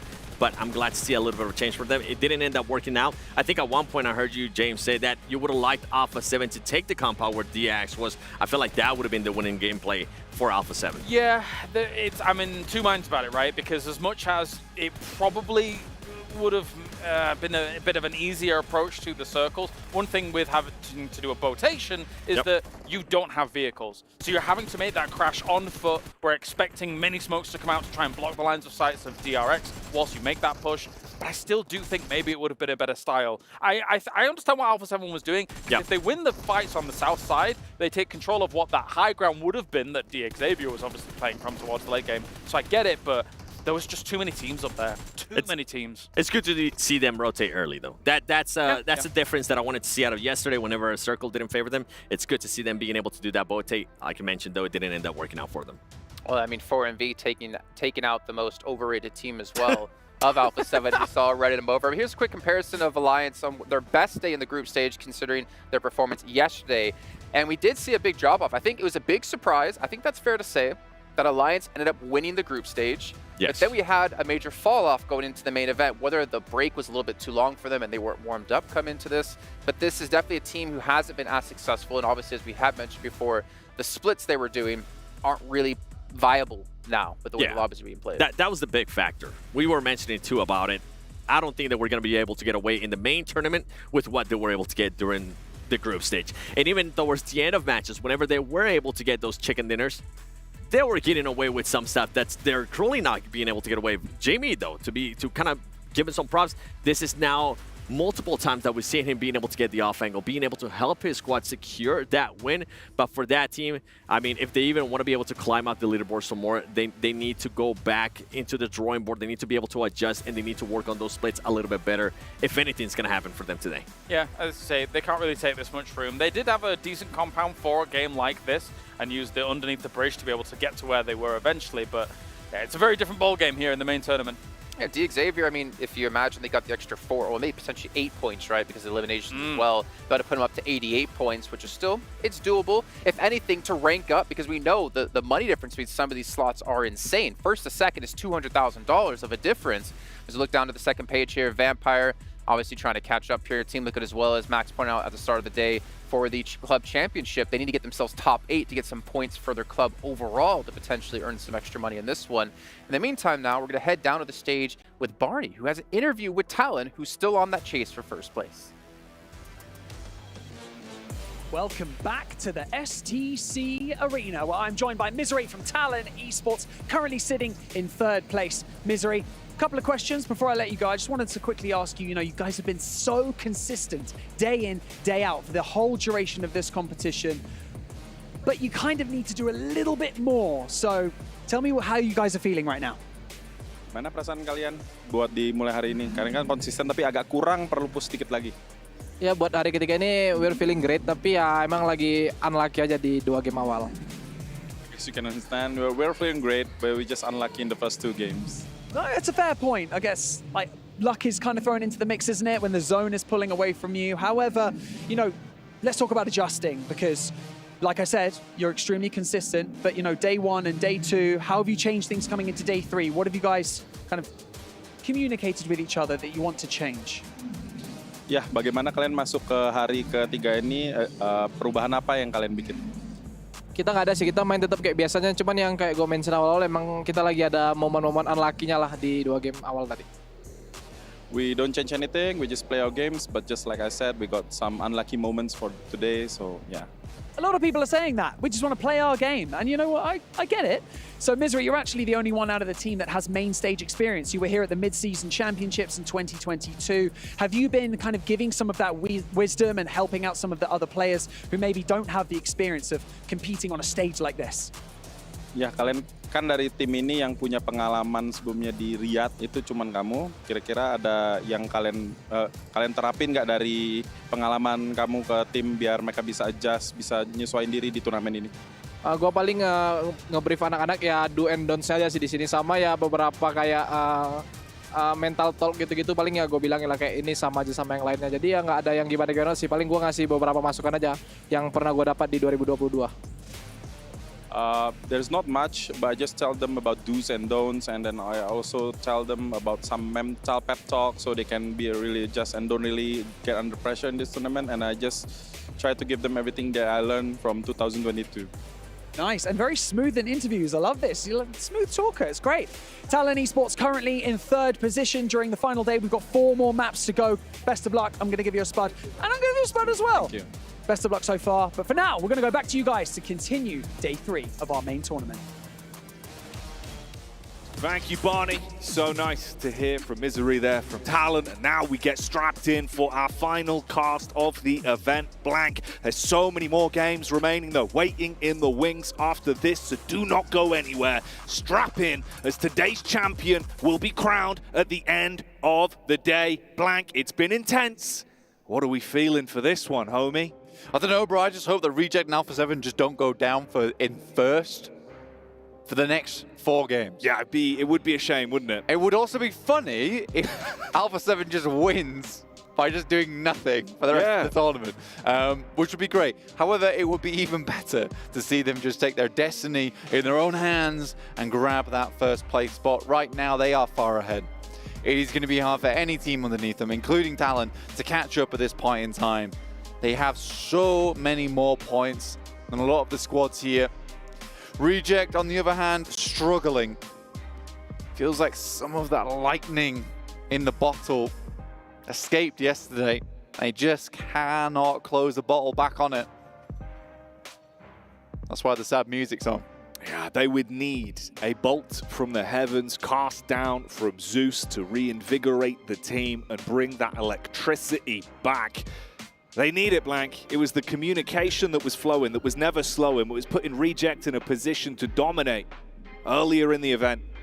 But Alpha 7 in a good spot now. Like you say, there's a timeline where even if things aren't super clean for them, they could still lock it down and take the trophy. Just rock on through. As we head into our third map of the day, will be Erangel, followed by one more Erangel and two Miramars, casted by John Allen and Jukes. We'll be closing out today. I'm just waiting to get into the game at our halfway point. This is where Reject need to have a bit of a resurgence. This is where Alpha 7 can leave them in the dust. It's where potentially another team can claim that third place. Tear it away from Talon Esports. DRX behind them. 85 points here, Jackie. 81 on DXavier after that last match, and TJB on 80, tied with Boom. It's so ever close for that third place position. Who's going to be able to pick up their podium spot? With the Infinix GT20 Pro, it might just be possible with that phone that all the players are currently using here. So check it out outside of today's games, but remain here for the time being so you can witness history. The PUBG Mobile World Cup at ESPORTS World Cup.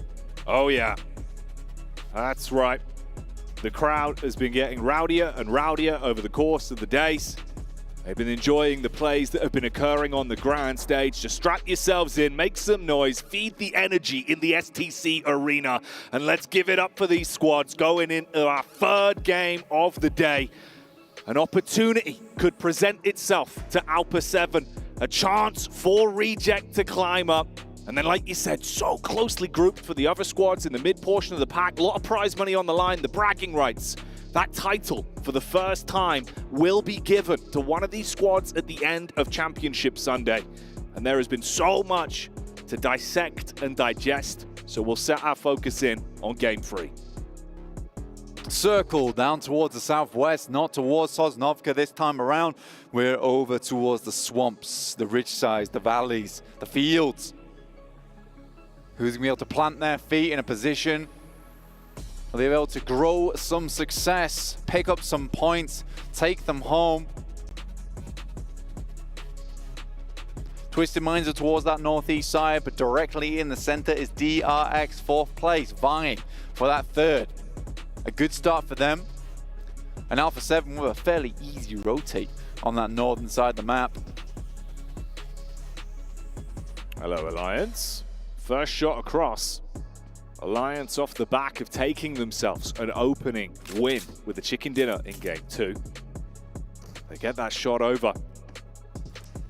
Slow down the might of Tianba early. Tianba that have been looking like they've been trying to find a way to fan the flames. Of course, we were saying that grouping just above them is very tight. A few points of difference from to leapfrog up from 8th place potentially all the way towards 4th if you could have one clean game. QXZ look to pick up their boy. NXC here on Tianba. A bit more calm here towards the start of the game. I say a bit more calm despite what's having already a knock, but if you were here for our last couple of games, you'll know it's been rowdy in these circles. It's been terrifying. It's been scary. And that's exactly what you want to see. You want to see teams just not sitting back, not lounging, not reclining.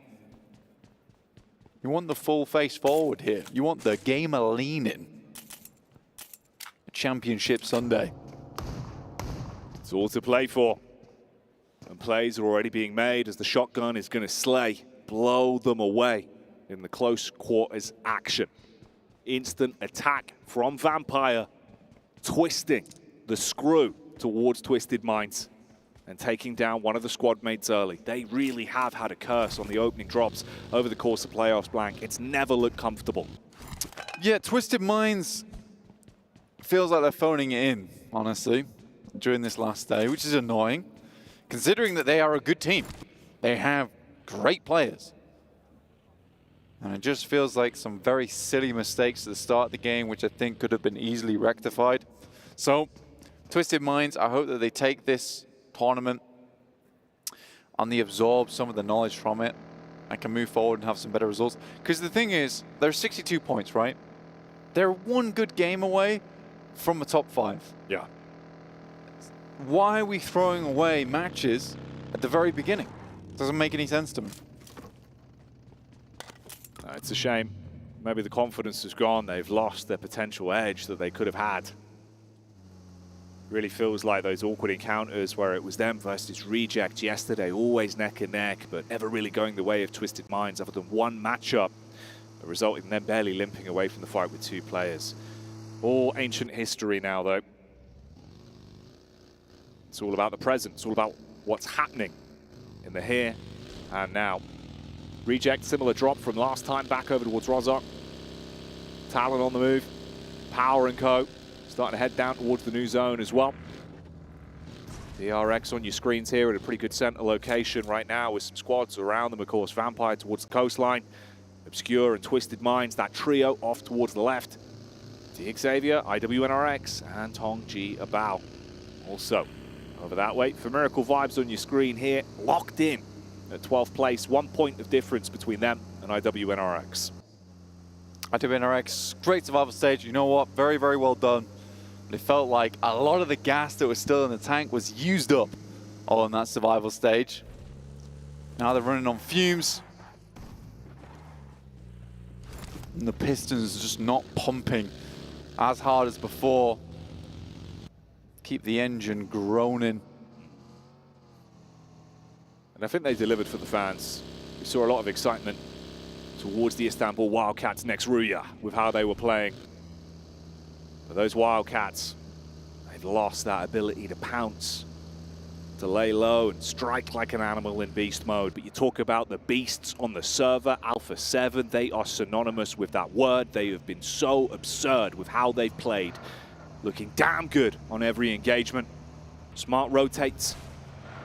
And at this point, with the stalemate between them and Reject over the course of today, outside of their opening chicken dinner, they haven't needed to give it that much extra gas. Yeah. Maybe they're just saving it up, Blank. They want their big finish. I mean, realistically, if they can take it slow and just realize that Reject is just not getting anything done here during these matches, then yeah, those last games of the day, they're going to be real important. And I think Alpha 7 will need to save some of that energy, some of that prowess towards the end of the day, considering how well Reject seems to do when it comes to the Miramars. Some of their splits are fantastical. DRX suffering at the hands of TJB. They slide on up towards that high ground. And they'll take a stand here. DRX looks like they're going to be going down to just the one player, so after a fairly decent try-in, getting towards the podium, immediately knocked back down a peg. Feels like the story of Sisyphus for DRX today. They roll that boulder all the way towards the top of the hill, but it always comes crushing back down. Tongji Abao with those 2 elimination points. If you could keep on building from it, you could lap them, especially with it only being 1 man remaining for DRX. They're out of the runnings to climb themselves too many points. Hang on. They might actually find him as well, just up in the building on the top floor. Does have a nade? Yeah, they're clearing right now.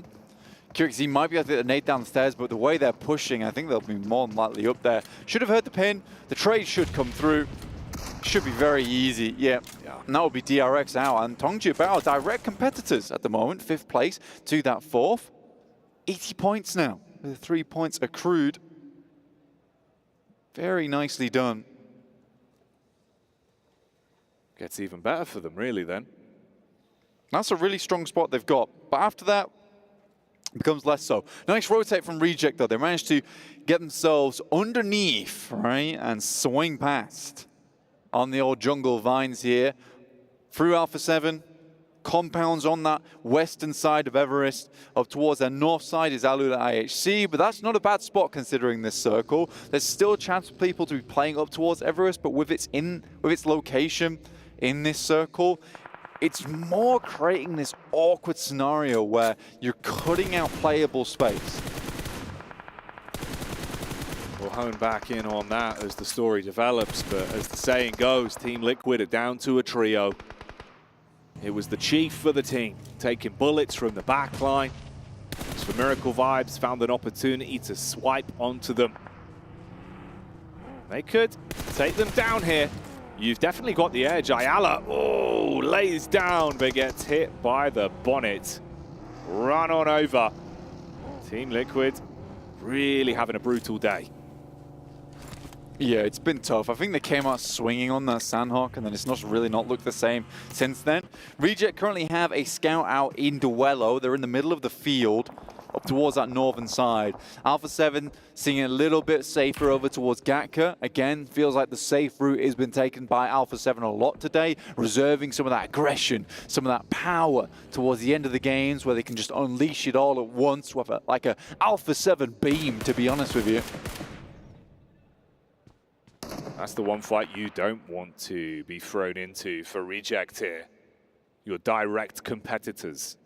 The team that you're hoping makes mistakes, that goes down early, gives you a pathway where if you have a glorious game, you could still climb and rise to the occasion to clash against them for the #1 spot.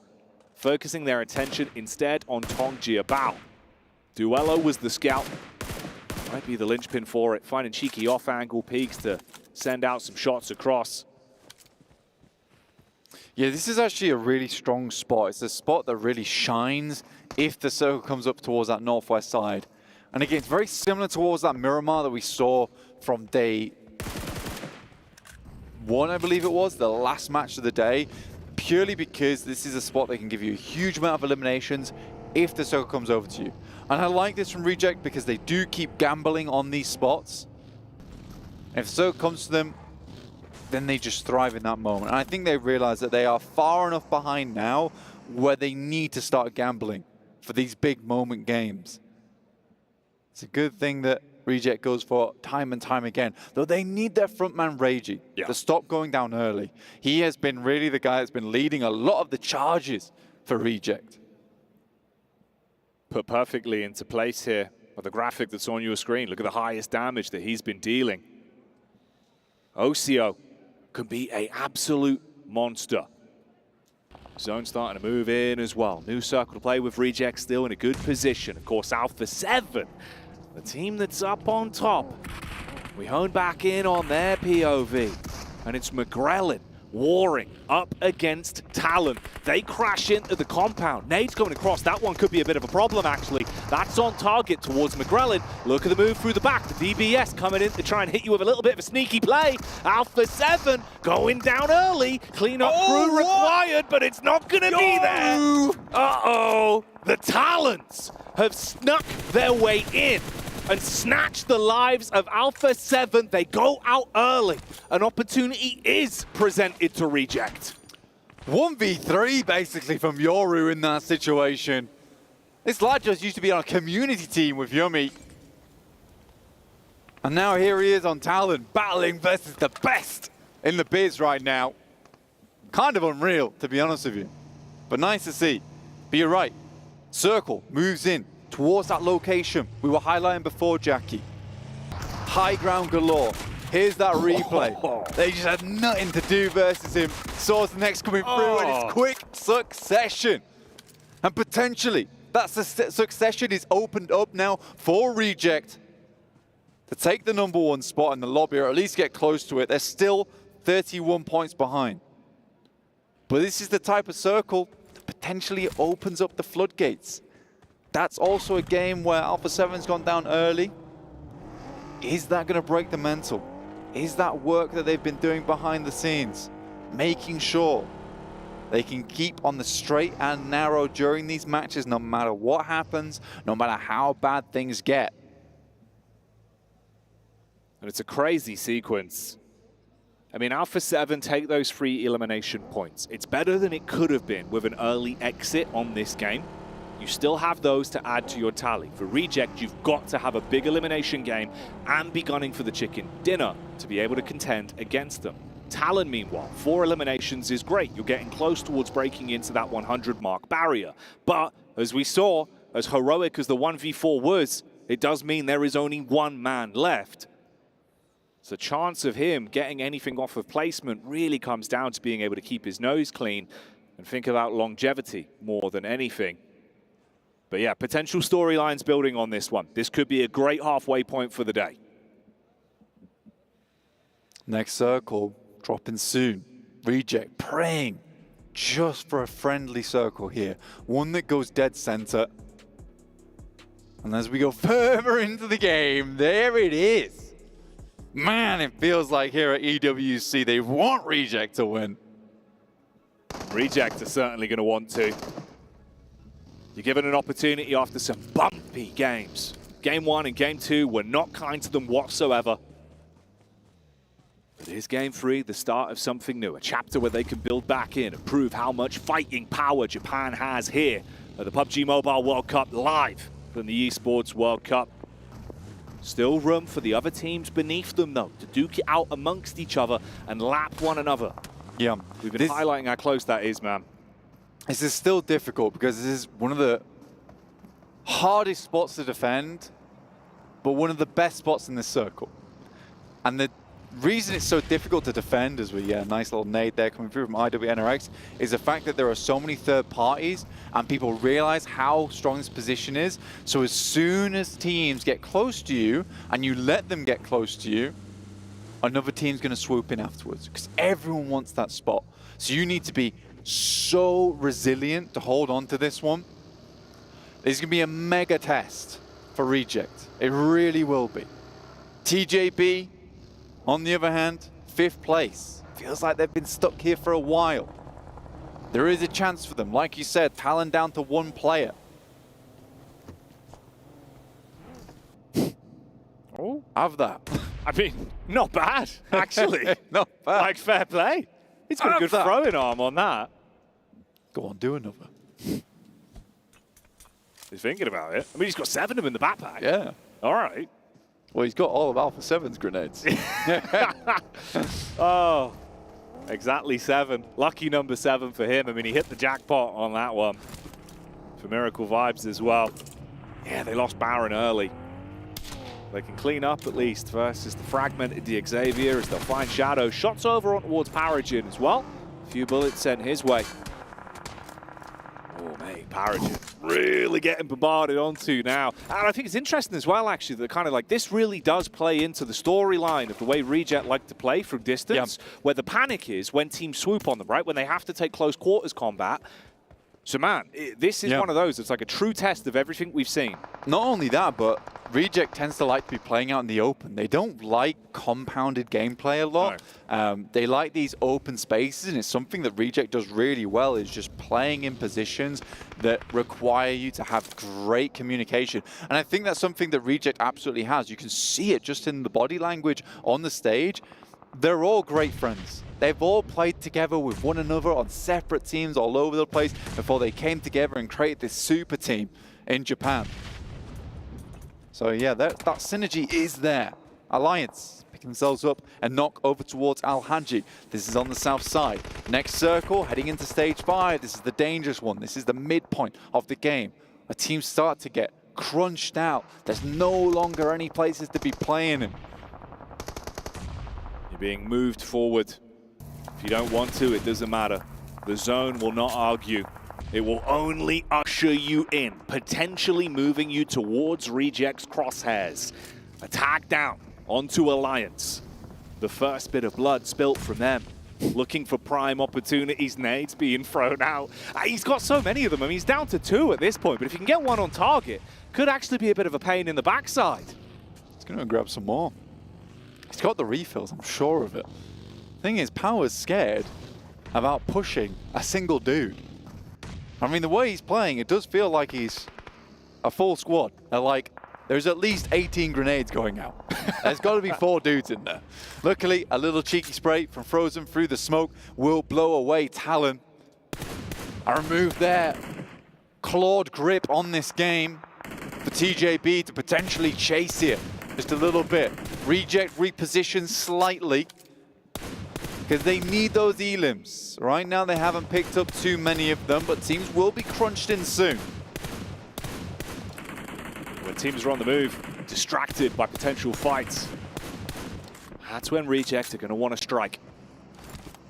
Power, it was awkward. Like you said, it felt like the confidence wasn't quite there for them on this swing out towards just the solo dolo for Talon. Now they move up. Kante in the buggy. Nades over the top. Tiamba unleashing a bucket of grenades, dumping them on the floor, trying to knock them over like a whole load of marbles. And they are falling down. There's the backstab. Kante with a run over for Dan, up close and personal, making it look easy. And Tiamba, they're really feeling the brunt of this one. Bit of a reply though. They get the shot back across. It looked like it was all said and done. It should have been cooked. But the chef for Tiamba saves the situation. A little bit of seasoning thrown in there towards the end. Good stuff from them. Keep themselves in this one. I mean, for Tiamba, that looks real bad. Yeah. That looked real bad. There was like 8 nades inside the pan. Ready to just pop off. Throws it into the freezer, saves the day for Tiamba. Not before IWNRX lets the Wolves into the kitchen. Zed Wolf finds himself a nice little peek over towards them. Will take down one of their off angles, and then even more shots ringing out. Great control on the SKS, actually. That's not a fun weapon to be using. A good reset on the recoil. Tactical taps with the gun. But it's about hitting those shots. Getting them on target. So everyone's going to have to start making that way in. Zone is nipping at the heels. The distance that you've got will be taken away from you. Can't sit on the direct edge for too much longer. Still towards that center zone. It's the setup from Reject. But like you said, only one elimination point.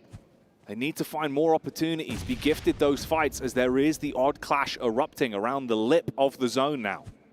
Yeah, they need to throw all these teams into the blender because they need to juice this game for as much as possible.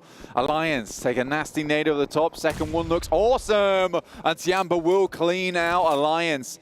The final few members on that team. Next circle popping soon. Twisted Minds might be given a bit more of a chance here. Circle switches back down towards that swamp edge.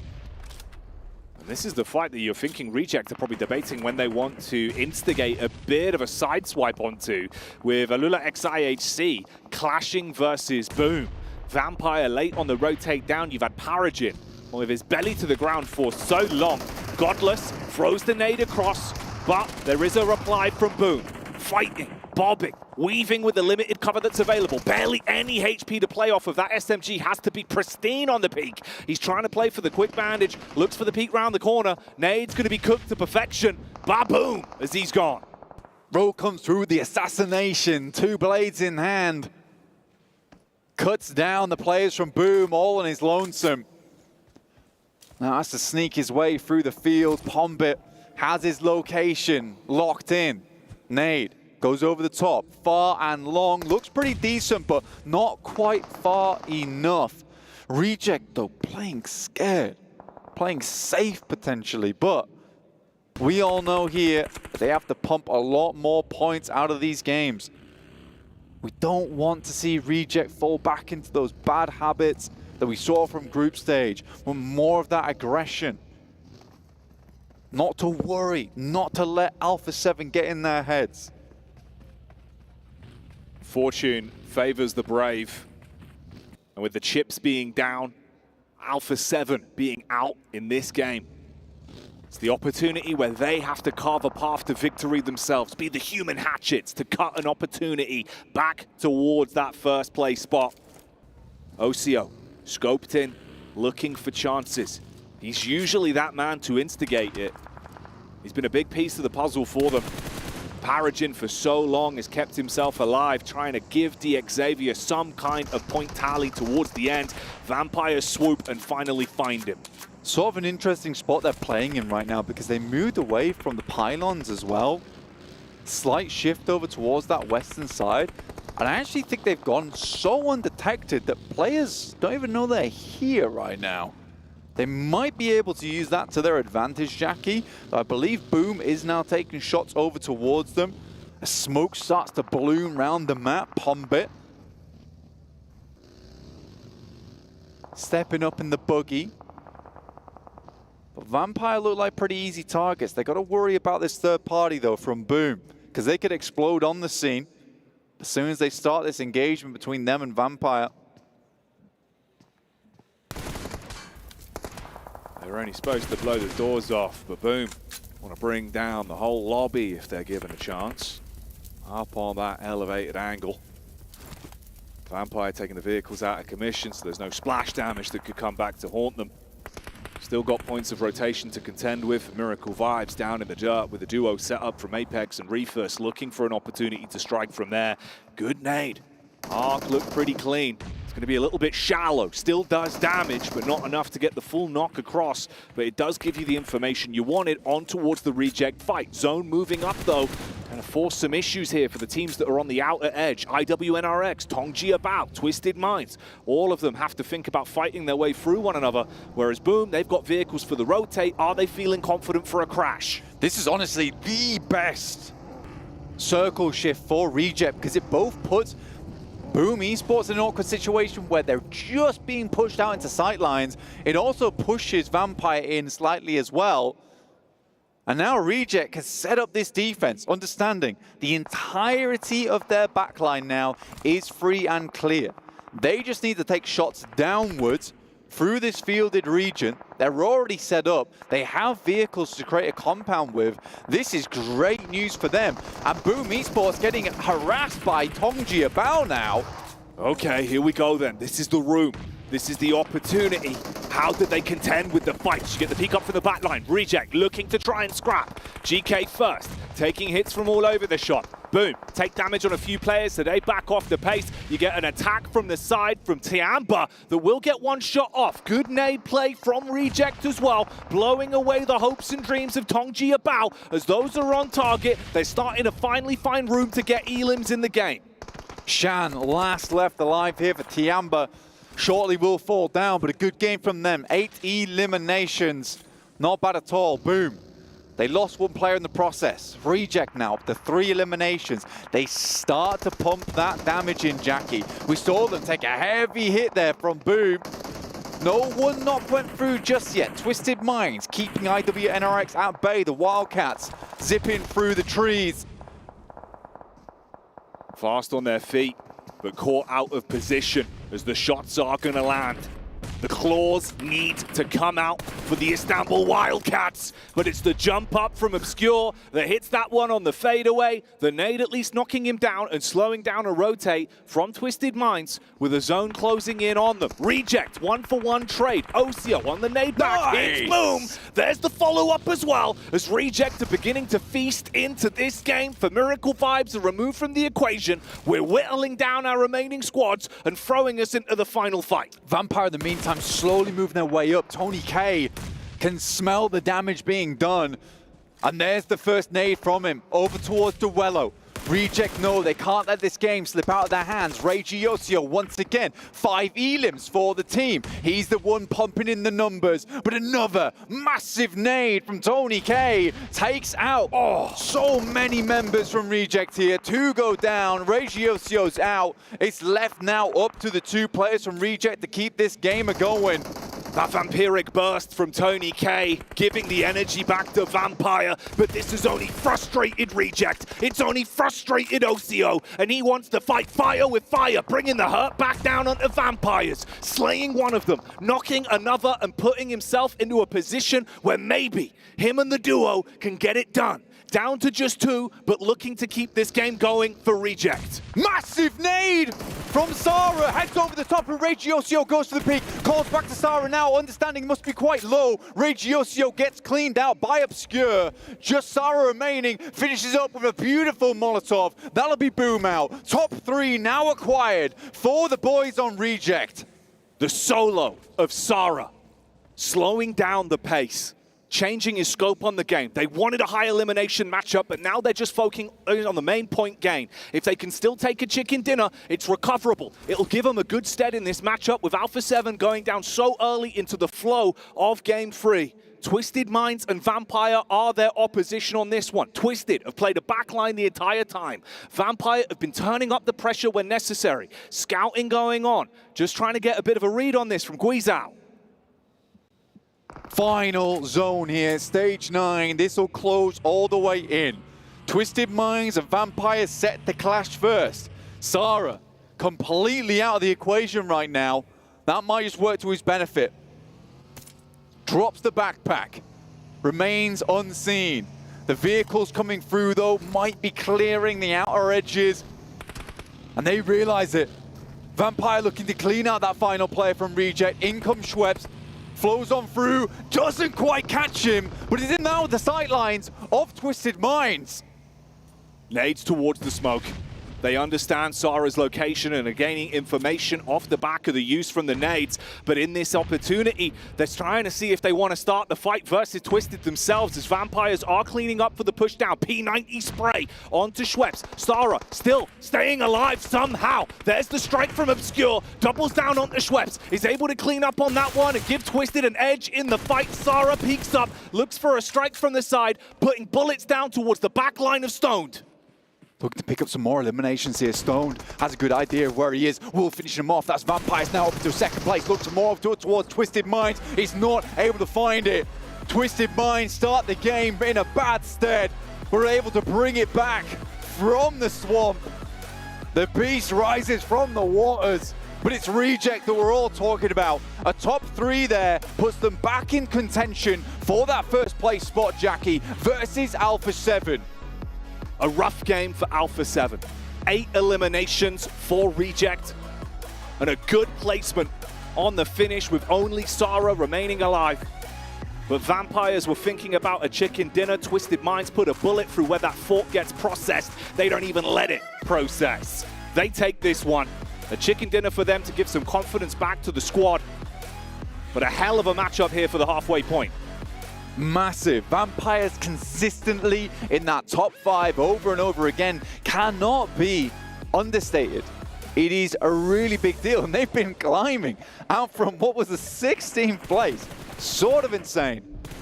Reject, though, I think a little bit too late, realizes they need to get stuck into this game, though, Jackie. I think that's the biggest problem for them. As soon as that circle comes back up towards that north side, they think to themselves, right, we actually need to do something with this. And by that point, they're already being sandwiched. Although it was a good game from Reject, Regiocio once again shows his fangs in this game. And it's mad, man. It's one of those where you're watching it, hoping they'd fight a little bit sooner. At least they found their footing and their confidence towards the end. The nades were clean, the shots were clean. So many near misses, but man, a hell of a game there. Yeah, they're a game away now. That's the big deal, is they're a game away now. Before, it felt kind of out of sight, out of mind for Reject. There's 3 more matches to go here, Jackie, and there's a potential on any one of those matches that Reject can jump ahead. This was a very important game for them, not only in terms of just point scoring, but being in that situation to actually overtake Alpha 7 in one game, because it feels very bad where you're like, even if we do well here, it doesn't mean we're ahead. Exactly. They were mirroring each other. So Alpha 7, with the extra buffer they had, they were always pulling further ahead. But Reject make it interesting. 3 games left to go. Do not go anywhere. It's heating up here. Bate aqui primeiro, não bate no skillful não, bate aqui. O de da guarita, o de na guarita. Tá, só faz aqui, Maglinho, só faz aqui. Não, dentro da guarita. Vai você. não عندي كم تروح ابى عندي لا مدمج من تحت السياره من تحت السياره Next guys, di arah jamur. Ya sini Frank. Ya, arah jamur. Dia lari di sini nih, pasti bisa di pep. Ada kapal nggak? Coba cek kapal lu deh. Ada speedboat nih, Sal. Lu riskan nggak sih? Mau gua cover nggak? Lu nggak bisa cover gua nggak?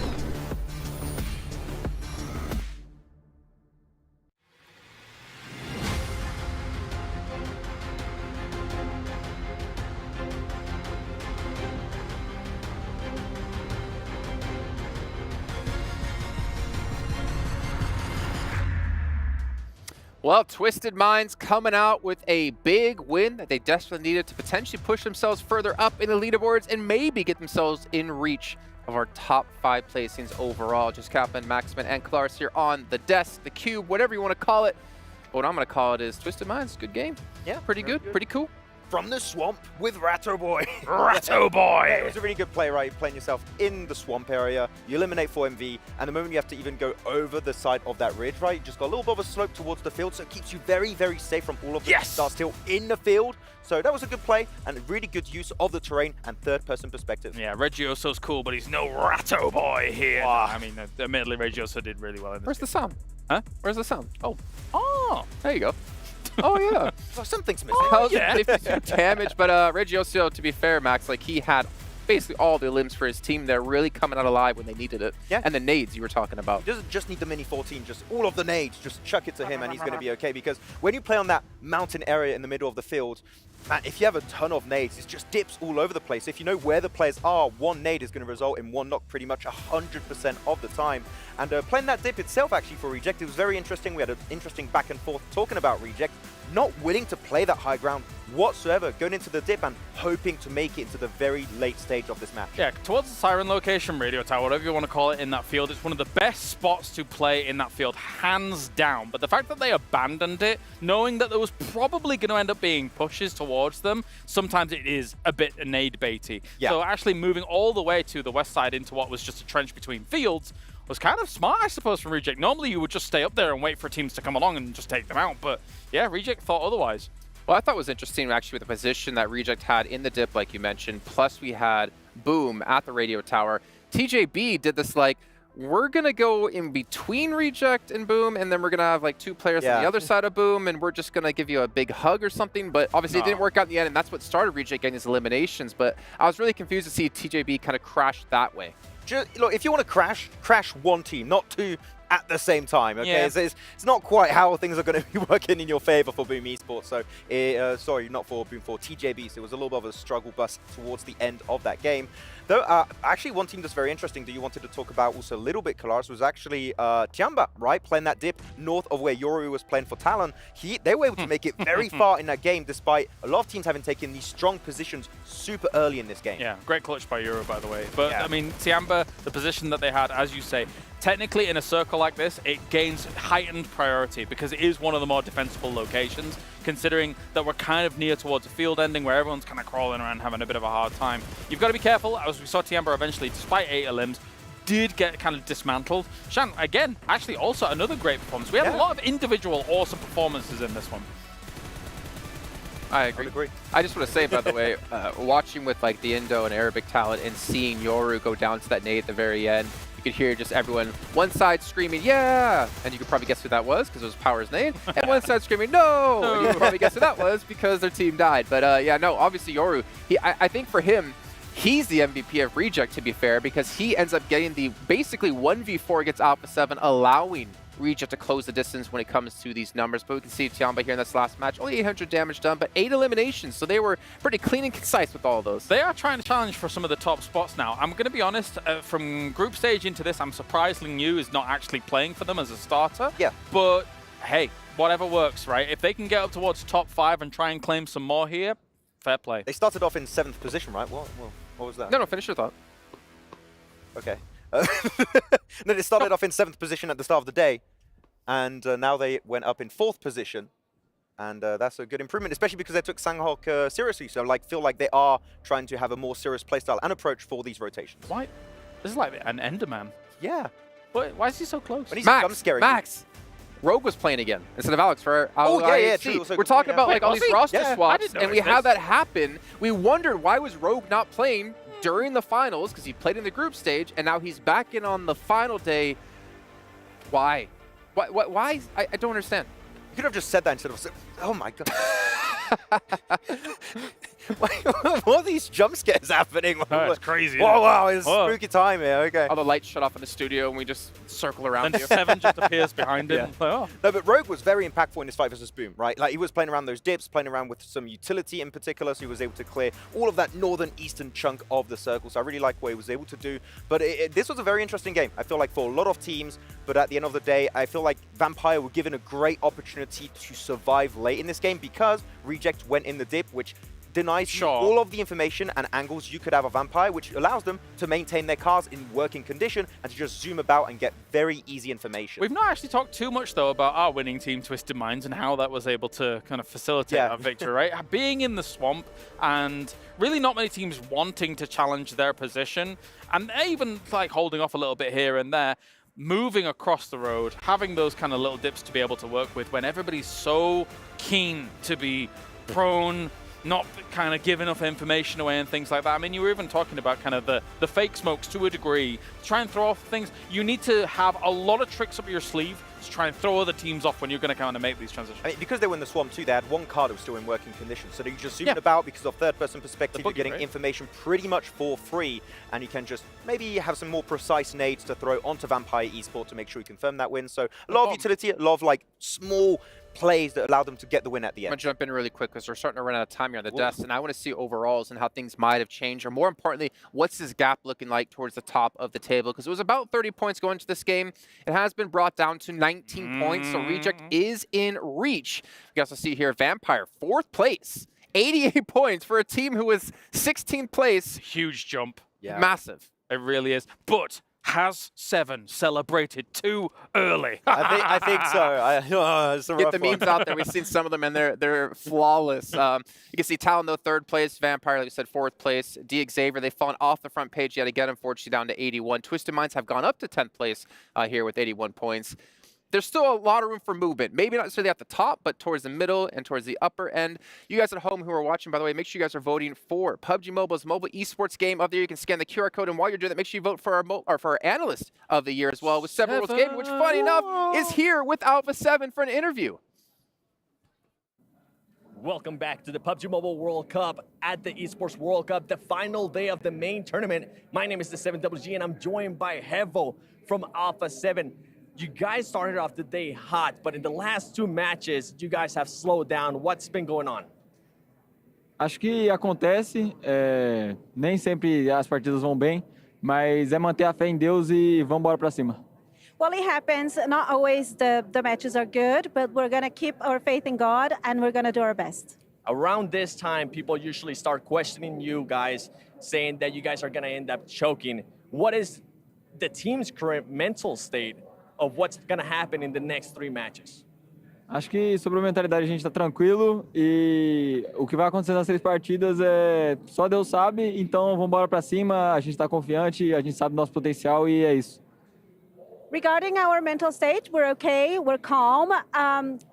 We know that not every match is the same. We're going to keep our faith in God, and we're going to carry on. All right, well, best of luck. I want you guys to be champions. Brazil wants you to be champions. Back to you guys.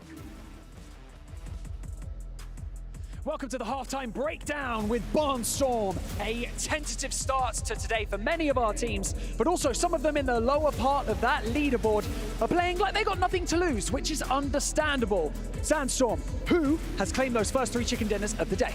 Well, Alpha 7 building off of the momentum from yesterday's game, starting Game 1 with a chicken dinner and 10 eliminations. Game 2, Alliance just saying hello. You know, they're still here. They're in the tournament. And of course, in the last game that we had, Game 3, Twisted Minds, 9 eliminations to their name, but it was Reject who managed to get 3rd place as well with 8 elims and trying to get themselves closer and closer to Alpha 7. And now it's only 19 points between 1st and 2nd. Just 19 points. Reject to close it. Reject to closing that gap. He's been trying to grab that trophy the entire time. But you know what? We've only got 3 maps until we crown our champion. It's going to get heated up in this next few moments of this competition, and we cannot wait any longer. It's time for our final Erangel. Casters, over to you. I cannot wait any longer. Let's get it going. going. Match number 4. 3 matches left to go, and we are going to crown our PUBG Mobile World Cup champion here at the Esports World Cup. Let's get it. With dual gaming chipsets and a 144Hz AMOLED screen, the GT20 Pro will equip teams with up to 120 FPS, which is also the first batch of supported devices, offering esports-level performance and visually stunning experiences in the 2024 PMWC. Now, after we talked about the phones that these teams are using, it's time for the plane path check. Straight down the middle. Woo! We're slicing the map in half. It's from Sanhok military base up to Severny. I mean, you couldn't get more down the middle than that, I think, right there. So, man, we're going from the South Pole all the way to the North Pole, baby. Pure verticality. And you know what? This plane path needs to be a great representation of what a lot of these teams need to do right here. Climb up these leaderboards. And, man, there's only 3 matches left to do so. So, looking at the scoreboard, right? With these amount of matches left, we should start seeing some desperation plays from these squads. If they do not do that, they do not want to win this tournament. I'm going to be straight up. Because the only time you're going to get to compete at this level is one more time, and that's the end of the year. So why not put it all out right here, right now? It is difficult, right? That was that 200K pay jump from second place to first place, which is absolutely huge. But what also weighs heavy on the mind, right, is that drop from second down to third. It is a 60K pay drop, then a 50K pay drop, and then another 20K after that down to fifth, right? And that block is really still pretty volatile, to be honest. And that is a massive, massive drop off, right? You drop just 10 to 15 points below what you could have done based on a risky play, all of a sudden you're losing 100K, right? That is a real big hit. So while sure, you can be gunning. Ooh. Oh! Tony K couldn't even hit the ground yet. Potential to get res though. This is at the distance where it's going to be tricky for IWNRX to get the flush, but it looks like they're already on the road. Yeah, they're on the hunt already, so Newsy needs to figure out something really quick. This is just goes to show you that teams are doing something different, right? IWNRX knows that Vampire most likely wants to try to get one of those vehicles because they landed that Primorsk area. Uh-oh, Newsy almost catches IWNRX slipping, and yeah, you could just tell Vampire, they're not handling any of these shenanigans right now. They're going for the res on Tony K, but this still will put them behind a little bit. Gets his comrade on his shoulders. Hucking it back all the way to the compound. He's like, okay, this tree's better. Yeah, I like this thicker tree, baby. Let's go. This is a replay on the spray down in the sky. Swain. Okay, 10 rounds to take a player dropping in a parachute with iron sights at that distance. That's pretty impressive stuff. That's insanely impressive right there. That's crazy. Luckily, he floated down. Imagine if he just went splat. That would have been crazy. But now we're looking at Alpha 7. Okay, at Alpha 7, they normally drop North George. They're off center here. So maybe they were trying to catch Alula IHC slipping here. I'm not sure what's going on in their mind. Well, actually, the plane path was so dead center that they had to stretch. So maybe they stretched to these hillside. Alula IHC happened to be nearby, and this is stopping them from getting the loot they're looking for. Circle, central, over towards Pachinki. Yeah, look, nothing too dramatic right now. They are very low on loot at this stage. I mean, Mafioso only that vest, doesn't have a helmet. Rocking the UMP. Neither team super happy. The circle is going to start to close. Carrillo behind the rock. I don't think he's got anything. I don't know if Godless spotted it. Oh, I think he heard him. And now Carrillo has to go for the runaround. But there's a weapon to be dealing with. There's no way. Oh, he hit him. That was so close. But Alpha 7 losing players. Actually, another one over the hills as well. This is huge news for the teams chasing for first place. This is devastation on the side of Alpha 7. I don't even want to say it. I don't even want to say what the possibilities are here, but I mean, what can you say? I mean, this is the championship rounds and they go out early? 2 players remain for Alpha 7, Revo and Mafioso. Man, you know who I want to be right now? Anyone but Alpha 7? I want to be the manicurist for the Alpha 7 owners here, because I'll tell you what, they're going to be making some money, because if they have any nails after this fight, I would be shocked. They're going to need some real attention, I'll tell you that for free. Revo opens the door. They give away their position, and now potential to circle around this one. Oh, does not have an 8, does have a Molotov. But Godless, top it up with the UMP. Needs to underarm that Molotov through the window. I'm not too sure why he hasn't done that already. There's the shot into the door frame, and there's the crash. No. IHC find Godless for 1. Alpha 7 trying to fight for the hold. They have managed to find the first knock. The strike across from Mafioso goes down to the pistol. Alpha 7 are out again, and Reject with the door flung wide open. Talon can come up the inside. It's all to play for now. Oh my goodness. Are you kidding me? Alpha 7 going out first team. You could already see Team Reject on the move. These guys are going to be hunting down points desperately. They had a great opportunity in the last match. They were able to close that gap a little bit, right? But they weren't able to get that finish they were looking for. Now they have another chance. And the problem that this really presents for Alpha 7 is the chaos of the last 2 matches. Because teams at the bottom are going to know there's no way we're going to get 60 points in 2 games, right? So what are they going to do? How are they going to act when the going gets rough? I'm not too sure. If I am an Alpha 7 fan, I am very, very worried here. You should be cheering on everybody else in the lobby, because right now, Team Reject is by far their biggest threat.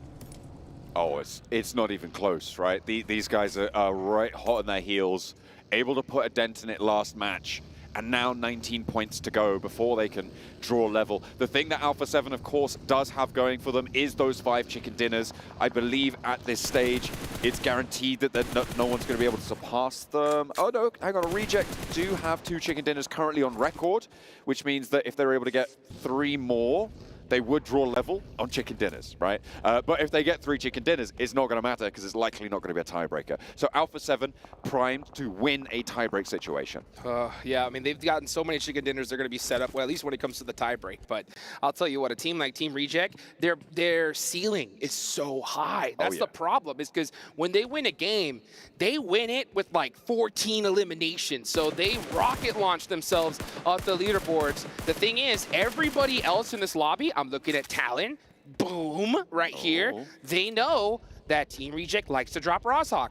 And with the circle very, very central here in this area, they know that there's a big chance they're not going to move. Let's take a look at this one again. McGrellan ran out of ammunition. Oh, no. That was unfortunate. Those 2 pickups were huge, but this is really where it came crashing down. Mafioso held for 1. But just the sheer ordnance they could put through. I'm surprised he didn't underarm the Molotov through the window there. Mafioso goes down, and it's a 1 versus 2, and there's backup from Demo. That is devastating for Alpha 7. Potential for that to be a full-on death strike as well to their first place dreams. Oh my goodness. You can see Team Reject, they're trying to figure out what to do here because they know that they are the next big target, right? I mean, they saw Alpha 7 go out. Everyone's going to be hunting them down. So you can see them shifty, right? Trying to get out of Rozhawk, out of the place where they know everybody's going to be hunting them down for. But at the same time, where do they go, right? They got to know by now everything is taken. So it's going to be really up to them to hold their composure. This is a hard shift, folks. Practically touching the edge of the blue zone here. So that hardship side is wide open. This is a great shift for a team like Vampire. Yeah, they are going to be able to swing in on that western side, but they need to be quick. Because it's such a hard shift, teams are going to be moving fast now. Looking at those compounds around the foothills of Everest on the western side of this circle, currently very uncontested. That's going to change in the next 20 seconds. You could see DRX potentially looking to move out that way. Vampire, like you said, going to have a good time going up on that western side, and maybe TJB on that north could come through if Twisted Minds don't get there first. Tiamba and Alliance clashing on the southeast side. Alliance lose a player. As Reject now, they're moving past Sunken City. They're going north of the river. They're going to be going down that little island there near Watertown, and that's going to be tough. They're probably going to try to wrap through, maybe catch a way towards Everest. I'm not sure. It's a very risky play. We'll see how they decide to play it out, though. As we look at some of these other teams looking to set up here. You got IWNRX looking to hold down Slaughterhouse right by good old Pachinki. I'm still looking at the map. You can already see there's practically no players on their feet Everyone's in a vehicle right now, on the move, because they know what is at stake here. DRX getting a nice shot onto Ayala. Team Liquid losing a player on rotation. That's the hard part with these hard shifts. You know, you sometimes got to make a sacrifice, and Team Liquid are going to make a big one with Ayala. TJB moving into the east side of Everest. Reject actually moving over on that north side. Were behind them. They've actually opted to go into South George, take control of crates, and actually stretch even further now. They've split through the middle of Alolex IHC, so there's 2 and 2 on either side of them. You can see Rogue taking these spray downs, that re-addition to the roster for Alola IHC. Hasn't really been able to launch them too far up. They're still in 15th place, but Reject managed to get through. The crossfire was not there because Alola IHC had to handle the high ground. A continued wide swing, and they might just find Vampires. Man, I was looking at Regio's OCO's face on that rotation, and his face was like literally stone face, like not moving a muscle once that vehicle was getting shot at, because he knows just what is at stake here. You know that Team Reject is looking to steal that championship once away from Alpha 7, and the door is wide open for them to do so. But a good game from them right now is pretty much necessary at this point, because Alpha 7 have put themselves in a good, solid little lead here. So they do have that going for them, but if Team Reject pops off here, it's going to come down to the last 2 games for sure. Next zone. Coming in pretty quickly. Teams making their way over those Gatka fields from the south. Past Pachinki. Another one? It's a yoink one way, it's a yank back the other way. We're going back towards Pachinki. Those fields out to the west side include just the edge of the Gatka trenches. You've got those hills on the south towards Pachinki that currently Alliance and Tiamba hold. It is going to be pretty devilish here on these final circles. DRX looking to be in a good spot. Team Liquid as well. I believe they might have lost a player, and we're about to see a replay of that as DRX were able to pull them out. Also in a pretty solid position on 3 players alive, but it's going to get challenged now by TJB. TJB looking to challenge for this position, and they are getting punished wide out in the open. Wow. Losing almost their entire squad. Only 1 left up for them.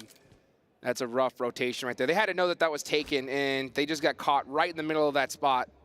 So a good job for Team Liquid being able to stave them off.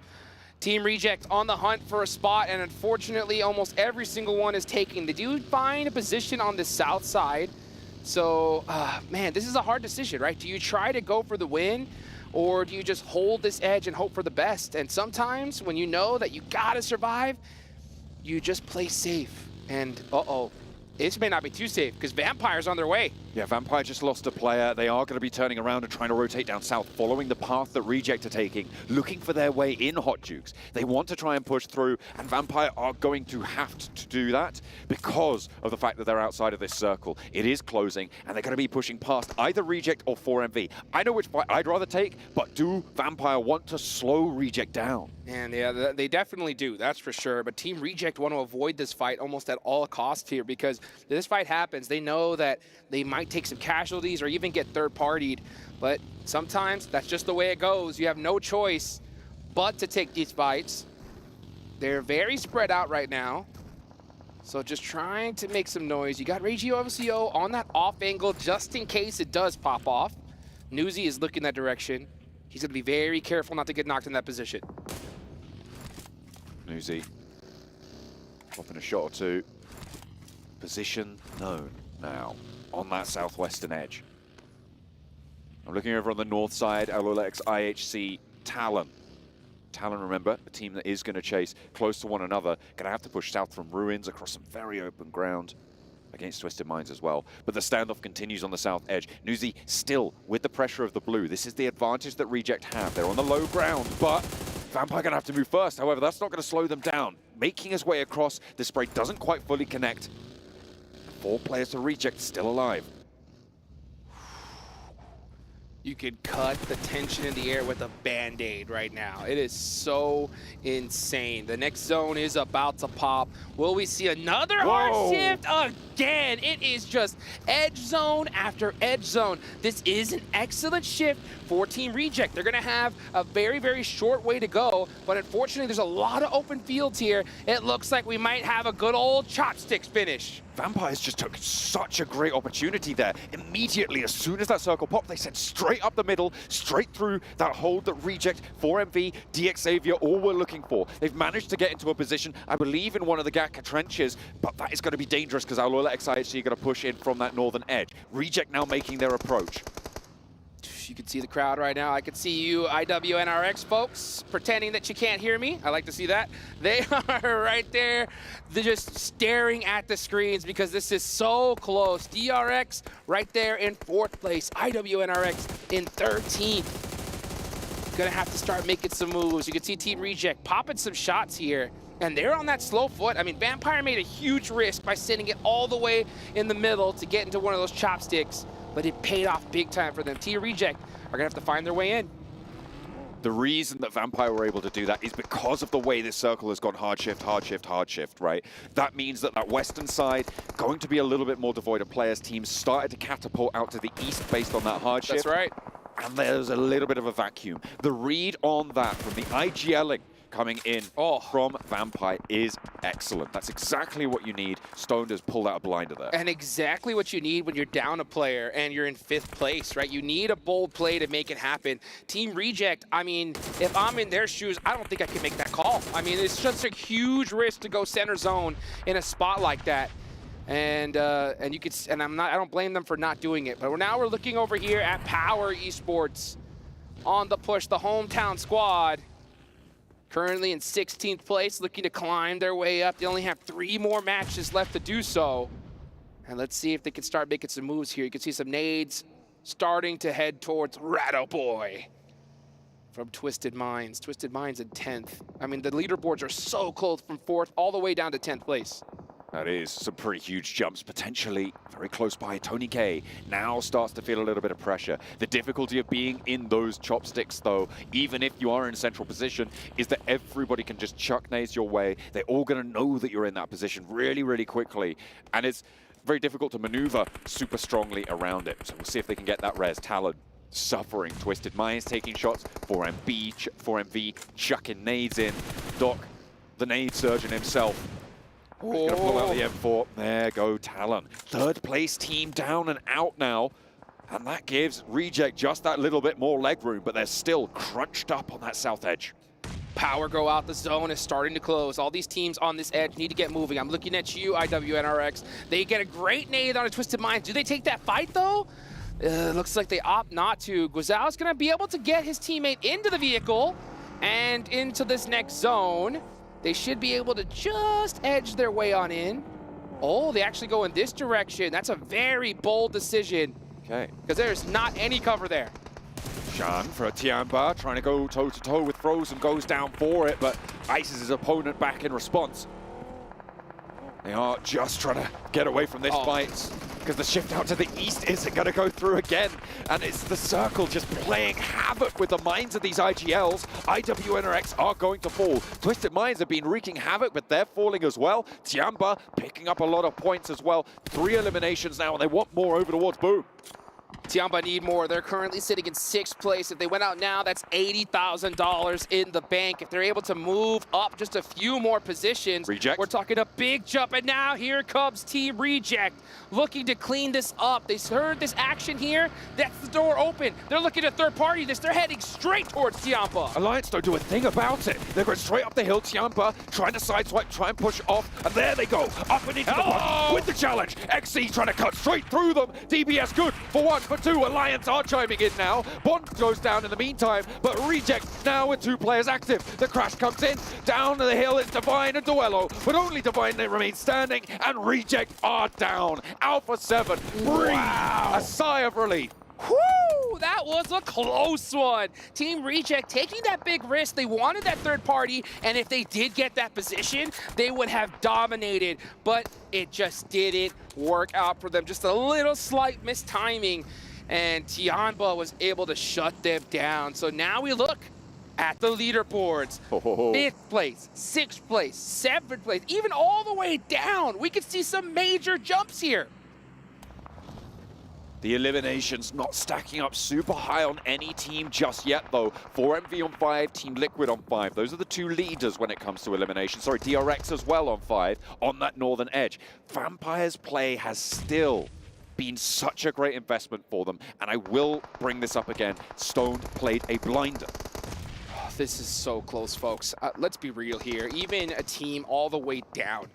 I'm looking at Alliance. I'm looking at Alula IHC. If they get a double-digit elimination chicken dinner here, one more good game, you can see them rocket launch themselves even as close to 3rd place. That would be an insane jump, but they need to finish this game strong. 4MV need to as well. You can see them starting to put the pressure onto Vampire, and they are getting the better of them. Tony K last stand for Vampire. Doc up close and personal. 4MV are flagging a little bit, but it looks like they're enacting those reses. Doc gets the flush onto Stoned, 2 players alive. Nades coming in from Alolex IHC over on that northwest side in the meantime. Tony K going for the res. Over towards Newsy. No, he's launching a nade. He's spending his time, but there's another nade up and down, not quite tagging on. That's a good one. Good, though. It's going to be difficult to get away from this. Tony K able to survive for just a moment longer, but not too much, as the burn comes down from Refus. And Vampire, their investment swept aside. They're in the red. Uh-oh. And you know who started to get in the green? It's 4MV. 8 eliminations here. They are crushing it. They're tired of being the butt of all these jokes here. They do not want to be on the bottom of the leaderboards, and they are applying the pressure here. We're going to see them make a massive jump if they're able to finish this game strong. The aggression is at an all-time high. Apex up close and personal. They're dropping nades, and Alula IHC is out of there. DRX crucially pick up 2 of those points as well. 7 eliminations from the off angle. They're going to need to leave their compound now, but they've got 4 players and a little bit of momentum. Miracles can happen when stuff like this occurs, and DRX are going to make it their target. Their challenge now, make the next move. Get into the circle, because it is open fields from here on out. Open fields and big open dreams for a team like 4MV. They've been doing so rough this entire tournament, and on the last day, looking to turn things around. 9 eliminations so far, and there's still a lot in this lobby. And when it comes to a squad like 4MV, you know they're going full-fledged aggression. The problem, though, is this zone is so far away. They have to cross such an open field. DRX aren't even looking in their direction right now, which is very fortunate for them. You can see the smoke wall starting to come out. Can they make it across? Team Liquid with the hills at their right-hand side, their east, will have decent cover as well to control so much of this. 4MV, they are trying to cross that open ground now. You can see they are just getting torn apart. DX Xavier have got the sight lines down, but the smokes are there to allow them towards the shack. Alliance, they've just been harrying everybody in this lobby who's looking to try and make something different happen. 4MV just trying to make an opening, desperately trying to make something happen. DRX now starting to look in this direction, but Yummy shuts them down really quick. They're going to get an instant thirst there. It's a wide open field finish. Everybody is trying to cling to their shacks for dear life, and we're seeing knocks happen all over the place. Team Liquid and Boom right now, the only teams that are fully safe. DX Xavier under pressure. This is a big rotation coming through from DRX. Hyunbin doesn't quite go down. Chief on the staircase, able to thread the needle. Is Mythic with the backup there. The third angle.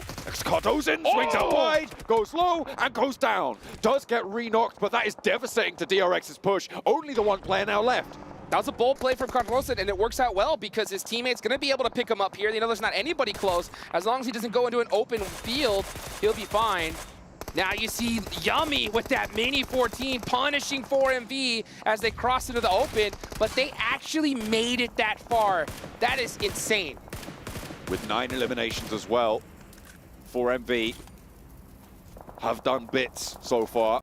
But it's not going to move them too much further up in this lobby. They will go down. Boom, staying alive. With 1 player alive for DRX, outside of the circle as well. Going to have to crawl his way on his belly.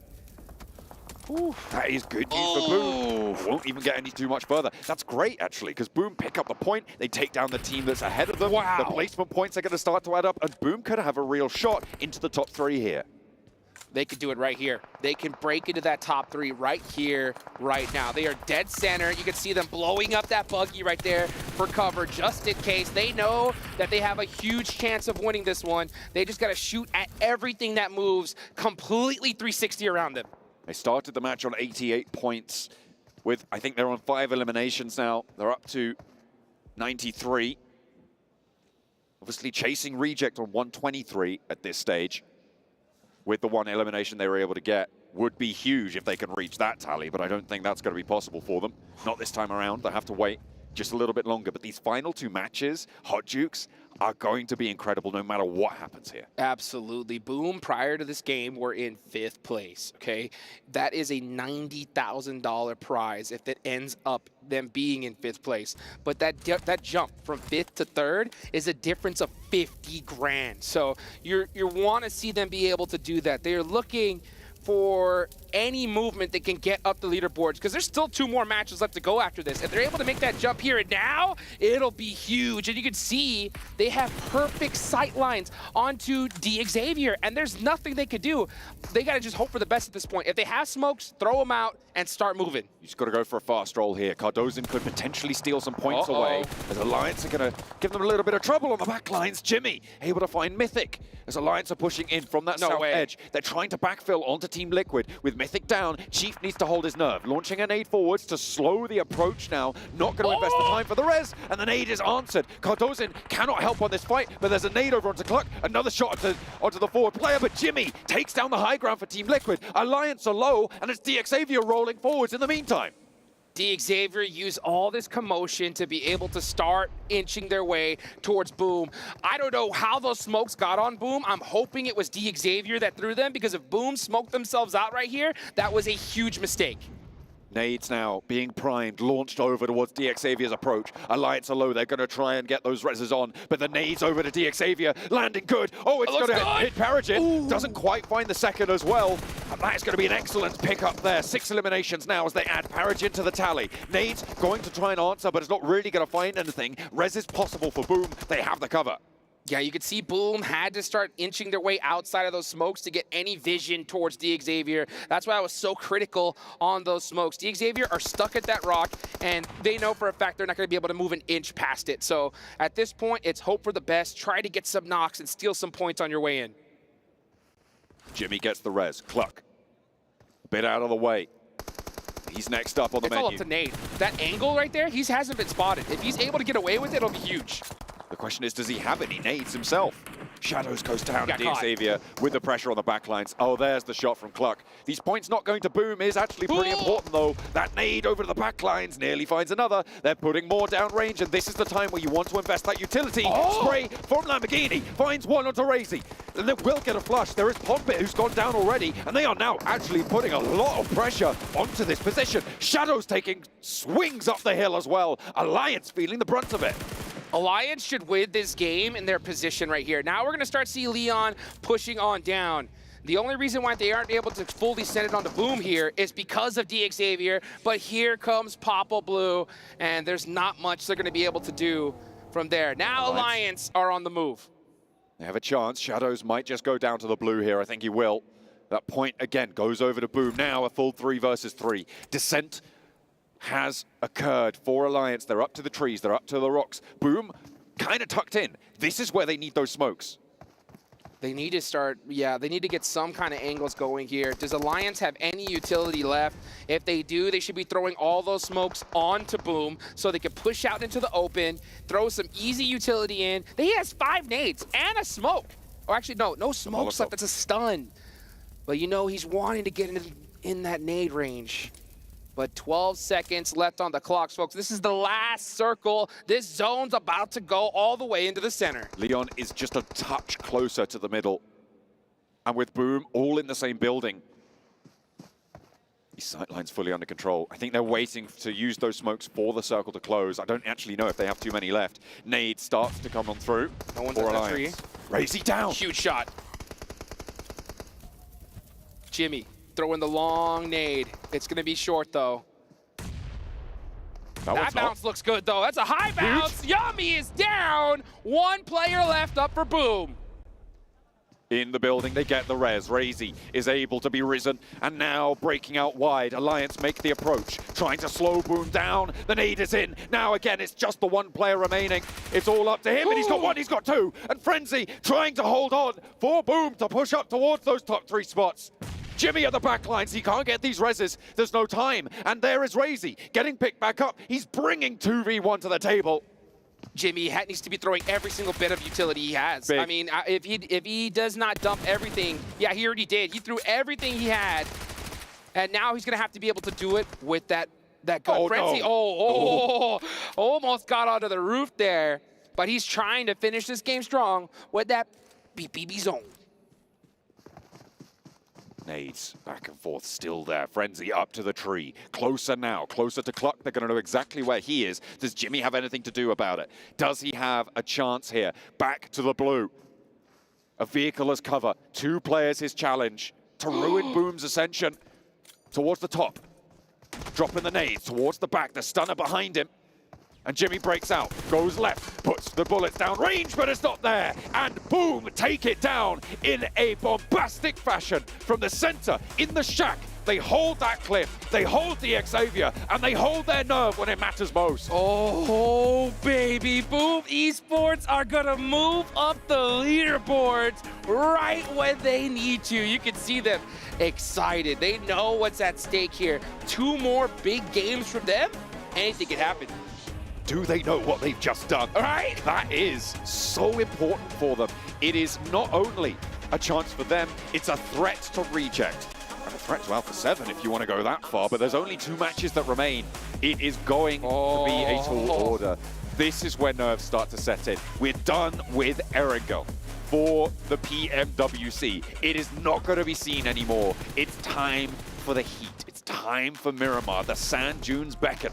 Well, we have been in the beautiful Riyadh, Saudi Arabia for quite a few days now. These players should be used to the heat by now because, oh man, it all comes down to this. And I love the fact that, you know, after talking to so many of these teams, all these high-level squads, adding that, you know, psychologists to their team, you know, to be able to try and help them deal with this type of pressure. But I'll tell you what, you can talk all you want.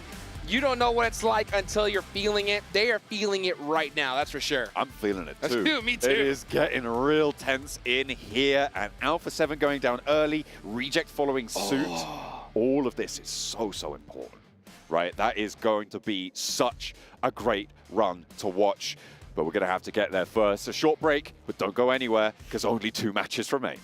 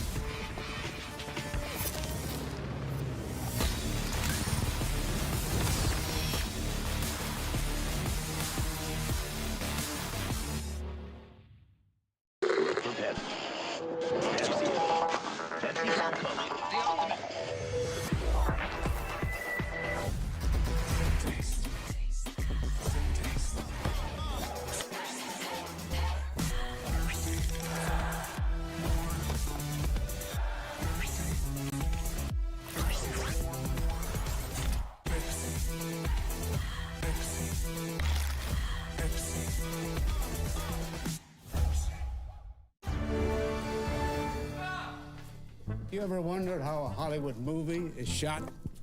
On a Sony.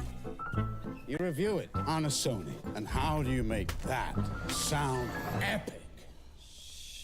You record it on a Sony. Lunch break on a Sony. So why wouldn't you watch it on a Bravia by Sony?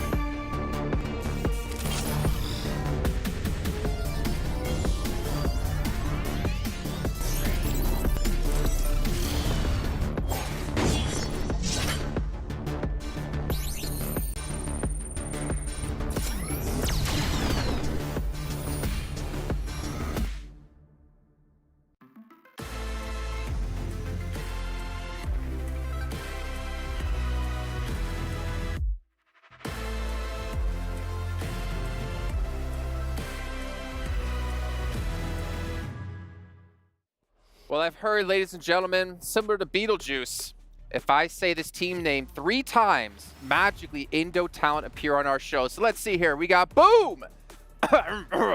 Boom! Boom! All right, so I guess it didn't work. Oh, no, hey! Man. Boom! Esports! Stay hungry? Hungry bees! That was loud. Oh, man. It worked. That lived up to Boom's name. It did. It very well did. And not going to lie, I don't think he curses teams like a certain Alpha 7 has. Wow. Wow. That was a segment. That was a segment indeed. That was the end. On to game number 5. Well, no, not on to game number 5 just yet. We got to talk about the PMWC Violet Thunder set. And that's okay. You guys can pick up at home currently live. It helps celebrate the PMWC 2024 and, of course, commemorate all the players participating in this historic event. Max has got it. Maybe we should make it white and red instead of black and orange. For Boom's color. For Boom's color. Oh. There's The a lot of Boom black set. in the logo, some gray as well. You need more colors than that, Jason. Stop it. There's only 2 colors. You actually have a record being broken, by the way. Reefus. What? Whoa, wow. Smashing our 420? previous record of longest distance elimination.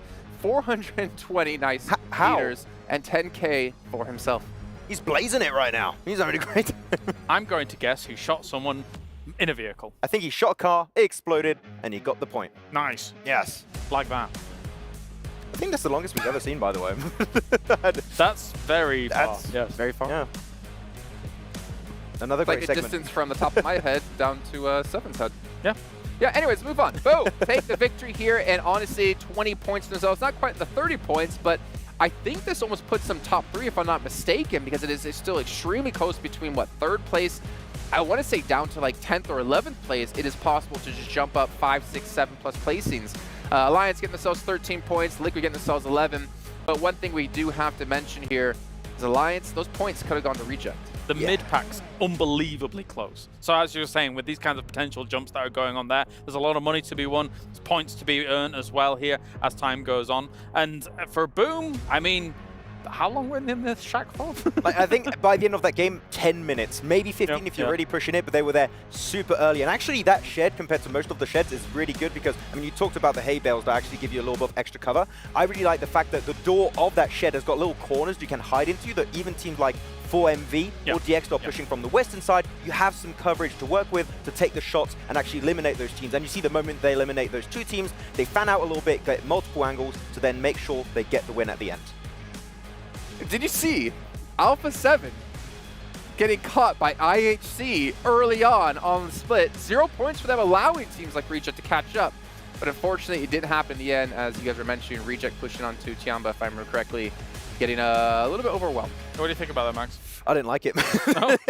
No, like, you have 2 options. Or you go in a fight onto Alliance, because you have to fight. Like, all the good spots in this field have been taken. You can go for Alliance. You know that team is there. You know they're a little bit split. They got 1 player, I think it was Jimmy, north of the rest of his team. Good old Jimmy. Always send it far to the eastern side into a fight where 3 teams are involved, and you have literally no information where any of the players are. I feel like there was a big fumble for Reject that could have resulted in all of them getting Alliance's position, and as you saw, get into a top 3 position to catch up to Alpha 7. This was a massive opportunity because Alpha 7, let's not forget, got eliminated first in this game. I don't want to go full evil Loris, but I do want to be a little bit critical. There are some movements and moments where Reject is doing these effectively mad sends with very little information whatsoever.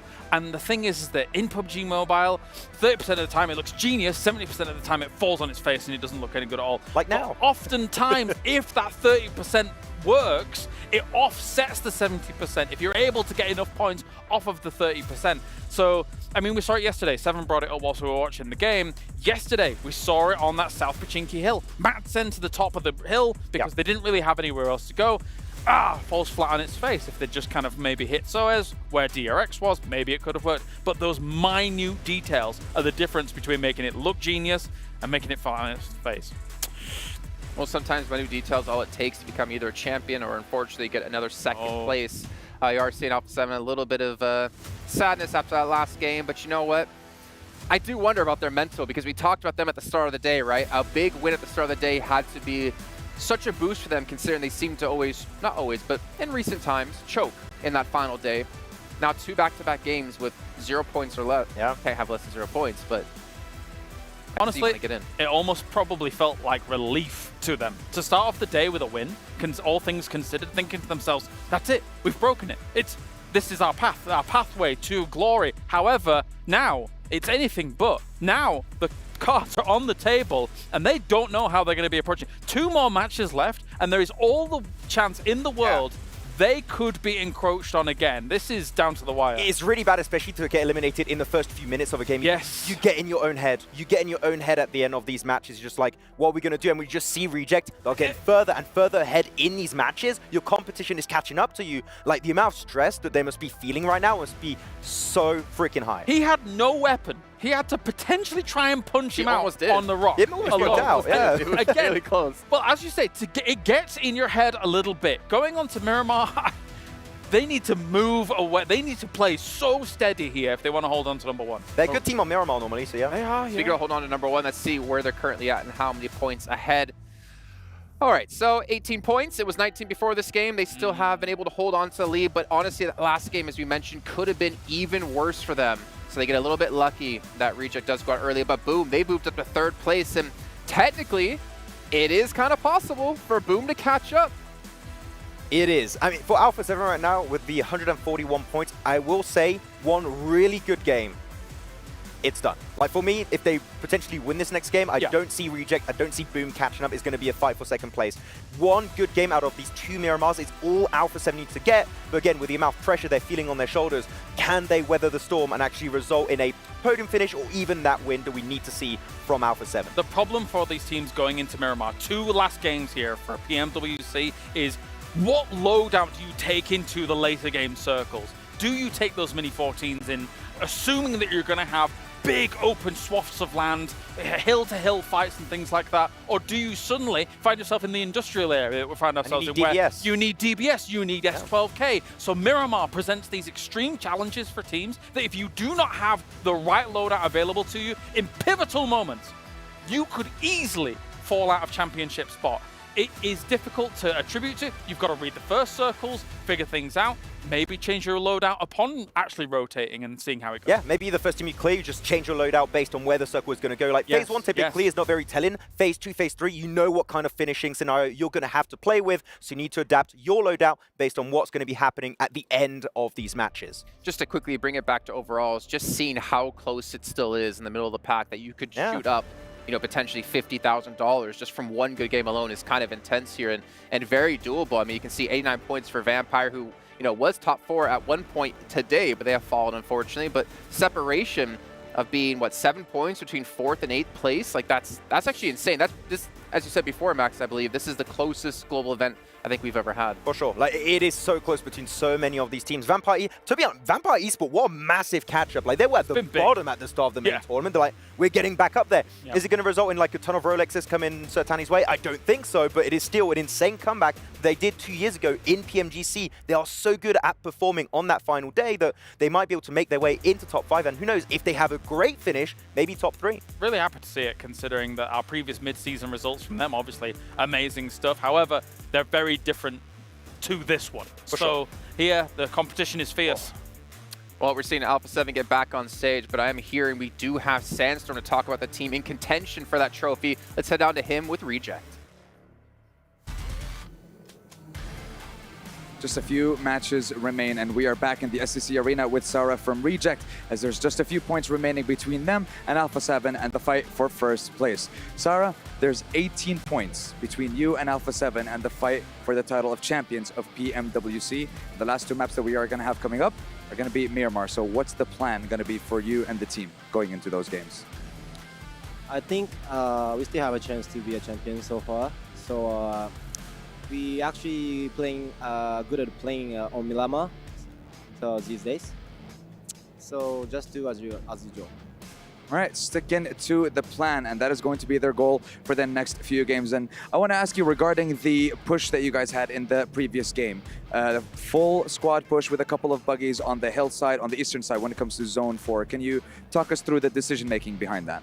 I think we thought that there is only one team on the hills before we go into there, but there was 2 teams, unfortunately. But I think it was a nice try for us, so just keep doing that. All right, well, we wish you the very best. There's still a fight. There is still a chance for you to make it all the way to the top and fight Alpha 7 for that trophy. Ladies and gentlemen, we are getting closer and closer to crowning our champion. We're just a few games away. So boys, take it away. 2 games away, to be exact. Oh boy, here we go, folks. This is a must win for Team Reject. If they do not catch up to Alpha 7 here, I don't think they're going to be able to do it in the last game. So it is a must win for them, a must win for Alpha 7, and a must win for everybody else on the leaderboards if they want to get a bigger chunk of that prize pool. With a lot of money on the line, you need only the best to outplay the rest. With dual gaming chipsets and 144Hz AMOLED screen, the GT20 Pro will equip teams with up to 120 FPS, which is also the first batch of supported devices, offering esports level performance and visually stunning experiences in the 2024 PMWC. Let's take a look at where will Reject go? Where will Alpha 7 opt to drop?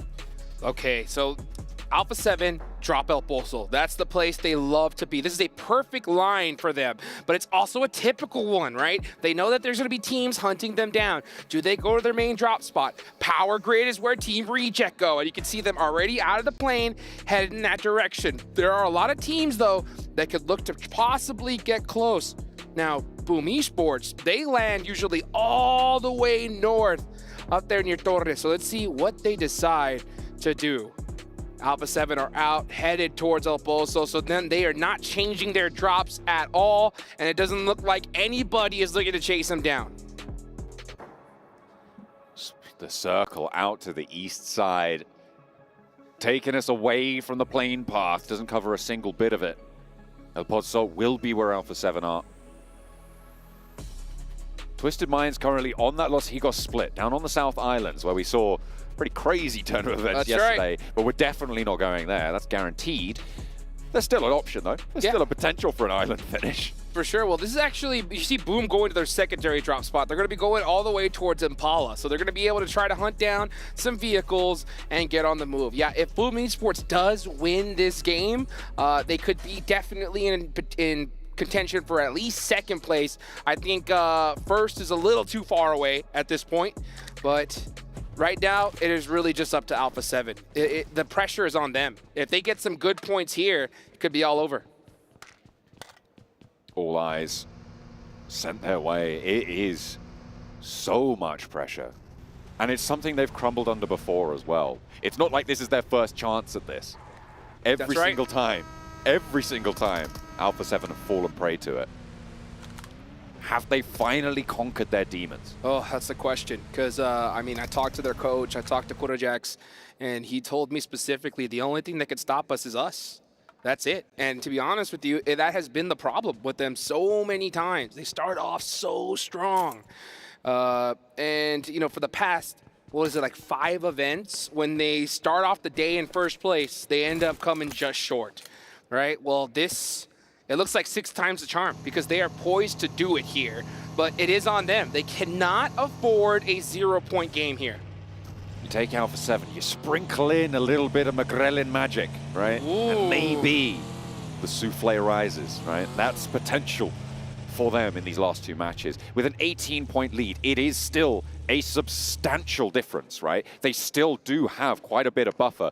They were granted most of that, to be fair, by the fact that Reject also didn't do super well in the last match, both of them going down very, very quickly. But it reduces the opportunities for Reject to do that again. They are on the road. They're heading out east now from Power Grid. And it's so crazy to watch these teams, the changes that they make. You know, Alpha 7, they have such excellent resources available to them. They've been putting in so much work. I got to talk to, you know, Kurojax last year during the mid-season tournament, and they didn't perform the way they wanted to. He didn't end up being the coach for a little while afterwards, but they brought him back on, and they seem to be just firing on all cylinders here. You see Alpha 7 going for more central type play styles, which has worked out very, very well from them.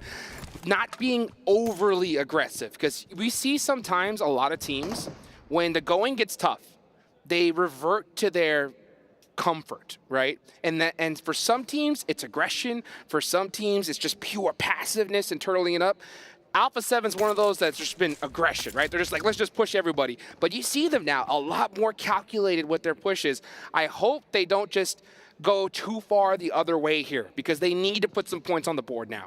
Absolutely. I mean, what we always look for in a first-place team, right, is to be around that 10-point average, or at least, you know, knocking on the door of that. At the end of today, they'll have played 18 matches, which would be 180 points, right? They are 40 points behind that, and that shows you just how contested those spots are. If it wasn't as contested, they would have more points. They would be able to balloon that lead just that little bit more, but they're the only ones even thinking about a 10-point average right now. As it stands, it is so closely fought.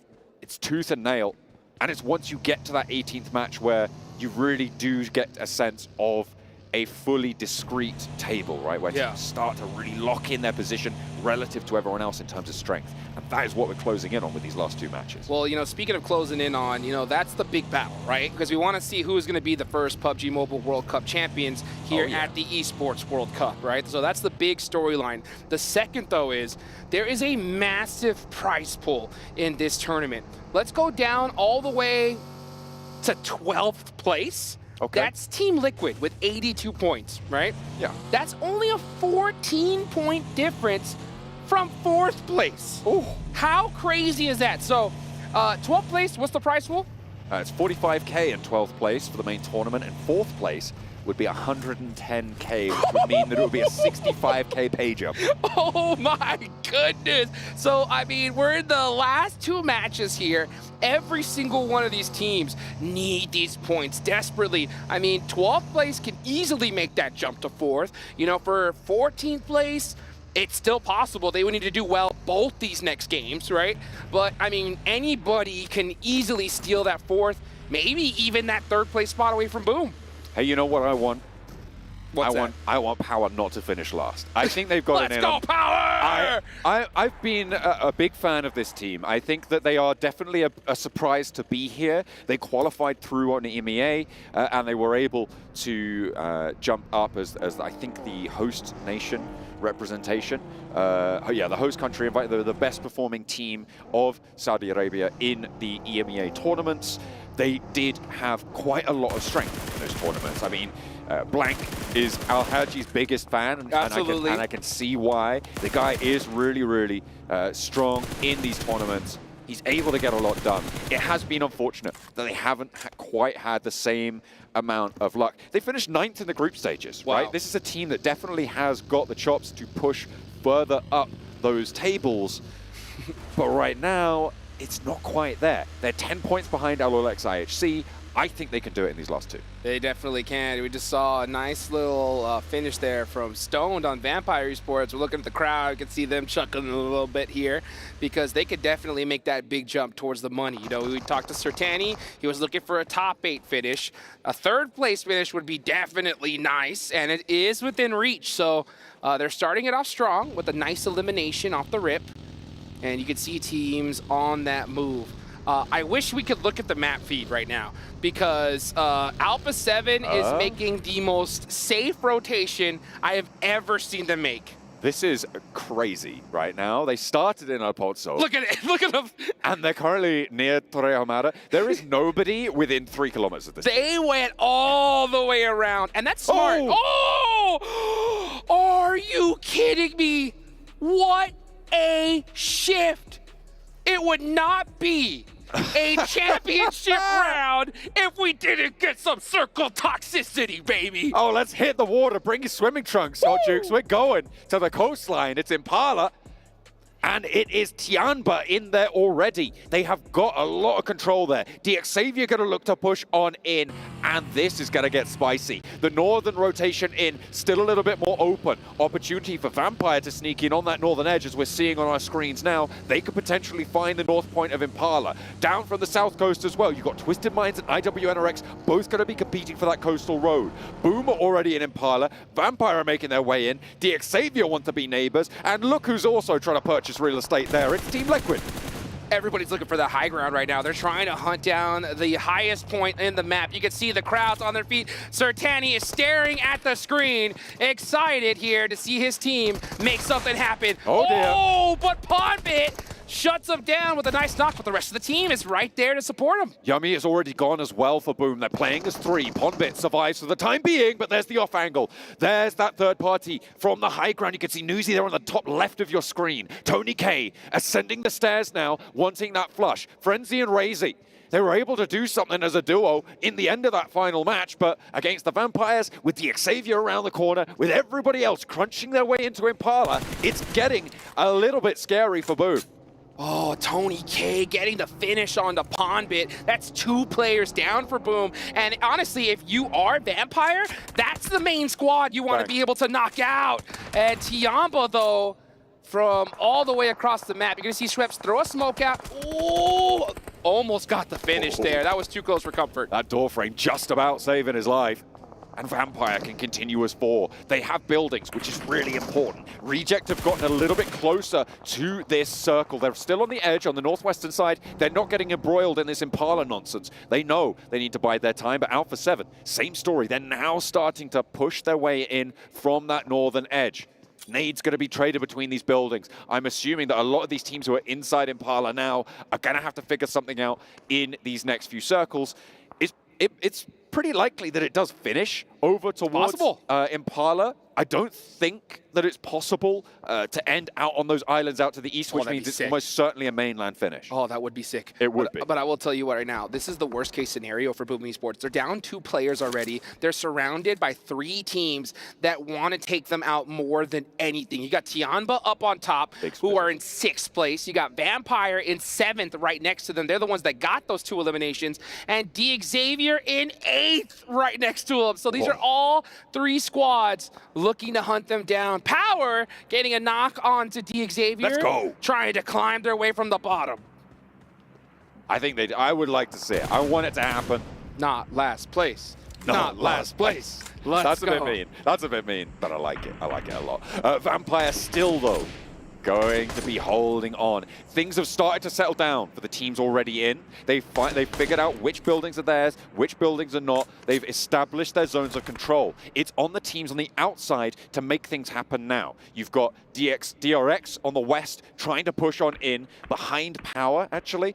So potential for something to pop off there. Alliance and TJB from the southwest also going to have to scrap with one another to approach the south end of Impala. 4MV and Twisted Minds clashing on the road towards the south side, and Alpha 7 have managed to get towards that coastline. Well, folks, get on your feet. 2 seconds left to go, and the circle's starting to close. 4MV need to find their way in there. You can see the big screen letting everybody know that this zone is closing, and where is it going to go? That is going to be the question on everyone's mind. Boom are stuck in between a rock and a hard place here. TJB need to find their way into this next circle, and of course, you got Team Reject right there on the edge. Alpha 7, very quiet, but they found a way to be pretty much dead center of this next circle. Yeah, this is actually huge for Alpha 7 right now. Remember, they don't need massive performances to be able to secure their spot. They need something. They just need something, right? You get 5 to 8 points in a match.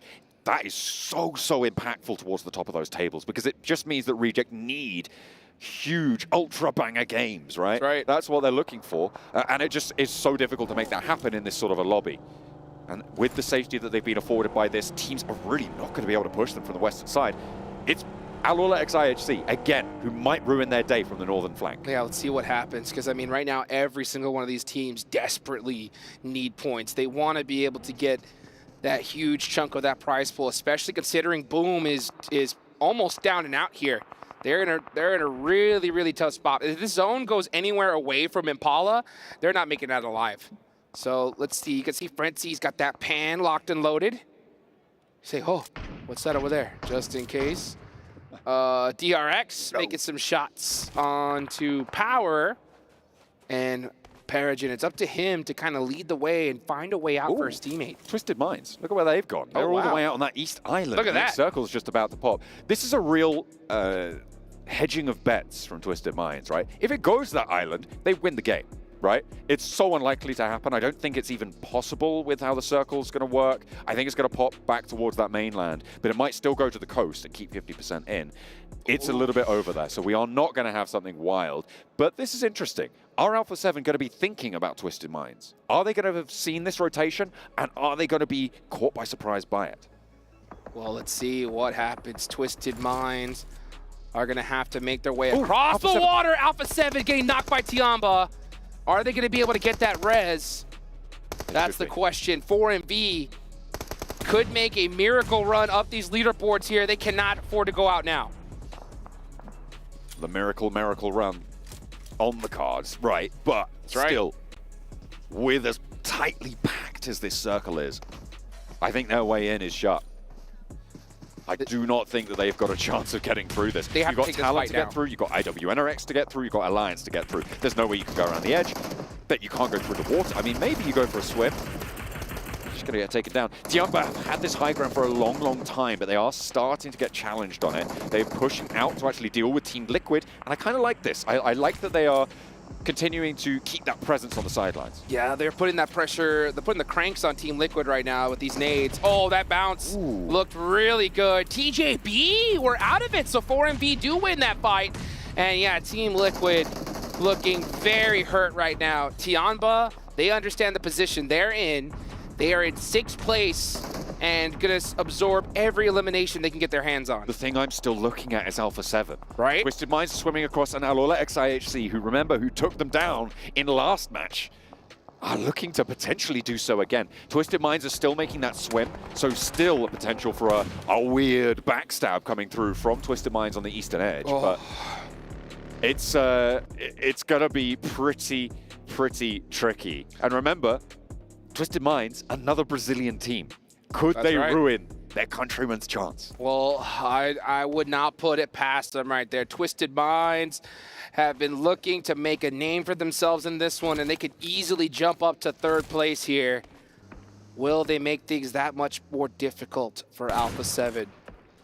That's going to be the question. Twisted Minds, coach, big man behind the scenes is none other than Dadino. Oh, so a former teammate of Carrillo from Alpha 7. So you know this guy knows what it takes to make it all the way to the top here. Twisted Minds playing this very safely. Does Alola IHC even know they're there in the water? I don't think they do, because they were further north than this. Alpha 7 might have been able to scout it, but it's almost certain that Alola IHC have not been able to scout this, which means that Godless is playing for a position to fight uphill, right? The question is, do Twisted Minds want to go for it? Because as soon as they take the shots, even if they take down Godless, immediately it's completely open. They have no cover. They go down, right? So you cannot take that fight with Godless just yet. You need to find a way up, because that cliff is pretty sheer. It is, yeah. So I like the fact that Twisted Minds is playing this very quietly here. They don't want to just let their presence be known just yet, and because they want to see where this next circle goes. If it goes right here, then they could possibly pop out and make some moves. If it doesn't, maybe they have to make a different entryway on into this next zone. Where does it go, though? Does it center up? Do we get another crazy hard shift? Let's see. Come on. Give me something. What do we got?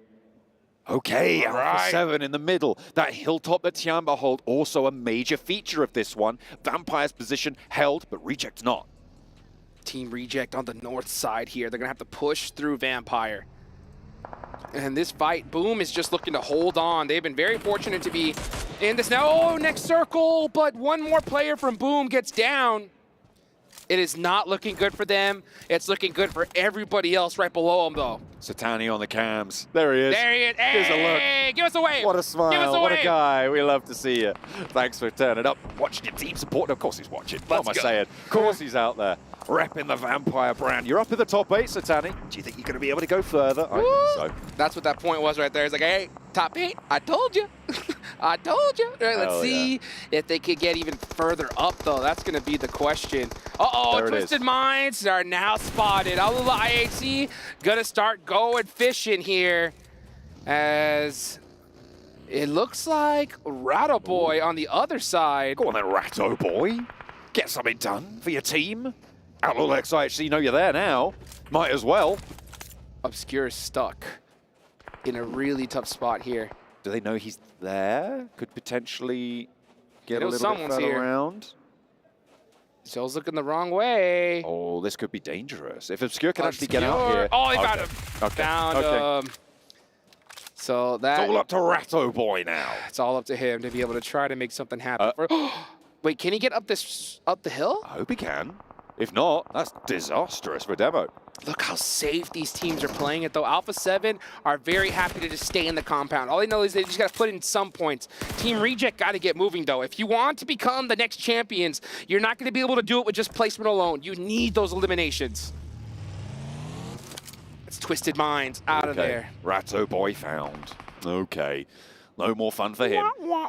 Alliance, they're trying to make the crossing. Talon, DRX, IWNRX, all of these teams on the south side now starting to get shut out.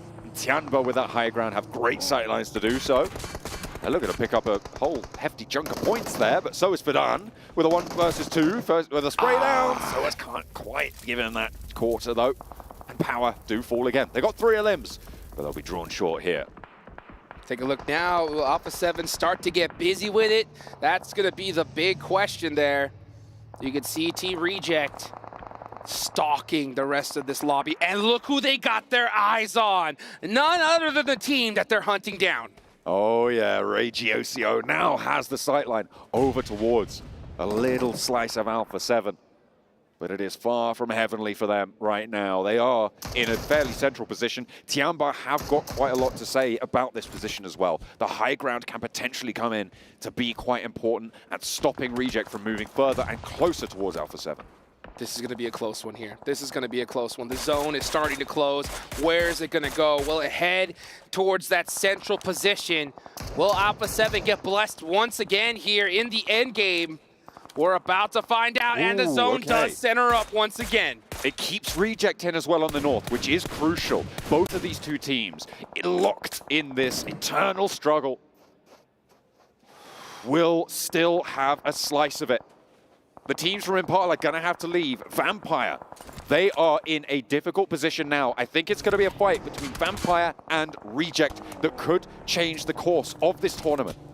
This is so close. Talon need to make something happen as well. Talon are in 5th place. They're down to 2 remaining players, though. Every single one of these squads are desperately needing points. Tianba are in the best position, though. They've moved up to 4th place. 7 eliminations. They're hunting down Boom. They have so much sightlines as well. They can take shots to pretty much everybody in this lobby, right? So such a high elimination point scoring potential for this team. They are 8 points behind Boom. They are 23 points behind Reject. 41 points behind Alpha 7. How much of a dent can they put in that? Alpha 7 have been dead silent this game so far. They were able to make that ultra-safe rotation onto that compound, and they're not moving a muscle. You could see Mythic's dad watching as there's only 1 player left up for Team Liquid. They're going to have to make it happen on the last game of the day. Meanwhile, Vampire starting to creep up onto Team Reject. Reject now are going to have to start to get active. They have to hold Vampire out. Vampire don't need to pull the trigger just yet. They can bide their time for a little longer. They have got a little bit of the circle. Out on the west, DXavier, DRX, Team Liquid. Not so lucky.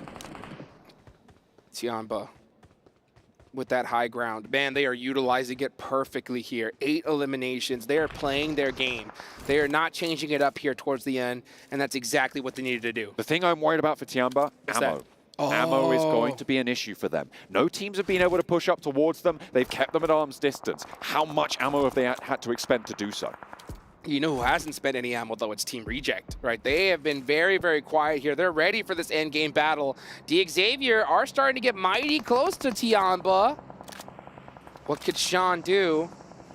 Sean trying to clear his back out. Boom. Razy, the last player up for his squad, is just trying to snake any points that he could get. This is an unbelievable shrink onto Alpha 7 for the circle. They are so happy about this. It doesn't need to be big. It doesn't need to be special at this stage. It just needs to be there. Tianba racked up to 9 eliminations now. Shan in his own little crevice. Argent and Nate not quite able to find their way to a shot towards it, but QZ goes down for Tianba. And they're going to need to go for the res here. Bond is the closest to respond and should be able to pick his teammate up. I will admit, this is the perfect situation for Alpha 7. Alpha 7 are just big chilling in the center of zone. They really are rock stars when it comes to positions like this. When are they going to pop out and start taking some shots? Circle. That's the question. This next zone is going to be critical for them. It's going to pop through. Vampire engaging now with Reject. The team from Japan that is catching the breath of every Brazilian fan out there.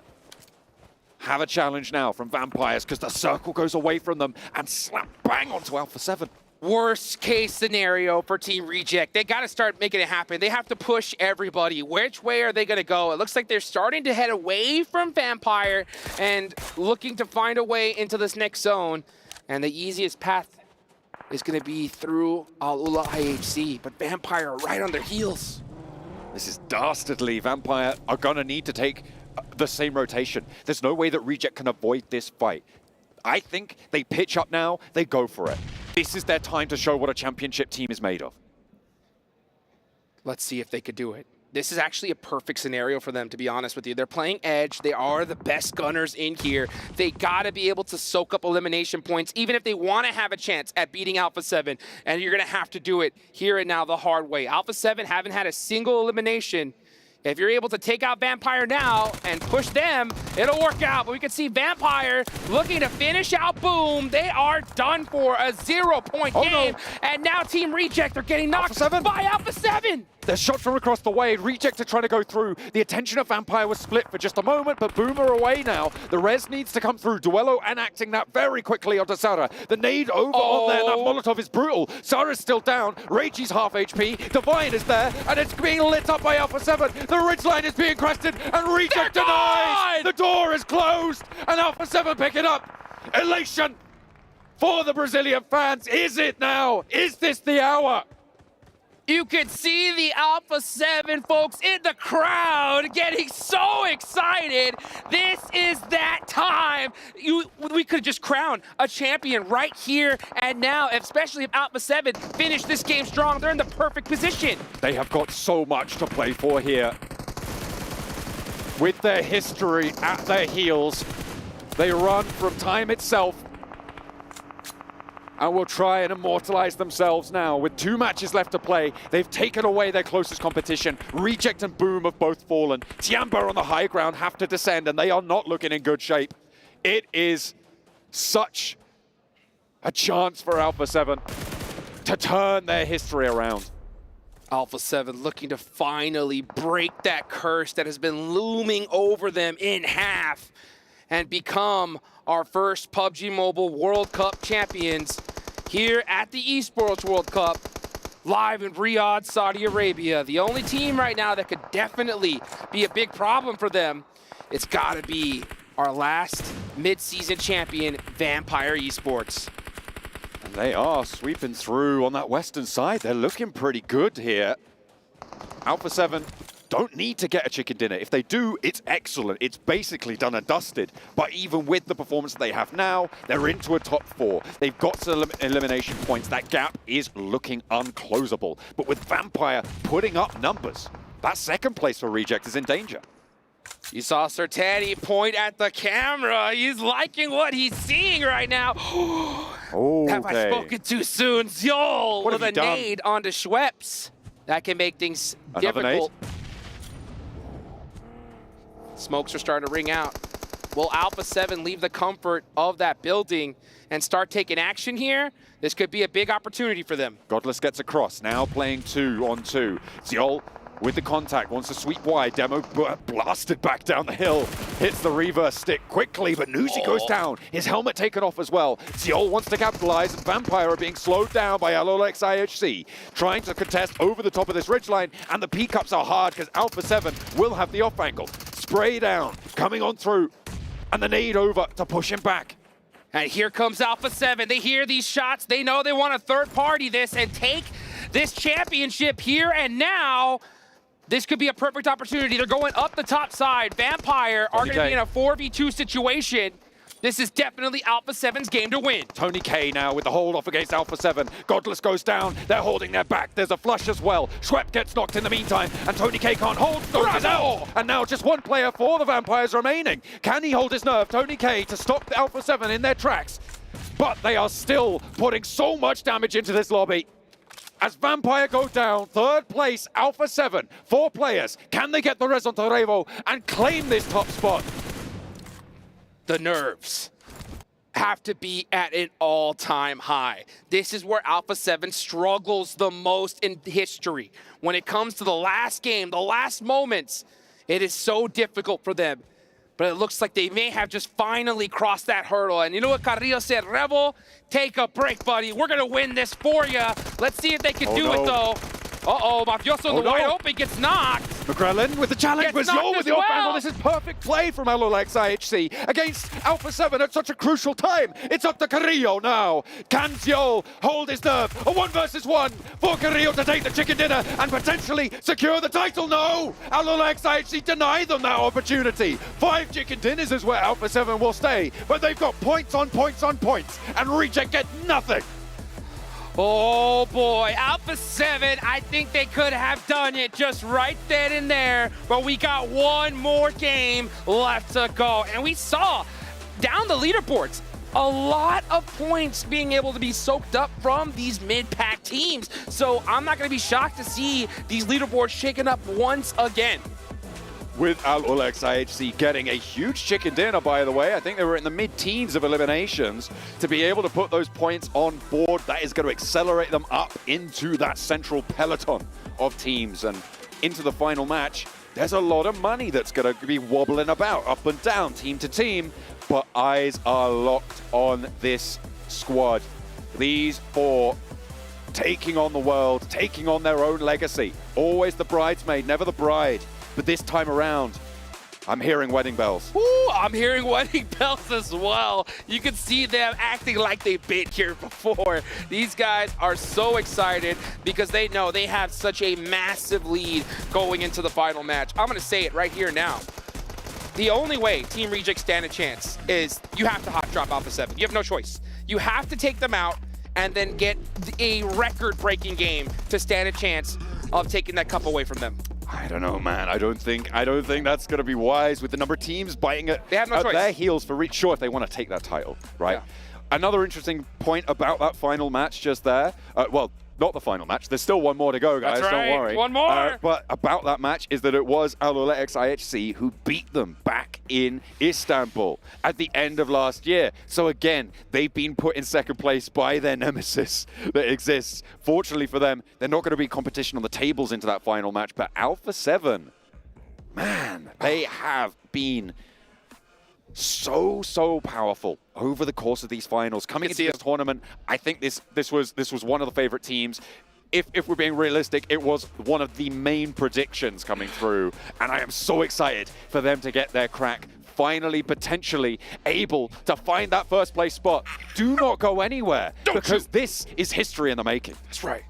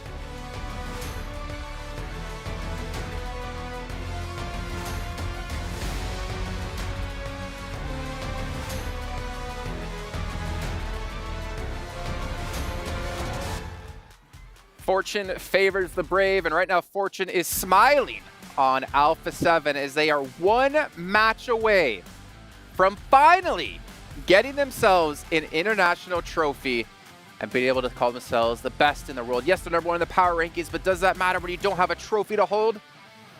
7, though, out of all people here on the desk, is like, wait. There's a chance still for Reject. There is, man. I don't want to end up cursing this team. It's 27 points the lead that they're currently going to end up having on Reject. And I mean, with the way they've been performing, you would think, yes, Alpha 7 should be able to close this out. But we got to keep in mind, though, what happened with Alpha 7 in the first in 2 matches of the Erangel. They ended up with 0 points. Yes. And the gap is 27 points. Guess what? How many? Take a guess. How many points Reject has scored? 27. Yep, that's right. They've done it twice already. Wow. They've been able to get 17 eliminations. 27 to tie or 27 to beat them, because they're going to lose on the head-to-head. I believe it's going to be 27 to tie, 28. But I mean the chicken dinner amount is going for Alpha 7, right? So Yeah. they need 28. But the thing is, Reject has been able to post 2 matches in this tournament, 1 in group stages and 1 during the main tournament, with 17 eliminations in a chicken dinner. So it's definitely still a possibility. Alpha And 7, it's Miramar. And They go to the Miramar. funny thing is that it happened in Miramar too. Yeah. Do you really, genuinely, 7, like really, do you expect them, with how much is like on the line on this game, them to get 0 points? Like, do you think they're going to take any risk whatsoever to potentially go out early game? I don't think so. Really, for me. That's the thing. Earlier, when the fight happened with Al-Ula, it wasn't them taking a risk. It's just something that happened within the game. And I have like 2 answers to that. Do I think that Reject can possibly end up passing them?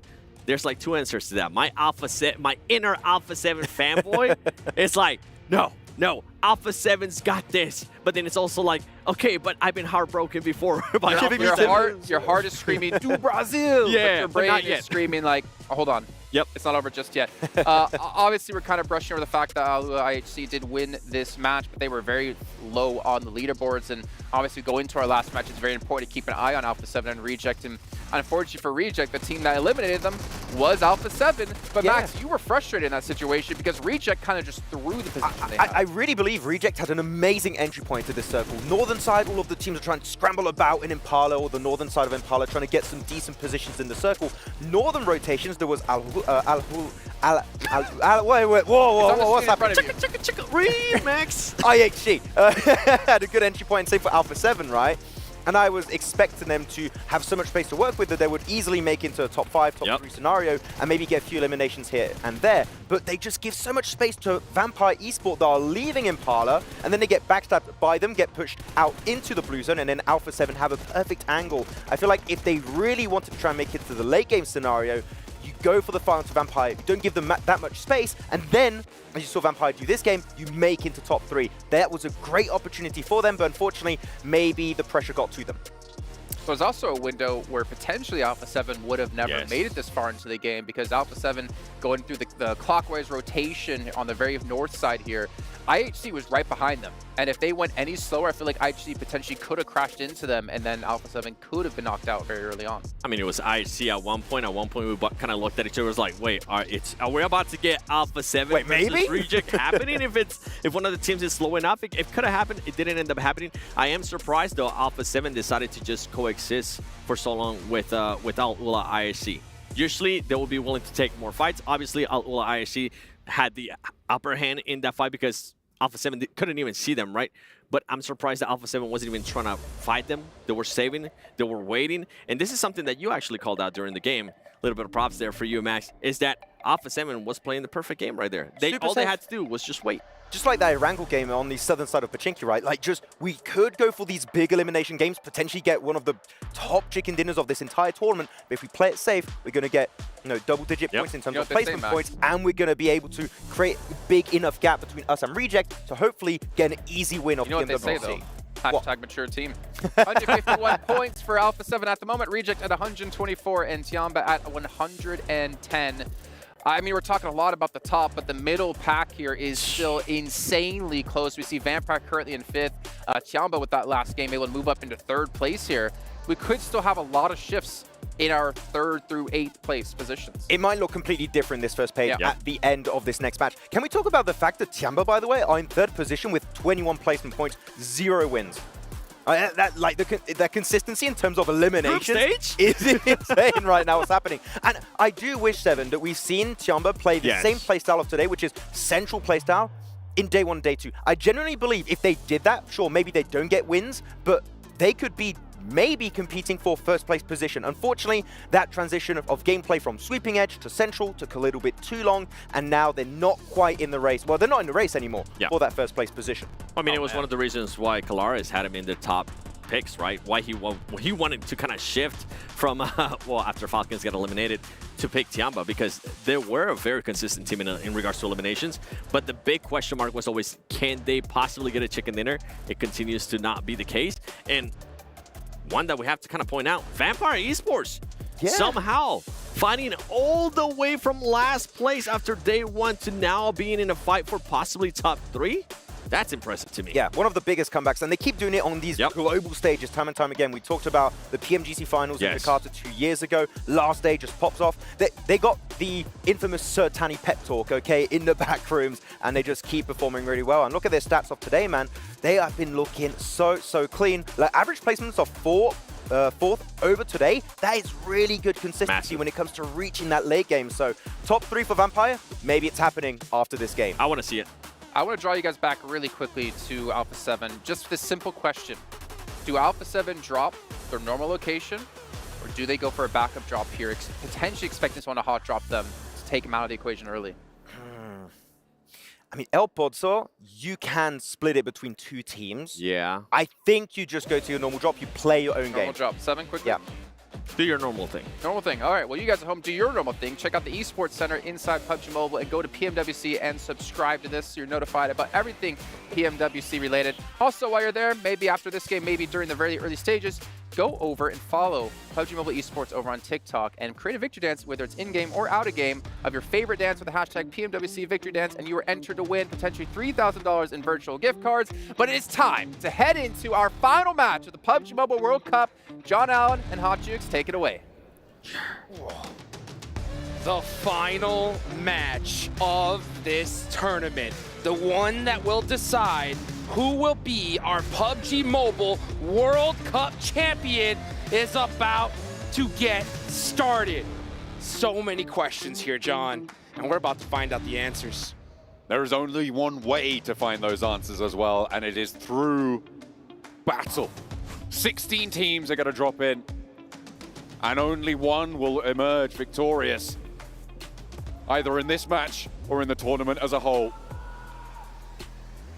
With dual gaming chipsets and a 144Hz AMOLED screen, the GT20 Pro will equip teams with up to a 120 FPS, which is also the first batch of supported devices, offering esports level performance and visually stunning experiences in the 2024 PMWC. And I've already been visually stunned by what's happened so far today. We've had some nasty circles, cruelty on the plane path here as well. We are going to have something special, I'm sure, in this final rodeo.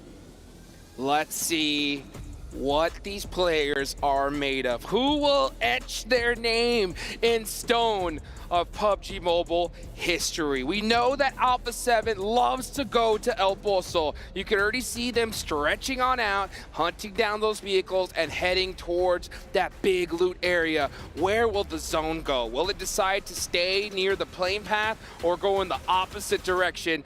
That's a big question. Now, I will say this.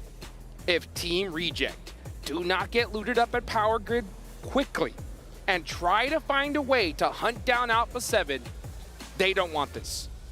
They don't want this. I'm going to be straight up because they need to do it. Yeah, they need to hit a record-breaking game for them, and Alpha 7 cannot put up a single point. The zone goes up, and it is going to go to both of their drop locations.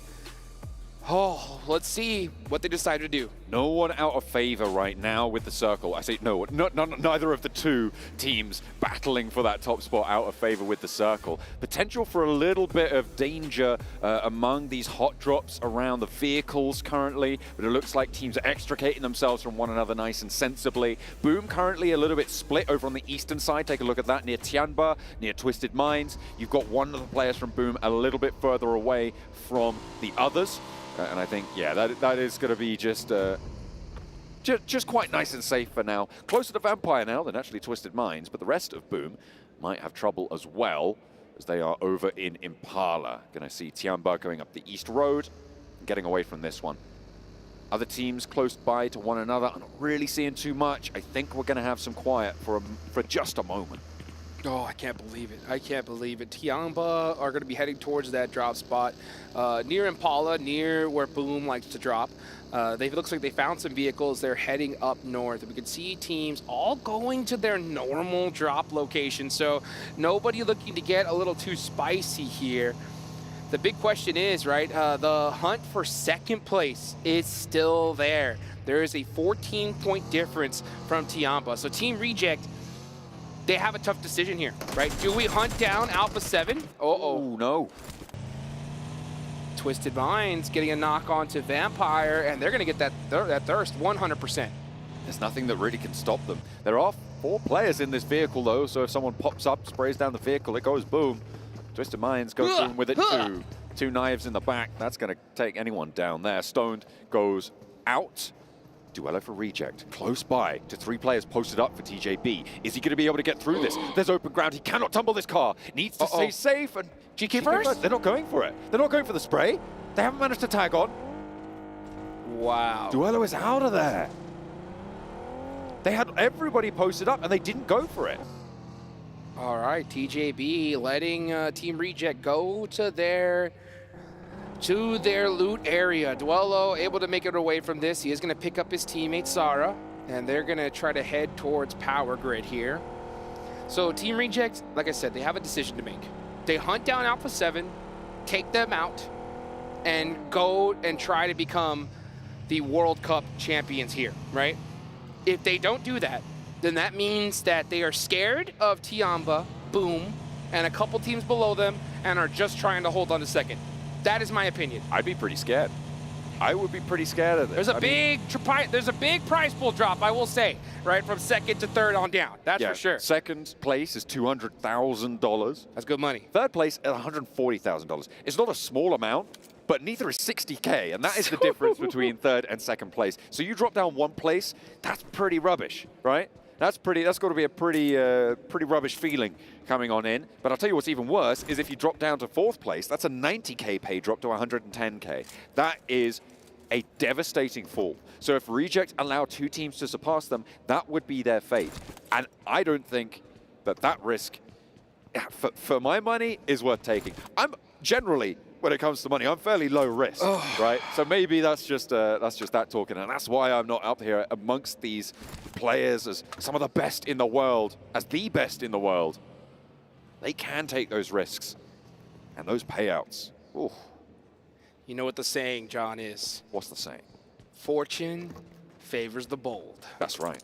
And if your Team Reject, you want to have that big back-to-back LAN tournament wins, I think you got to go for it here. You got to go for it. I mean, second place is the first loser in this tournament, right? And you're right there. You're within reach. It's possible, right? Yeah. But you have to stop Alpha 7. So there's no way you could just leave this to fate and let Alpha 7 do their thing here. So let's see. Let's see what they decide to do. I think that they are on the move here, possibly going away. Oh, so many questions of what's possible. Tianba is their main threat to pass them up for second place. And they're going to be playing the edge of this circle. Maybe if Team Reject notices that Tianba goes out, then maybe they make the change. I don't know. And then you still got Boom to worry about, right? There's so much that can go wrong. If you want to take that first spot, sure. It is a huge benefit, not only for the money, you double your money from second to first, right? That's a 200K pay jump, but also correct spot into PMGC at the end of the year to be able to defend that international title. I think you got to go for it. Alula IHC looking to rocket launch themselves up the leaderboards here. A good game right here and right now. They need at least 20 points to try and match up Tiamba in third. You could see them starting to get busy with it, nice and early. They are starting to get an engagement with 4MV, which is a team right below them. Yo, with a beautiful nade, gets the double tap. Step up to him. Find out why they just won the last Miramar. Ziol, though, punished by Doc as he gets a little bit too bold. Just run. He's trying to pick up those points, and there's another knock over to Godless. Okay, they might have won the last Miramar, but there's still a challenge for them. And it is coming in the form of 4MV, Doc and Baron. Both putting up a defense here. Rogue looking to pick Godless back up, but Baron's encroaching now. Nade over the top. If he finds the mark, this is devastation. Demo's up and into it as well, and Nade goes high, goes long. Oh, nearly takes down Rogue. There it is. There's the knock as well. Coming through from Doc on the 1-2 punch. Demo now last to stand.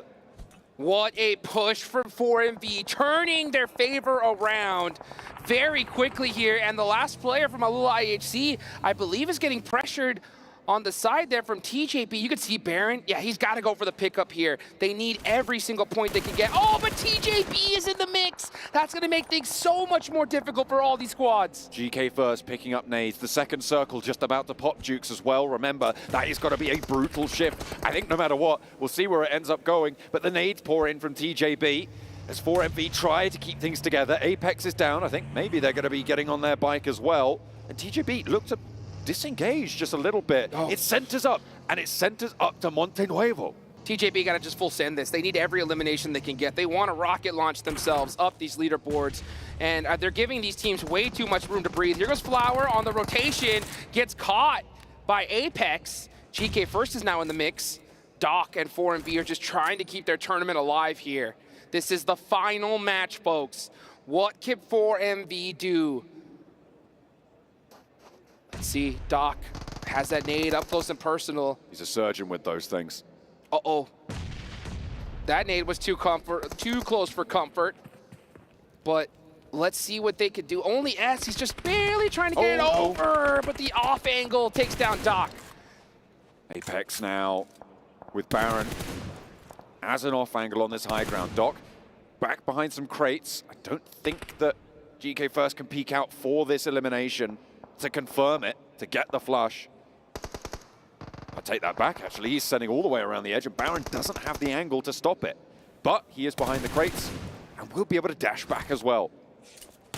See what happens. Nade coming really close to GK First. Oh, that would hurt bad. Yeah, and he runs right back into the building. 4MV, last two players up. Do they stick? Do they stay here or try to leave? And it looks like they are going to just try to disengage. Let's look at the circle just a little bit. Let's take a step back from that fight. Alpha 7 have moved down west on the west side from El Pozo, and now they sit in that western quadrant. The majority of the buildings sit there in Montenuevo, and Reject are pushing in from that north side. Yeah, I think Team Reject are looking to just hold on to second place at this point. I don't see anything that indicates them trying to take that championship away. They're leaving it to fate. And right now, Alpha 7 seem to have fate on their side. They have the high ground. They're a little bit far away from the center of this circle, but they'll take it. They just need to survive. Putting 3 points is basically a confirmation of the title. If they get 3 points here. They get 1 point, to be honest. I mean, that's how much of a gap they have, and especially the way Team Reject is playing.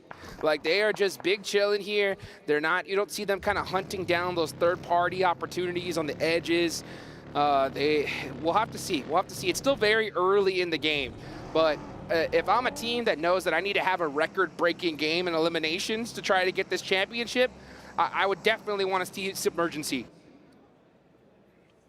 They're getting into it with Twisted Minds. They're very close to them, actually. Okay, Twisted Mind's going to be looking to push in, potentially forced to do so by Tianba further out to the east. Duello will be the first to meet them. It looks like they're hopping out to try and post up Ratto Boy for Twisted Minds. Closest to danger as well on that northern side engagement. The next circle as well, just about to come in, and I think teams are waiting for that. It centers up once more to Montenuevo, and we might have an urban finish here.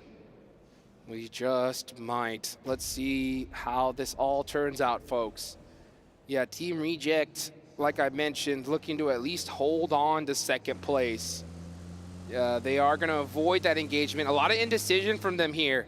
You can see them just kind of going back and forth, trying to figure out what to do. But you got to start making those pushes happen. And you have to hope that Alpha 7 does nothing at the same time. Which is very difficult given the Alpha 7 compound that they hold. High ground over all of Monte Nuevo. Picking up shots if they can would be huge. A bit of damage sent to Reggie. But he's okay for now. Will not get knocked. Can look to get some healing done. Yeah, Reggie, Team Reject are stuck. They are stuck there. They are just holding on for second at this point. It's Alpha 7's tournament to win. They are looking good. At this point, who's hunting down third place? That's where my eyes are starting to look towards. You got Tianba holding it down with 110 points. Alula IHC all the way down there with 90. So we can definitely see these leaderboards still shake up around that higher mid-pack area. Look at that nice knock on that replay. Cardosen getting finished. Team Liquid losing these players early on, and Miramar's got to hurt. Talon and Alliance back and forth. Talon, one of the teams in conversation for that third place that you were talking about, and they've already lost one, but it's traded out on the knocks. Nade being cooked for Misery. There's backup now coming through for Talon. They've been fighting lamely for the last while, but now they're at full force with all of their players in situ. Jimmy behind the tree, looks to hold out for Alliance, can't win the trade. Misery able to win that one, and Olio and King now, Cluck, sorry, will stand at the back, but two players descend on them. Talon looking to start making some moves little by little here. You can see Axel in the blue zone, starting to make some pushes. Uh-oh, big shot's gonna have to happen, and then I believe that could be Alliance. Yep, done and dusted. They're gonna go out, and that is their tournament done in 14th place for now. Potential to get leapfrogged by IWNRX or Power. Maybe. Ooh. It's still a little bit far away, though. These boys should be proud of their performance, however. Vampire taking shots over to Boom. This is an interesting engagement now, because Boom have just lost one, getting knocked, potentially getting flushed, but Tianba are picking up the points for it. That's nasty of them. DXavier taking shots over towards Vampire, and I think that might be their tournament, as Vampire down to their last leg. Boom are down on their last leg too. They are stuck in the open. Razy is completely out of position. His vehicle is blown up. It's gonna be very difficult to get him out the way. And if you're Tianba, that's the team you wanna take out because they're right below you on the leaderboards. That's a big knock. Tianba should do everything in their power to hunt down Boom. They are going to close the trap. Bond close by. Doesn't quite have the angle to get the flush, but that's not going to matter because it's only the one player now left for Boom. The teams beneath Tianba not having a great time. Boom not having a great time. They just got passed up. That is a critical play for Tianba right there. And again, folks, third place, $140,000. Fourth place going to be 110. So that is a big difference. And with Boom with only one player left, that opens the door for teams like Talon, DRX, DXavier, so many of these squads. Could be to jump up pretty high there. Reject though, 14 points ahead of Tianba at the start of this match. That's now shrunk to 12 with the 2 points they've accrued. So Reject definitely not out of the woods to secure that second place and $200,000. You could see the look on these faces right now. DRX leaning forward. The pressure is on because we can see a jump from 7th place all the way up to 3rd here. If DRX can have a solid finish. They're playing a pretty difficult split though right now. They've already taken a knock on their roadside position. They're 3-1 with Soes on the north edge. With Tianba descending on that edge as well, that is so risky for DRX. So risky indeed. We're looking at where this next circle is going to go, folks. This is the calm before the storm. Oh, the pressure is on. The crowd is going nuts here.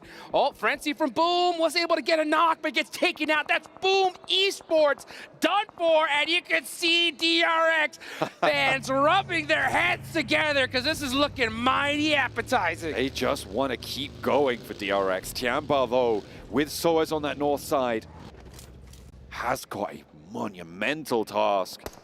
They want to turn things around. Twisted Mind still with the knock. And Tiamba looking to put more of a buffer between them and the teams below. Yeah, all these teams below. I'm looking at pretty much Gig Xavier on down. Need to have a monster win here if we want to see them put themselves in the big money. Twisted Mind starting to go down this hill.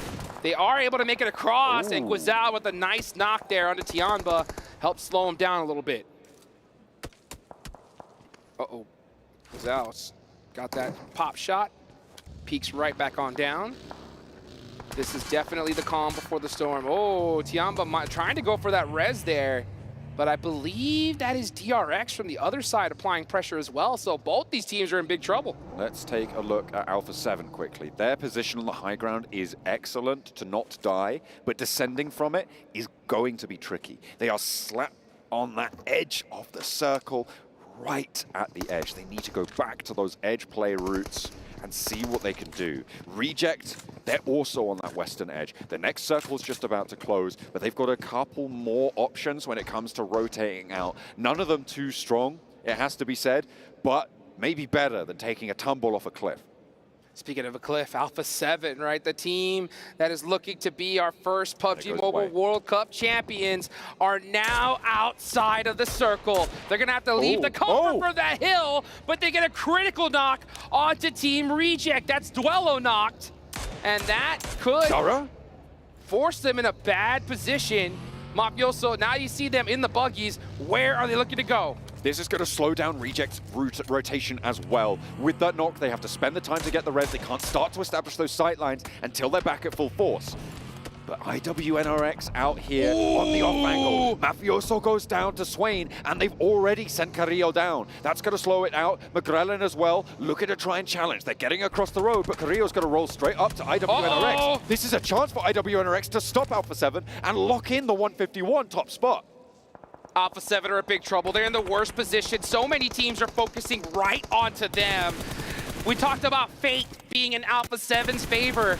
This is perfect for Team Reject. They didn't have to do a single thing, and Alpha 7 might just go out. Reject are making their move now as well. They're swinging up north. They're going into open ground. And Apex with a challenge. McGrellin goes down. Revo and Mafioso on the outside. Nade up into the building. Apex goes low, but he's not out. The second one maybe. No, it goes long. Revo with another one. They're putting it towards the backside, and there's the knock onto Apex. Huge! 3 players for Alpha 7 stay alive. Can they get this flush? Put a point on the board. They find it. Revo picks it up, and now it's 152, but Zed Wolf's into the fight.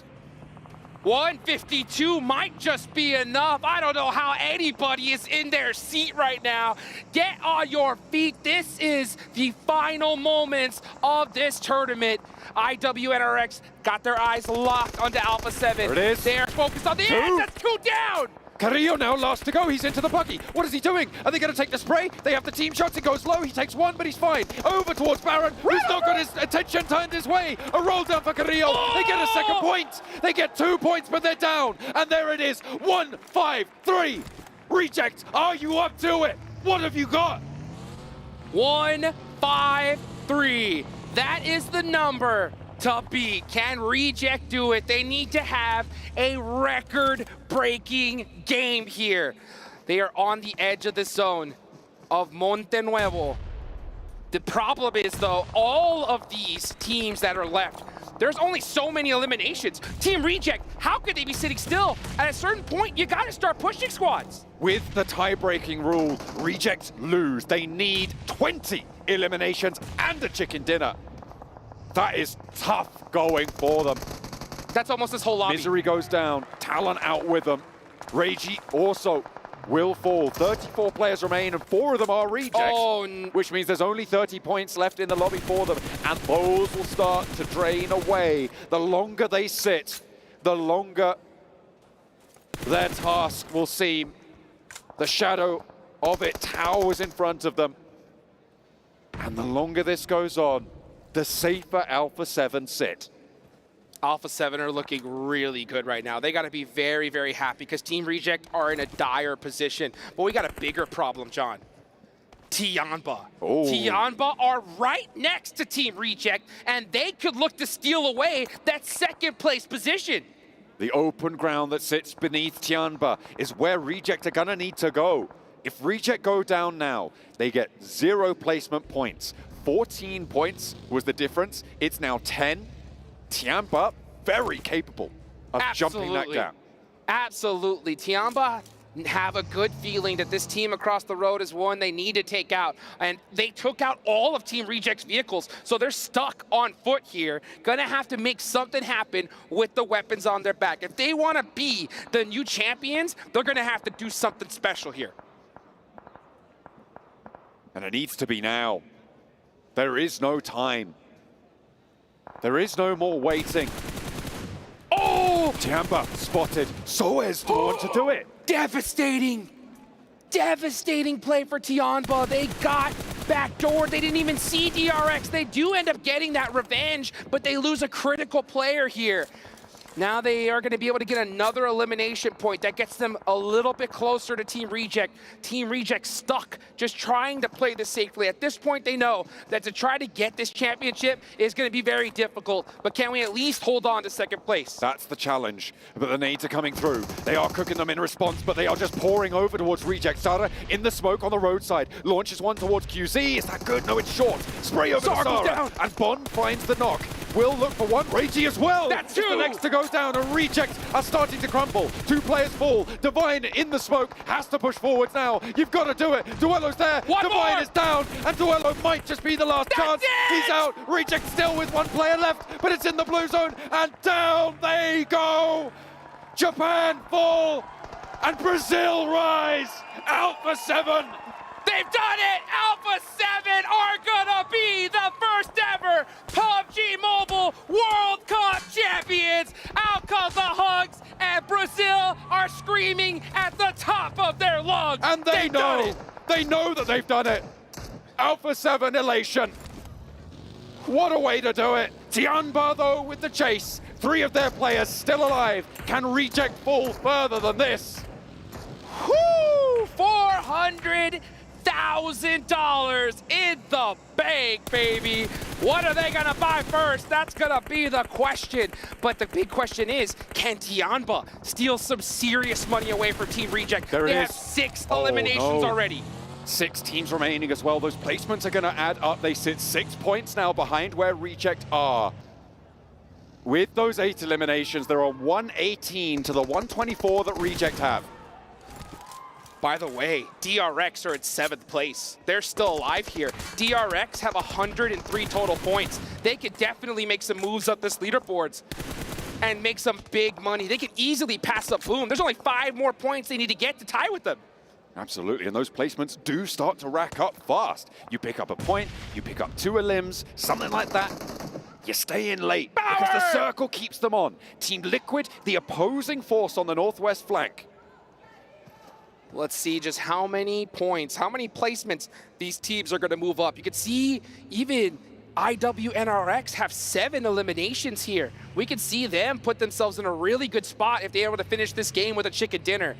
Tiamba, though, creeping closer to Team Reject. 8 eliminations. There's not much left to go for them. Time is of the essence now. Tiamba breaking out to the east. They want to establish control on the open ground. DRX not going to take shots their way just yet. The circle's going to close, and it's going to push IWNRX in. Closer to Team Liquid, and TJB are there. Over the road they go. The crash is incoming now. 4 players roll up. Swain goes low, gets knocked frozen as well. Kind, the third to fall, and IWNRX going straight into the fiery maw that sits before them. Down DRX. they go. DRX with a challenge now. Power wanting to surge up the tables. DRX need to get this fight done. They can push themselves so high up the leaderboard. Here comes Tiamba. They need just a few more points. They're making a hard push, but Team Liquid stiff arms them. DRX, you can see them hoping and praying for this last player to make something magical happen. They need 6 points from here on out, Jukes. That's all they need. But that's such a difficult task. DRX are falling too. DRX cannot go out now. They have to take out Power. They need to get this done. The last player for Tiamba, it's gonna be Sean. He has a good open angle onto this side of the map. Let's see what happens as DRX starts up that push. Oh, here comes TJB in the mix on the third party. And it is going to be DRX picking up that first point as well. They've added another to their tally. 2 players for them, holding out against Power. TJB with 3, pushing on in. There's the crash. 1 player down, and it's all up to the player upstairs now. Can he hold the staircase? Can he hold his nerve with 5 teams remaining? DRX already sitting with 105 points. 1 more and they'll tie with Talon. The difference at this stage, folks, is $10,000. We could see 2 eliminations being $10,000 more in the blank for DRX, but they only have 1 player up. Can he do it? He gets a knock. Vidan goes down, the Molotov is in the window, but he's got more still to deal with. And it is going to be pure steel in his heart right now. It needs to be for DRX if they want to jump up. Boom is their next ladder up. And over the top he goes. What is this guy doing? Oh my God. This is PMWC. You can't do that. The jump down, oh, and he goes down at the last second. Was that enough, though, to push them up 2 more placements? That could have been a massive $20,000 plus swing from DRX in that one moment. Here's the thing. Tianba. Tianba, exactly. 6 points is second place. They sit 6 points behind. They need 1 elimination here, or they fall in third. They need to find a point. 1 point from anywhere, but it is on the ropes for Tianba. It is all up to Sean. What can he do for Tianba? Can we see a miracle happen? Tianba push their way up and reject from their second place spot. We know he's gonna get some solid placement points here. Can he hunt down? Oh, he's got to be very, very careful here. A couple shots, and he is done for. 6 placements would draw them even, but they lose the tiebreaker. Tianba lose the tiebreaker to reject in second place, which means second place is not good enough. He needs 1 point and a second place, or to get a couple more eliminations, but that would be such a tall order. Team Liquid are taking them away from him. Oh, a brutal point found. Is it going to him? No. I think that was taken by Team Liquid. 5 seconds on the clock. This zone is about to close, folks, and it's going down all the way to the middle. Team Liquid have their eyes on Sean.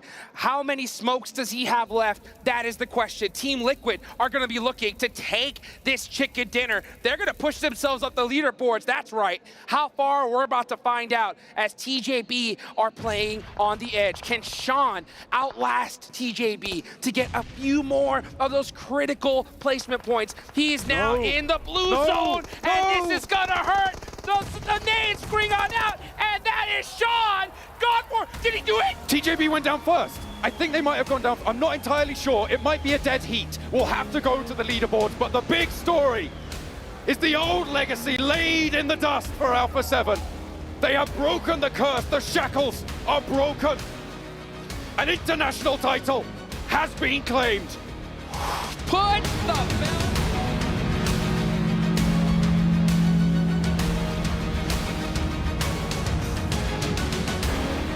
Supporters of PUBG Mobile esports around the world, we have found your champions. Months of hard work, qualifiers and stages have brought them to this point. Congratulations. But first, we welcome the Keymaster onto the stage to give the team their championship key. Gentlemen, Carrillo, put your key onto your trophy. The crownless are finally kings and rest on their throne. Ladies and gentlemen, PMWC champions, Alpha 7 ESPORTS!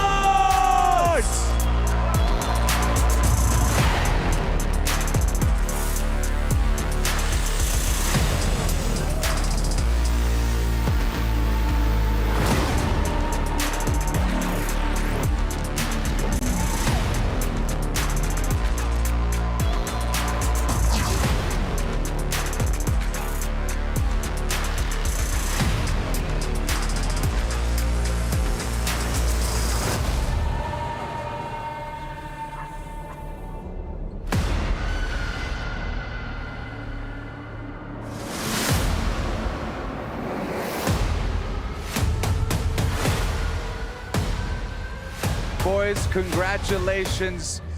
Carillo, I'm starting with you. Tell us, how does it feel? You have finally secured your first World Championship, World Cup Championship. How does it feel? Como você se sente? Vamos começar por você. Você finalmente conseguiu seu primeiro campeonato mundial. Como você se sente? Bom, é uma mistura de emoção, muita felicidade. A gente finalmente conseguiu ser campeões. Fazem 4 anos que a gente está tentando e bateu na trave, segundo lugar, terceiro lugar. E todo mundo zoando a gente. E não tinha outra equipe para ser campeão, tinha que ser a gente, porque a gente merece muito. E a gente está muito feliz. It's a mixture of feelings.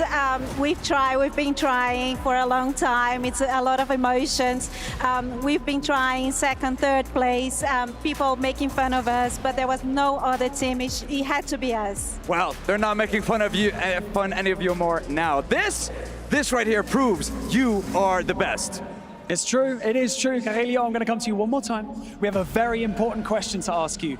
Which 3 teams' keys are you going to crush to place in the base of your trophy? Quais são as 3 chaves que vocês querem esmagar para colocar na base do troféu de vocês?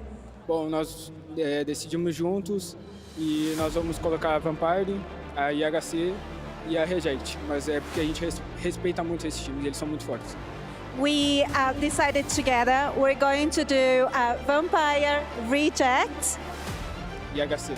And IHC, and that's because we respect them very much. They're very good teams. I mean, they're taking a reigning world champion, the 2-time MSC champion, and the team that took away the PMGO from them. There's no sweeter revenge than that. And Carillo, I want to give you this opportunity. Anything that you want to say to the fans, family, supporters that have supported you this entire journey, all this way to becoming the PMWC champion? Vamos te dar essa oportunidade agora. Alguma coisa que você queira dizer para a família, para os fãs, para quem quer que esteja apoiando vocês? Bom, eu só tenho a agradecer a minha família, a toda a torcida da sede que nunca deixou de nos apoiar. Foram longos anos aí tentando e eles sempre apoiando a gente. E o mais importante é agradecer a Deus, porque é por causa dele que a gente está aqui. E esse título é sensacional, é por conta dele. Eu tô nervoso, tô tudo, mas agradecer a Deus, porque ele é muito importante, ele muda a nossa vida. E mandar beijo para a família aí, que deve estar assistindo lá com certeza no Brasil. Amo vocês. We would like to thank our family, our fans, everyone always supported us. Many years they are with us. A7 always supporting us very much. And to thank God, especially because it's because of God that we're here. We're very nervous and I would like to say hi and send a big kiss for our families and thank you. Thank you very much.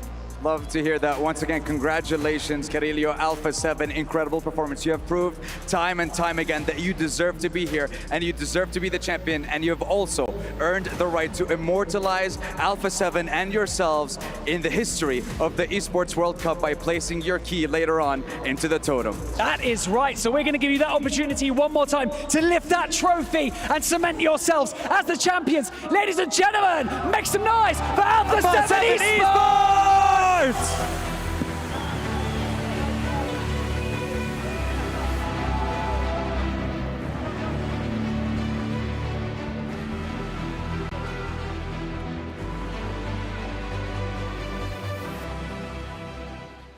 Well, the tears are flowing, and the question is, can the wins keep going here for Alpha 7 as they finally break their curse and can officially make their stand not only in the official power ranking as #1 team in the world, but now are PUBG Mobile World Cup champions, their first massive international title ever.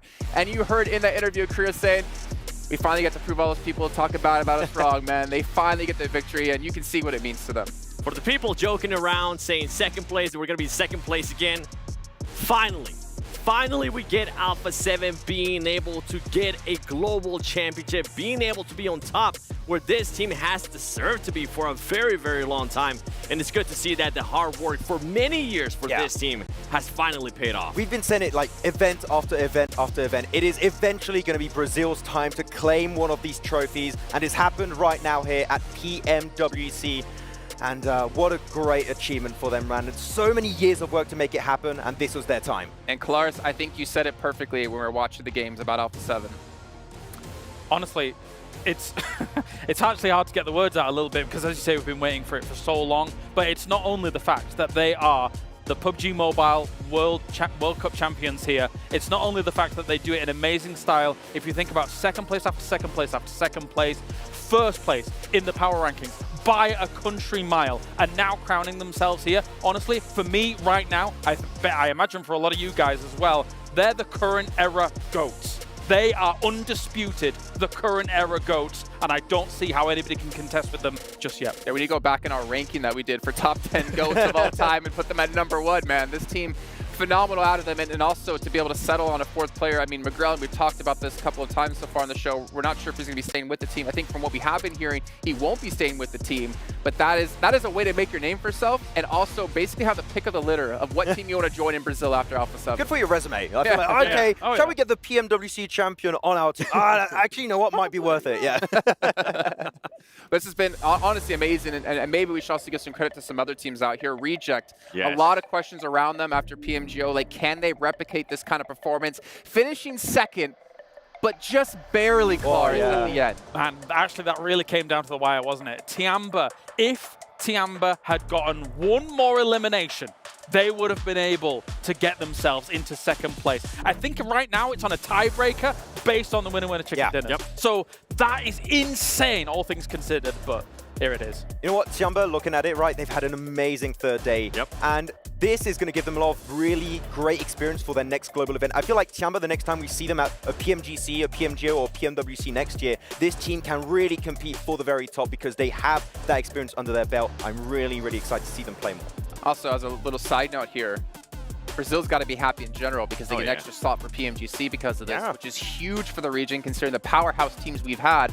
Also, as a little side note here, Alpha 7 finally get to say, yeah, you might have won PMSL Team Liquid, but sit down when you get to global events because we're still going to be the #1. Fantastic to see, but any other teams that really stood out to you over the course of this? I mean, Vampire, we saw them finally have a run and start to get towards the top of the leaderboard. IHC maybe towards the end as well. What do you got, Max? Oh, I mean, for me, I would have to look at DRX. I think they've shown some really significant improvements. Right, man, 4th position. They almost could have made it into the top 3, but DRX had some great moments. And just like Tiamba, I am excited to see them in their next global event. The biggest question mark for Tiamba was those chicken dinners coming into the main tournament. Yes. Because of them not being able to get any chicken dinners, they end up being in 3rd place. But I'm with you. I'm excited to see what this Chinese team is going to be doing in the future. For the longest time, ever since we saw Nova, there really hasn't been a Chinese team that has been dominant or has been able to showcase their skills at a global event. It's good to see that now we're starting to see some more Chinese teams being able to step up. Yeah, obviously looking at how PEL plays things out or whatever, obviously there's been power shifts, power dynamics across the globe. How will PEL actually stack up against all of these other regions? Tiamba's shown that they can truly rival these top spots. Again, if one elimination had gone their way in this last game, if one elimination had gone their way in the other 17 games, they'd have been looking at 2nd place here. But hey, PMGO champions, hold it on. Y'all stole that one elimination we're looking at, thinking that Sean would be able to pull that one off. But I think DRX, as you guys brought up, a major surprise considering group stage. What we saw on this team, well, we didn't really see much of this team. For them. And then they go to survival stage, they make it through, they get here into 4th place. I think that's been one of the biggest upsets so far in this event, minus Team Falcons not qualifying, obviously. Yeah, I would have to agree for that one. But like at the end of the day, we keep saying it, the entirety of this main tournament, right? It was so close between so many teams in the middle of the pack, even towards the top, right? Like pushing up in top 3 for Tiamba, tying up onto that 2nd place. This is one of the most entertaining global tournaments we've had in a long, long time, and gets me even more excited for what PMGC is going to have in store for us at the end of this year. The skill is getting closer and closer. I think that we were saying, what, from 12th downwards all the way up to 4th place. It was like 14 points or so between those teams. So you could have had a situation where somebody in the last game alone went from winning, I don't know, 45 grand or something like that, to rocketing all the way up to trying to challenge for $100,000. That's how close it was in the middle pack at game 18. So it's been a blinder of a tournament. It really has. You saw there the 2nd page how close it really was indeed. Only Power, unfortunately, kind of falling. Couldn't replicate that 4-game performance they had in the group stage. For MV, though, even though, just 4-MV, man. I think for me that's been one of the most disappointing results so far because, Max, we got through the watch parties for CSA. We saw what they could do in their region. but something was massively lacking when we got to the I mean, if we bring up 4MV, we have to bring up Falcons too, right? I feel like those are two teams that we expected to already for Falcons make into the main tournament, but just do better in general. But you know what? Sometimes it just doesn't quite work out for them, and hopefully they can go back to the drawing board in the full season of CSA, and if they make it into PMGC, try and perform over there. I mean, that's the thing, right? We're actually only a few weeks away from PMSLs kicking off yet again. And we know PMGC's around the corner. We know how teams are going to be qualifying into PMGC. So yeah, you might get some wins here, you might get some good results, but their job's not done. You go home, maybe take a week off, and get straight back into that grind once again. I'm intrigued to see what kind of roster changes we're going to be seeing due to the outcome of this event, right? You guys were talking about maybe McGrellin not continuing with Alpha 7, him being able to pick wherever he might want to go in Brazil, and now Brazil with being the champions out of PMWC, having that extra slot going into PMGC, that's going to be massive. If I'm McGrellin right now, oh man, I'm so excited to see. I know he's going to get picked up by Alpha 7 though. Oh, Ratto boy! Ratty, yes! Oh, I'd be so happy. Well, let's move on here. We're talking about the greatest team we have here so far this event, taking home the championship. It's time to take a look at our MVP. I'm not going to give you predictions because we actually kind of already know who it is. Max is looking at his phone and he's like, all right, this guy's the MVP. Let's actually show it for you guys. He didn't want to curse it. Yeah, he didn't want to curse it, but not to mention a lot of extra money. I think it's $50K for being the MVP of the event, and it will go Reject's way with Reggio Seal. Back-to-back global event MVP from PMGO at the start of the year in Brazil, now over here in Saudi Arabia, Riyadh. Man, this guy's been on point. The mini 14 god of this lobby. And man, his nades are not to be sniffed at either. No, he's been on point when it comes to his utility play. Like, clearly a standout player for Reject. And I'm excited to see how his career is going to continue for the rest of 2024. One of the main reasons why Reject was even challenging to become the champion here at PMWC. And I'm with you. For him to be able to now get back-to-back MVPs at global tournaments, I'm trying to think back if that has not been done in the past. And I don't think it has. Really because so. Nova was winning, it was always a different player. It was either Parabor, it was Order, or maybe it was Jimmy as well. You never knew who was going to win. But for him to be able to put up this performance back-to-back in global tournaments is so impressive. So technically, Reiji can do the Grand Slam of PUBG Mobile Esports for 2024. If he does in PMGC, oh man, best player out there. I mean, and he might have the chops to be able to do it. I mean, looking at a lot of the fights that they were able to take here, not only was the utility game strong from them as well, but even just the entry frags that they were actually being able to utilize, as well as defensive frags. If you think back to the island finish on Erangel, they were holding that compound down for a long time and held it strong against people in the compound to then transition over water situations. So yeah, the world's his oyster. I think the craziest thing about them actually as well is that the fact is they got in from this event because they won PMGO, not because they qualified from their own region. They placed, I think, 9th in their own region. It was bad. We almost didn't even get to see them play, and then they come into the event and they get 2nd place. It's really interesting that they're able to play so high in global, but so low in the region. But this is what people have to, these teams have to truly understand and realize about PUBG Mobile. International competition is very different to regional competition. You can't just, I mean, let's take 4MV, for example, and Falcons in this scenario. They look great in their region, but come to international, it's a different ballgame. Not necessarily in terms of how you're going to execute an overall skill, just how the lobby feels, the flow of the lobby. You've really got to feel it out very fast because you have limited time to be able to do so on the international soil. It takes a skill set that's so hard to really train as well because you're so used to your region. Yes. You don't have to adapt so quickly. But during this event, we did have a couple of records broken. Ooh. One of them, at least, we didn't expect to be broken when it came to longest distance elimination. Let's actually get a check-in here with our results. And we do have Alpha 7, of course, with 5 chicken dinners over the course of this event, getting themselves an extra 25K to the 400K they just won, plus all the money they won in the group stage as well. Are they going to go to the Rolex store after this? Maybe. I mean, that's why they didn't get 6 eliminations. They could have been like, oh no, we're not going to get 6 wins. We're going to make it easy for 2025 PMWC. To beat ourselves again. We're going to beat ourselves again. I can see Refus as well. At least 4MV gets an extra 10K for themselves with the longest elimination. This one we find going to be extremely hard to break in the future as well. Because that is it's a long shot. I want to see that clip. 120. Yeah, where's the clip? Give me the clip. Get us the clip. Yes. Dang. Yeah, nobody's breaking that. 421. Even like Tony K, right? Most eliminations in an event, 53. I actually am curious, like, what did Reggio Seal get at the end of this? Because 53 is insane. I don't think anyone's beating that ever. Yeah. Are they going to slowly like reduce it by like a certain percentage every year until someone can break it again? It slowly decays over time. Yeah, okay. Or you add the total that you get from it every year. I mean, beating a record from an invitation-based tournament into a qualification-based one is tough. Like the transition from those two events is really hard. So and then as time it might goes take on, a few years to like beat that record set by Tony K. As time goes on, the skill gets closer and closer between all the regions as well, so it gets harder and harder to be that absolute insane. Yeah, it's going to be very difficult. We saw it perfectly with this tournament. I think it was Ray Gioso ended up with 33 elims, so not even close. 20 behind. That's ridiculous. You'd have to absolutely stomp PMWC to be able to pull that one off, and that we don't see that happening anytime soon. And also, interesting thing here, our Infinix Dream Squad. I'm actually curious to see who this is going to be. It's our top 4 when it comes to our MVP. So we know Regiocio is going to be there. We know Mafioso is probably going to be there. I'm wondering, is this going to be 3 Alpha 7 members and Regiocio? Are we going to see the Enigma Galaxy for Alpha 7? QZZ. Okay. I'm happy with this. Me too. Of course you're happy with that. Of course he Well, is. QZZ performed so well for them during group stage. I feel like he didn't perform to the point that we kind of expected him to here in the main tournament, but for him to be able to kind of put up these performances, I am not surprised. Yeah, I mean, we're looking at this list, of course. You're like, sure, you have Mafioso and Revo. I do know as a fact, looking at the stats, that the other players, McGrellin, Carrillo, are not far behind. So could have been a full, it could have just been Alpha 7 team, almost. Well, they show out that they are the best players here when it comes to PMWC, and they also win themselves an Infinix GT20 Pro World Cup Edition phone as well that they get to use for themselves and take home. So hey, some extra prizes going for themselves, man. I'm jealous. We got one. Yeah, we did, but is it World Cup Edition? Look, I'm jealous, yeah. Okay. I mean, they're jealous. Be satisfied with what you have, boys, okay? I want more! Yeah. Let's also take a look at our Arcadia play of the day as well here. I don't know what it's going to be, to be honest, because we've had... yeah, to be fair, it could be Yoru. Oh, we got some special words here, actually. Okay, so you got Gunslinger for Mafioso, Grenade Master for Revo, Frenzy for Field Medic. All right. He rezzed his teammates in their win earlier today, like so much. He was keeping, I think it was Yummy alive just the entirety of the time, then taking that win versus Alliance. So he was the real medic.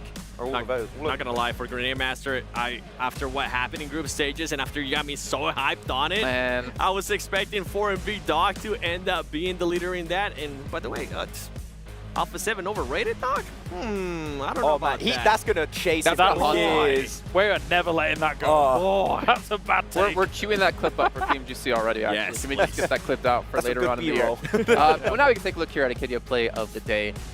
I think Yoru is a good shout as well, because that kept Reject in reach up to top 7.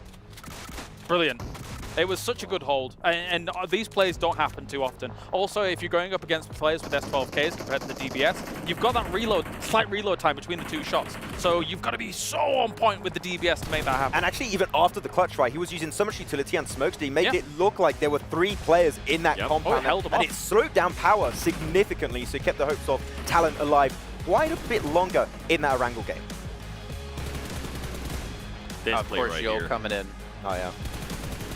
This game was so important for Alpha 7. Yeah. I mean, as much as we're watching the Alula IHC POV from this one, the fact that Alpha 7 was able to solidify themselves in the top spots in that second last game meant there was almost no wiggle room for rejects towards the end. The patterns, right? The patterns ended up showing for Alpha 7. Alpha 7 being able to be passive, control the game, slow it down if they needed to, and then for reject, fully sending it, making the wrong decision, it ended up costing in the tournament.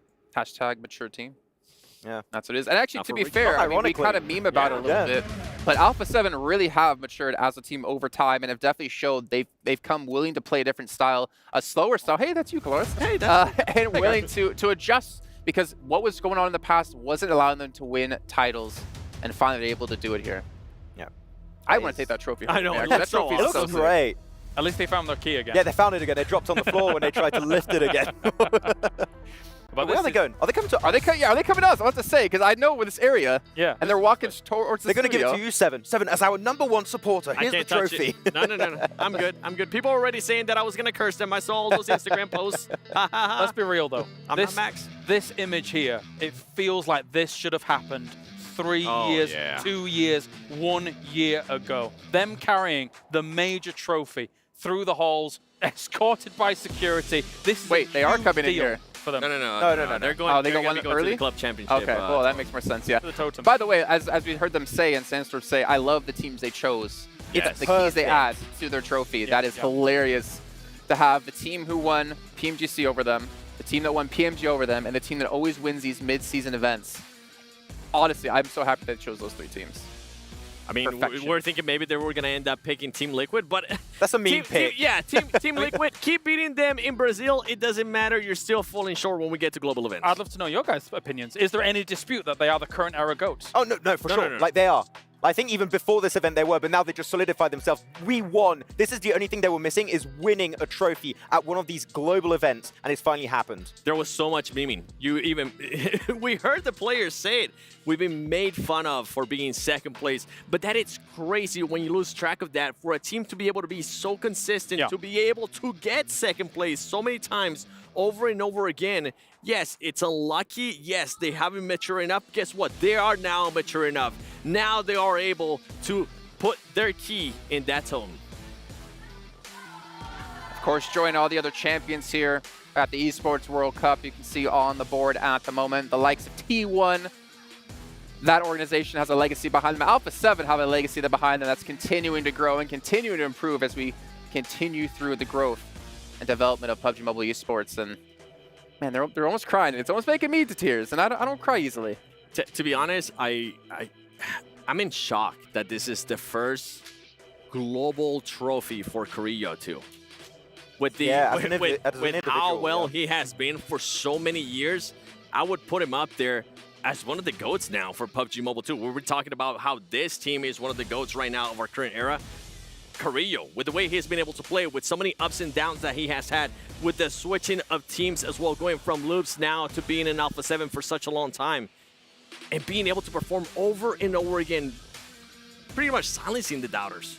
If this team doesn't get complacent, roll on next year, roll on the next PMWC. We're here once again in Riyadh. You're seeing this home. This is going to stand place in Riyadh from now until then. And then I don't know if anybody can contend with them. The people that are going to try and contend with them have to work extremely hard to try and catch up to what Alpha 7 currently is. Like it's not a meme. They have matured. They have leveled up significantly over the years, and like they're going to go into PMGC. Like for me, there's no doubt in my mind they're going to qualify for that tournament. And I'm telling you, they could do the back-to-back global event here. PMWC into PMGC. It could be happening, and we could finally maybe call them the actual world champions of PUBG Mobile Esports. I would call them the actual true all-time GOATs if that happened, considering. Better than Nova. I think it beats Nova's legacy. Because the skill progresses from year to year to year. If you match up teams now compared to 4 years ago, 3 years ago, that's why I'm selling it. I agree. Well, that is the question, right? Will they get complacent? Will they fall off? We've seen teams do this in the past. Bigatron's going to be one team that comes to mind. Nova's going to be the other team that comes to mind. Can they maintain this level of play? And I think the fact that they finally got that taste of victory, that taste of the being a champion, I want to say it's going to make him work even harder. And obviously you talked a lot about Carrillo, but what about Revo and Mafioso, man? These two have been with Alpha 7 for as long as time's existed. And they've never given up on the team. They've never given up on the organization. They've never given up on each other, bringing in different people in the roster. I think that's a story all in itself. We've seen the growth, right? Especially with Revo. When he started off, and then he started becoming the MVP of Americas, and now he was able to put up great performances in global events. But the biggest highlight for me, especially in the past year, in the past 24 months, has to be Mafioso. The way that player alone has been able to stand up for that team, it was always either Carrillo or Revo. Now for them to also kind of put their backs, be able to be carried by Mafioso, it's even more impressive. He's been able to put up performances. Now he has adjusted to a role that's currently working out wonders for them. And I can't wait to see what this team's going to be doing. And I really hope that this team does end up finding a fourth and they stay together for at least a year. Please, do it for us. That's the question. How strong can they become if they're already this dominant with only a core of 3 players? For all of you at home, remember PMWC will be coming to an end shortly, which means the Violet Thunder set is going to be disappearing as well. So make sure you guys pick this one up as quick as possible. And obviously, it celebrates the PUBG Mobile World Cup. And also, why after you're done doing this, go fill out a survey about the show. Likes, dislikes, what you've been happy with, what you weren't happy with. But of course, you all should be extremely happy with how this event's turned out, especially if you're a Brazilian fan. But before we do end out the show here, gentlemen, I want to give you a chance each for some closing thoughts, as we're coming to a close on the first half of the year. PMSLs, PMGCs are right around the corner. Yeah, I mean, looking at this entire year has been fantastic so far. PMJ was great. PMWC, man, again, I feel like this is one of the most entertaining global tournaments we've had in a long time for PUBG Mobile Esport, and is getting me just even more excited for the rest of the year. The full season, PMGC. Who's going to be taking the trophy there? Can Alpha 7 make it happen again? I am ecstatic with how things have been going so far, and I'm really looking towards the future and how things are going to go down. That's the main thing for me too. How competitive this tournament has been. For Alpha 7 to finally be able to break that curse makes me happy as an Alpha 7 fan, makes me happy as a fan of PUBG Mobile Esports to show that that hard work finally has paid off. And I'm with you. I can't wait to see what's going to be happening in the PMSLs coming up. I can't wait to see what's going to happen in PMGC. Been here 3 years in a row doing this. I love that we get to see the trials and tribulations of a star-studded roster finally pay off, finally come to fruition, finally claiming the World Cup here for Alpha 7. I have adored watching them take #1 spot. Yeah, and I agree with everything you guys have said, and all I'm left to really say is a big shout out to, well, honestly, all the production crew have been here to PUBG Mobile and making these esports happen for us. And of course, all the different casters and people involved around the world, whether you were here in the Kingdom of Saudi Arabia or at home and doing the stream from there. A big shout out to you guys. But that's going to wrap up our PUBG Mobile World Cup 2024.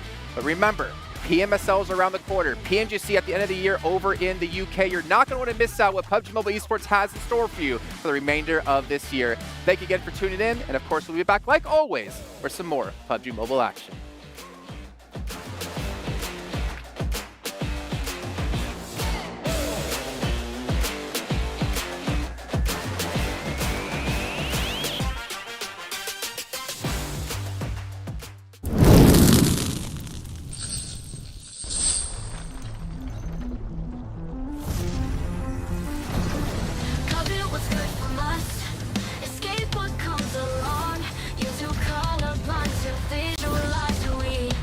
They wanna live for.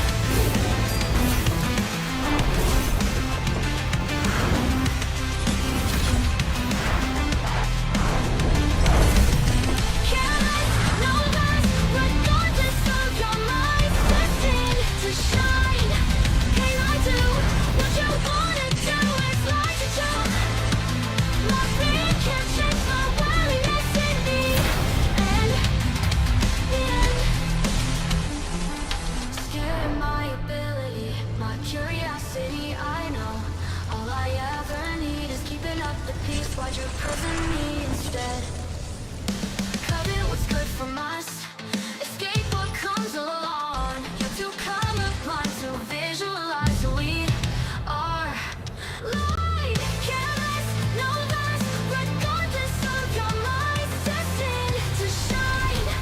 Can I do what you wanna do? It's like a joke. My fear can't change my worthiness in me.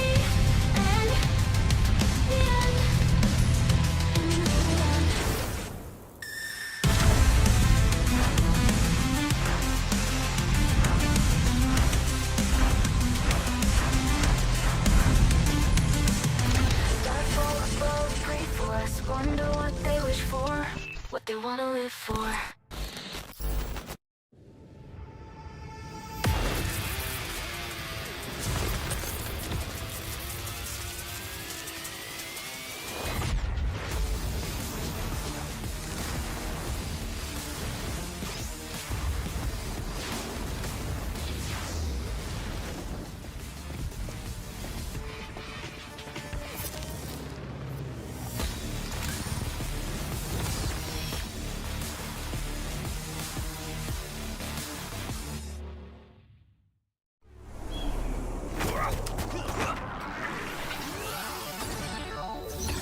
Ready, set, go.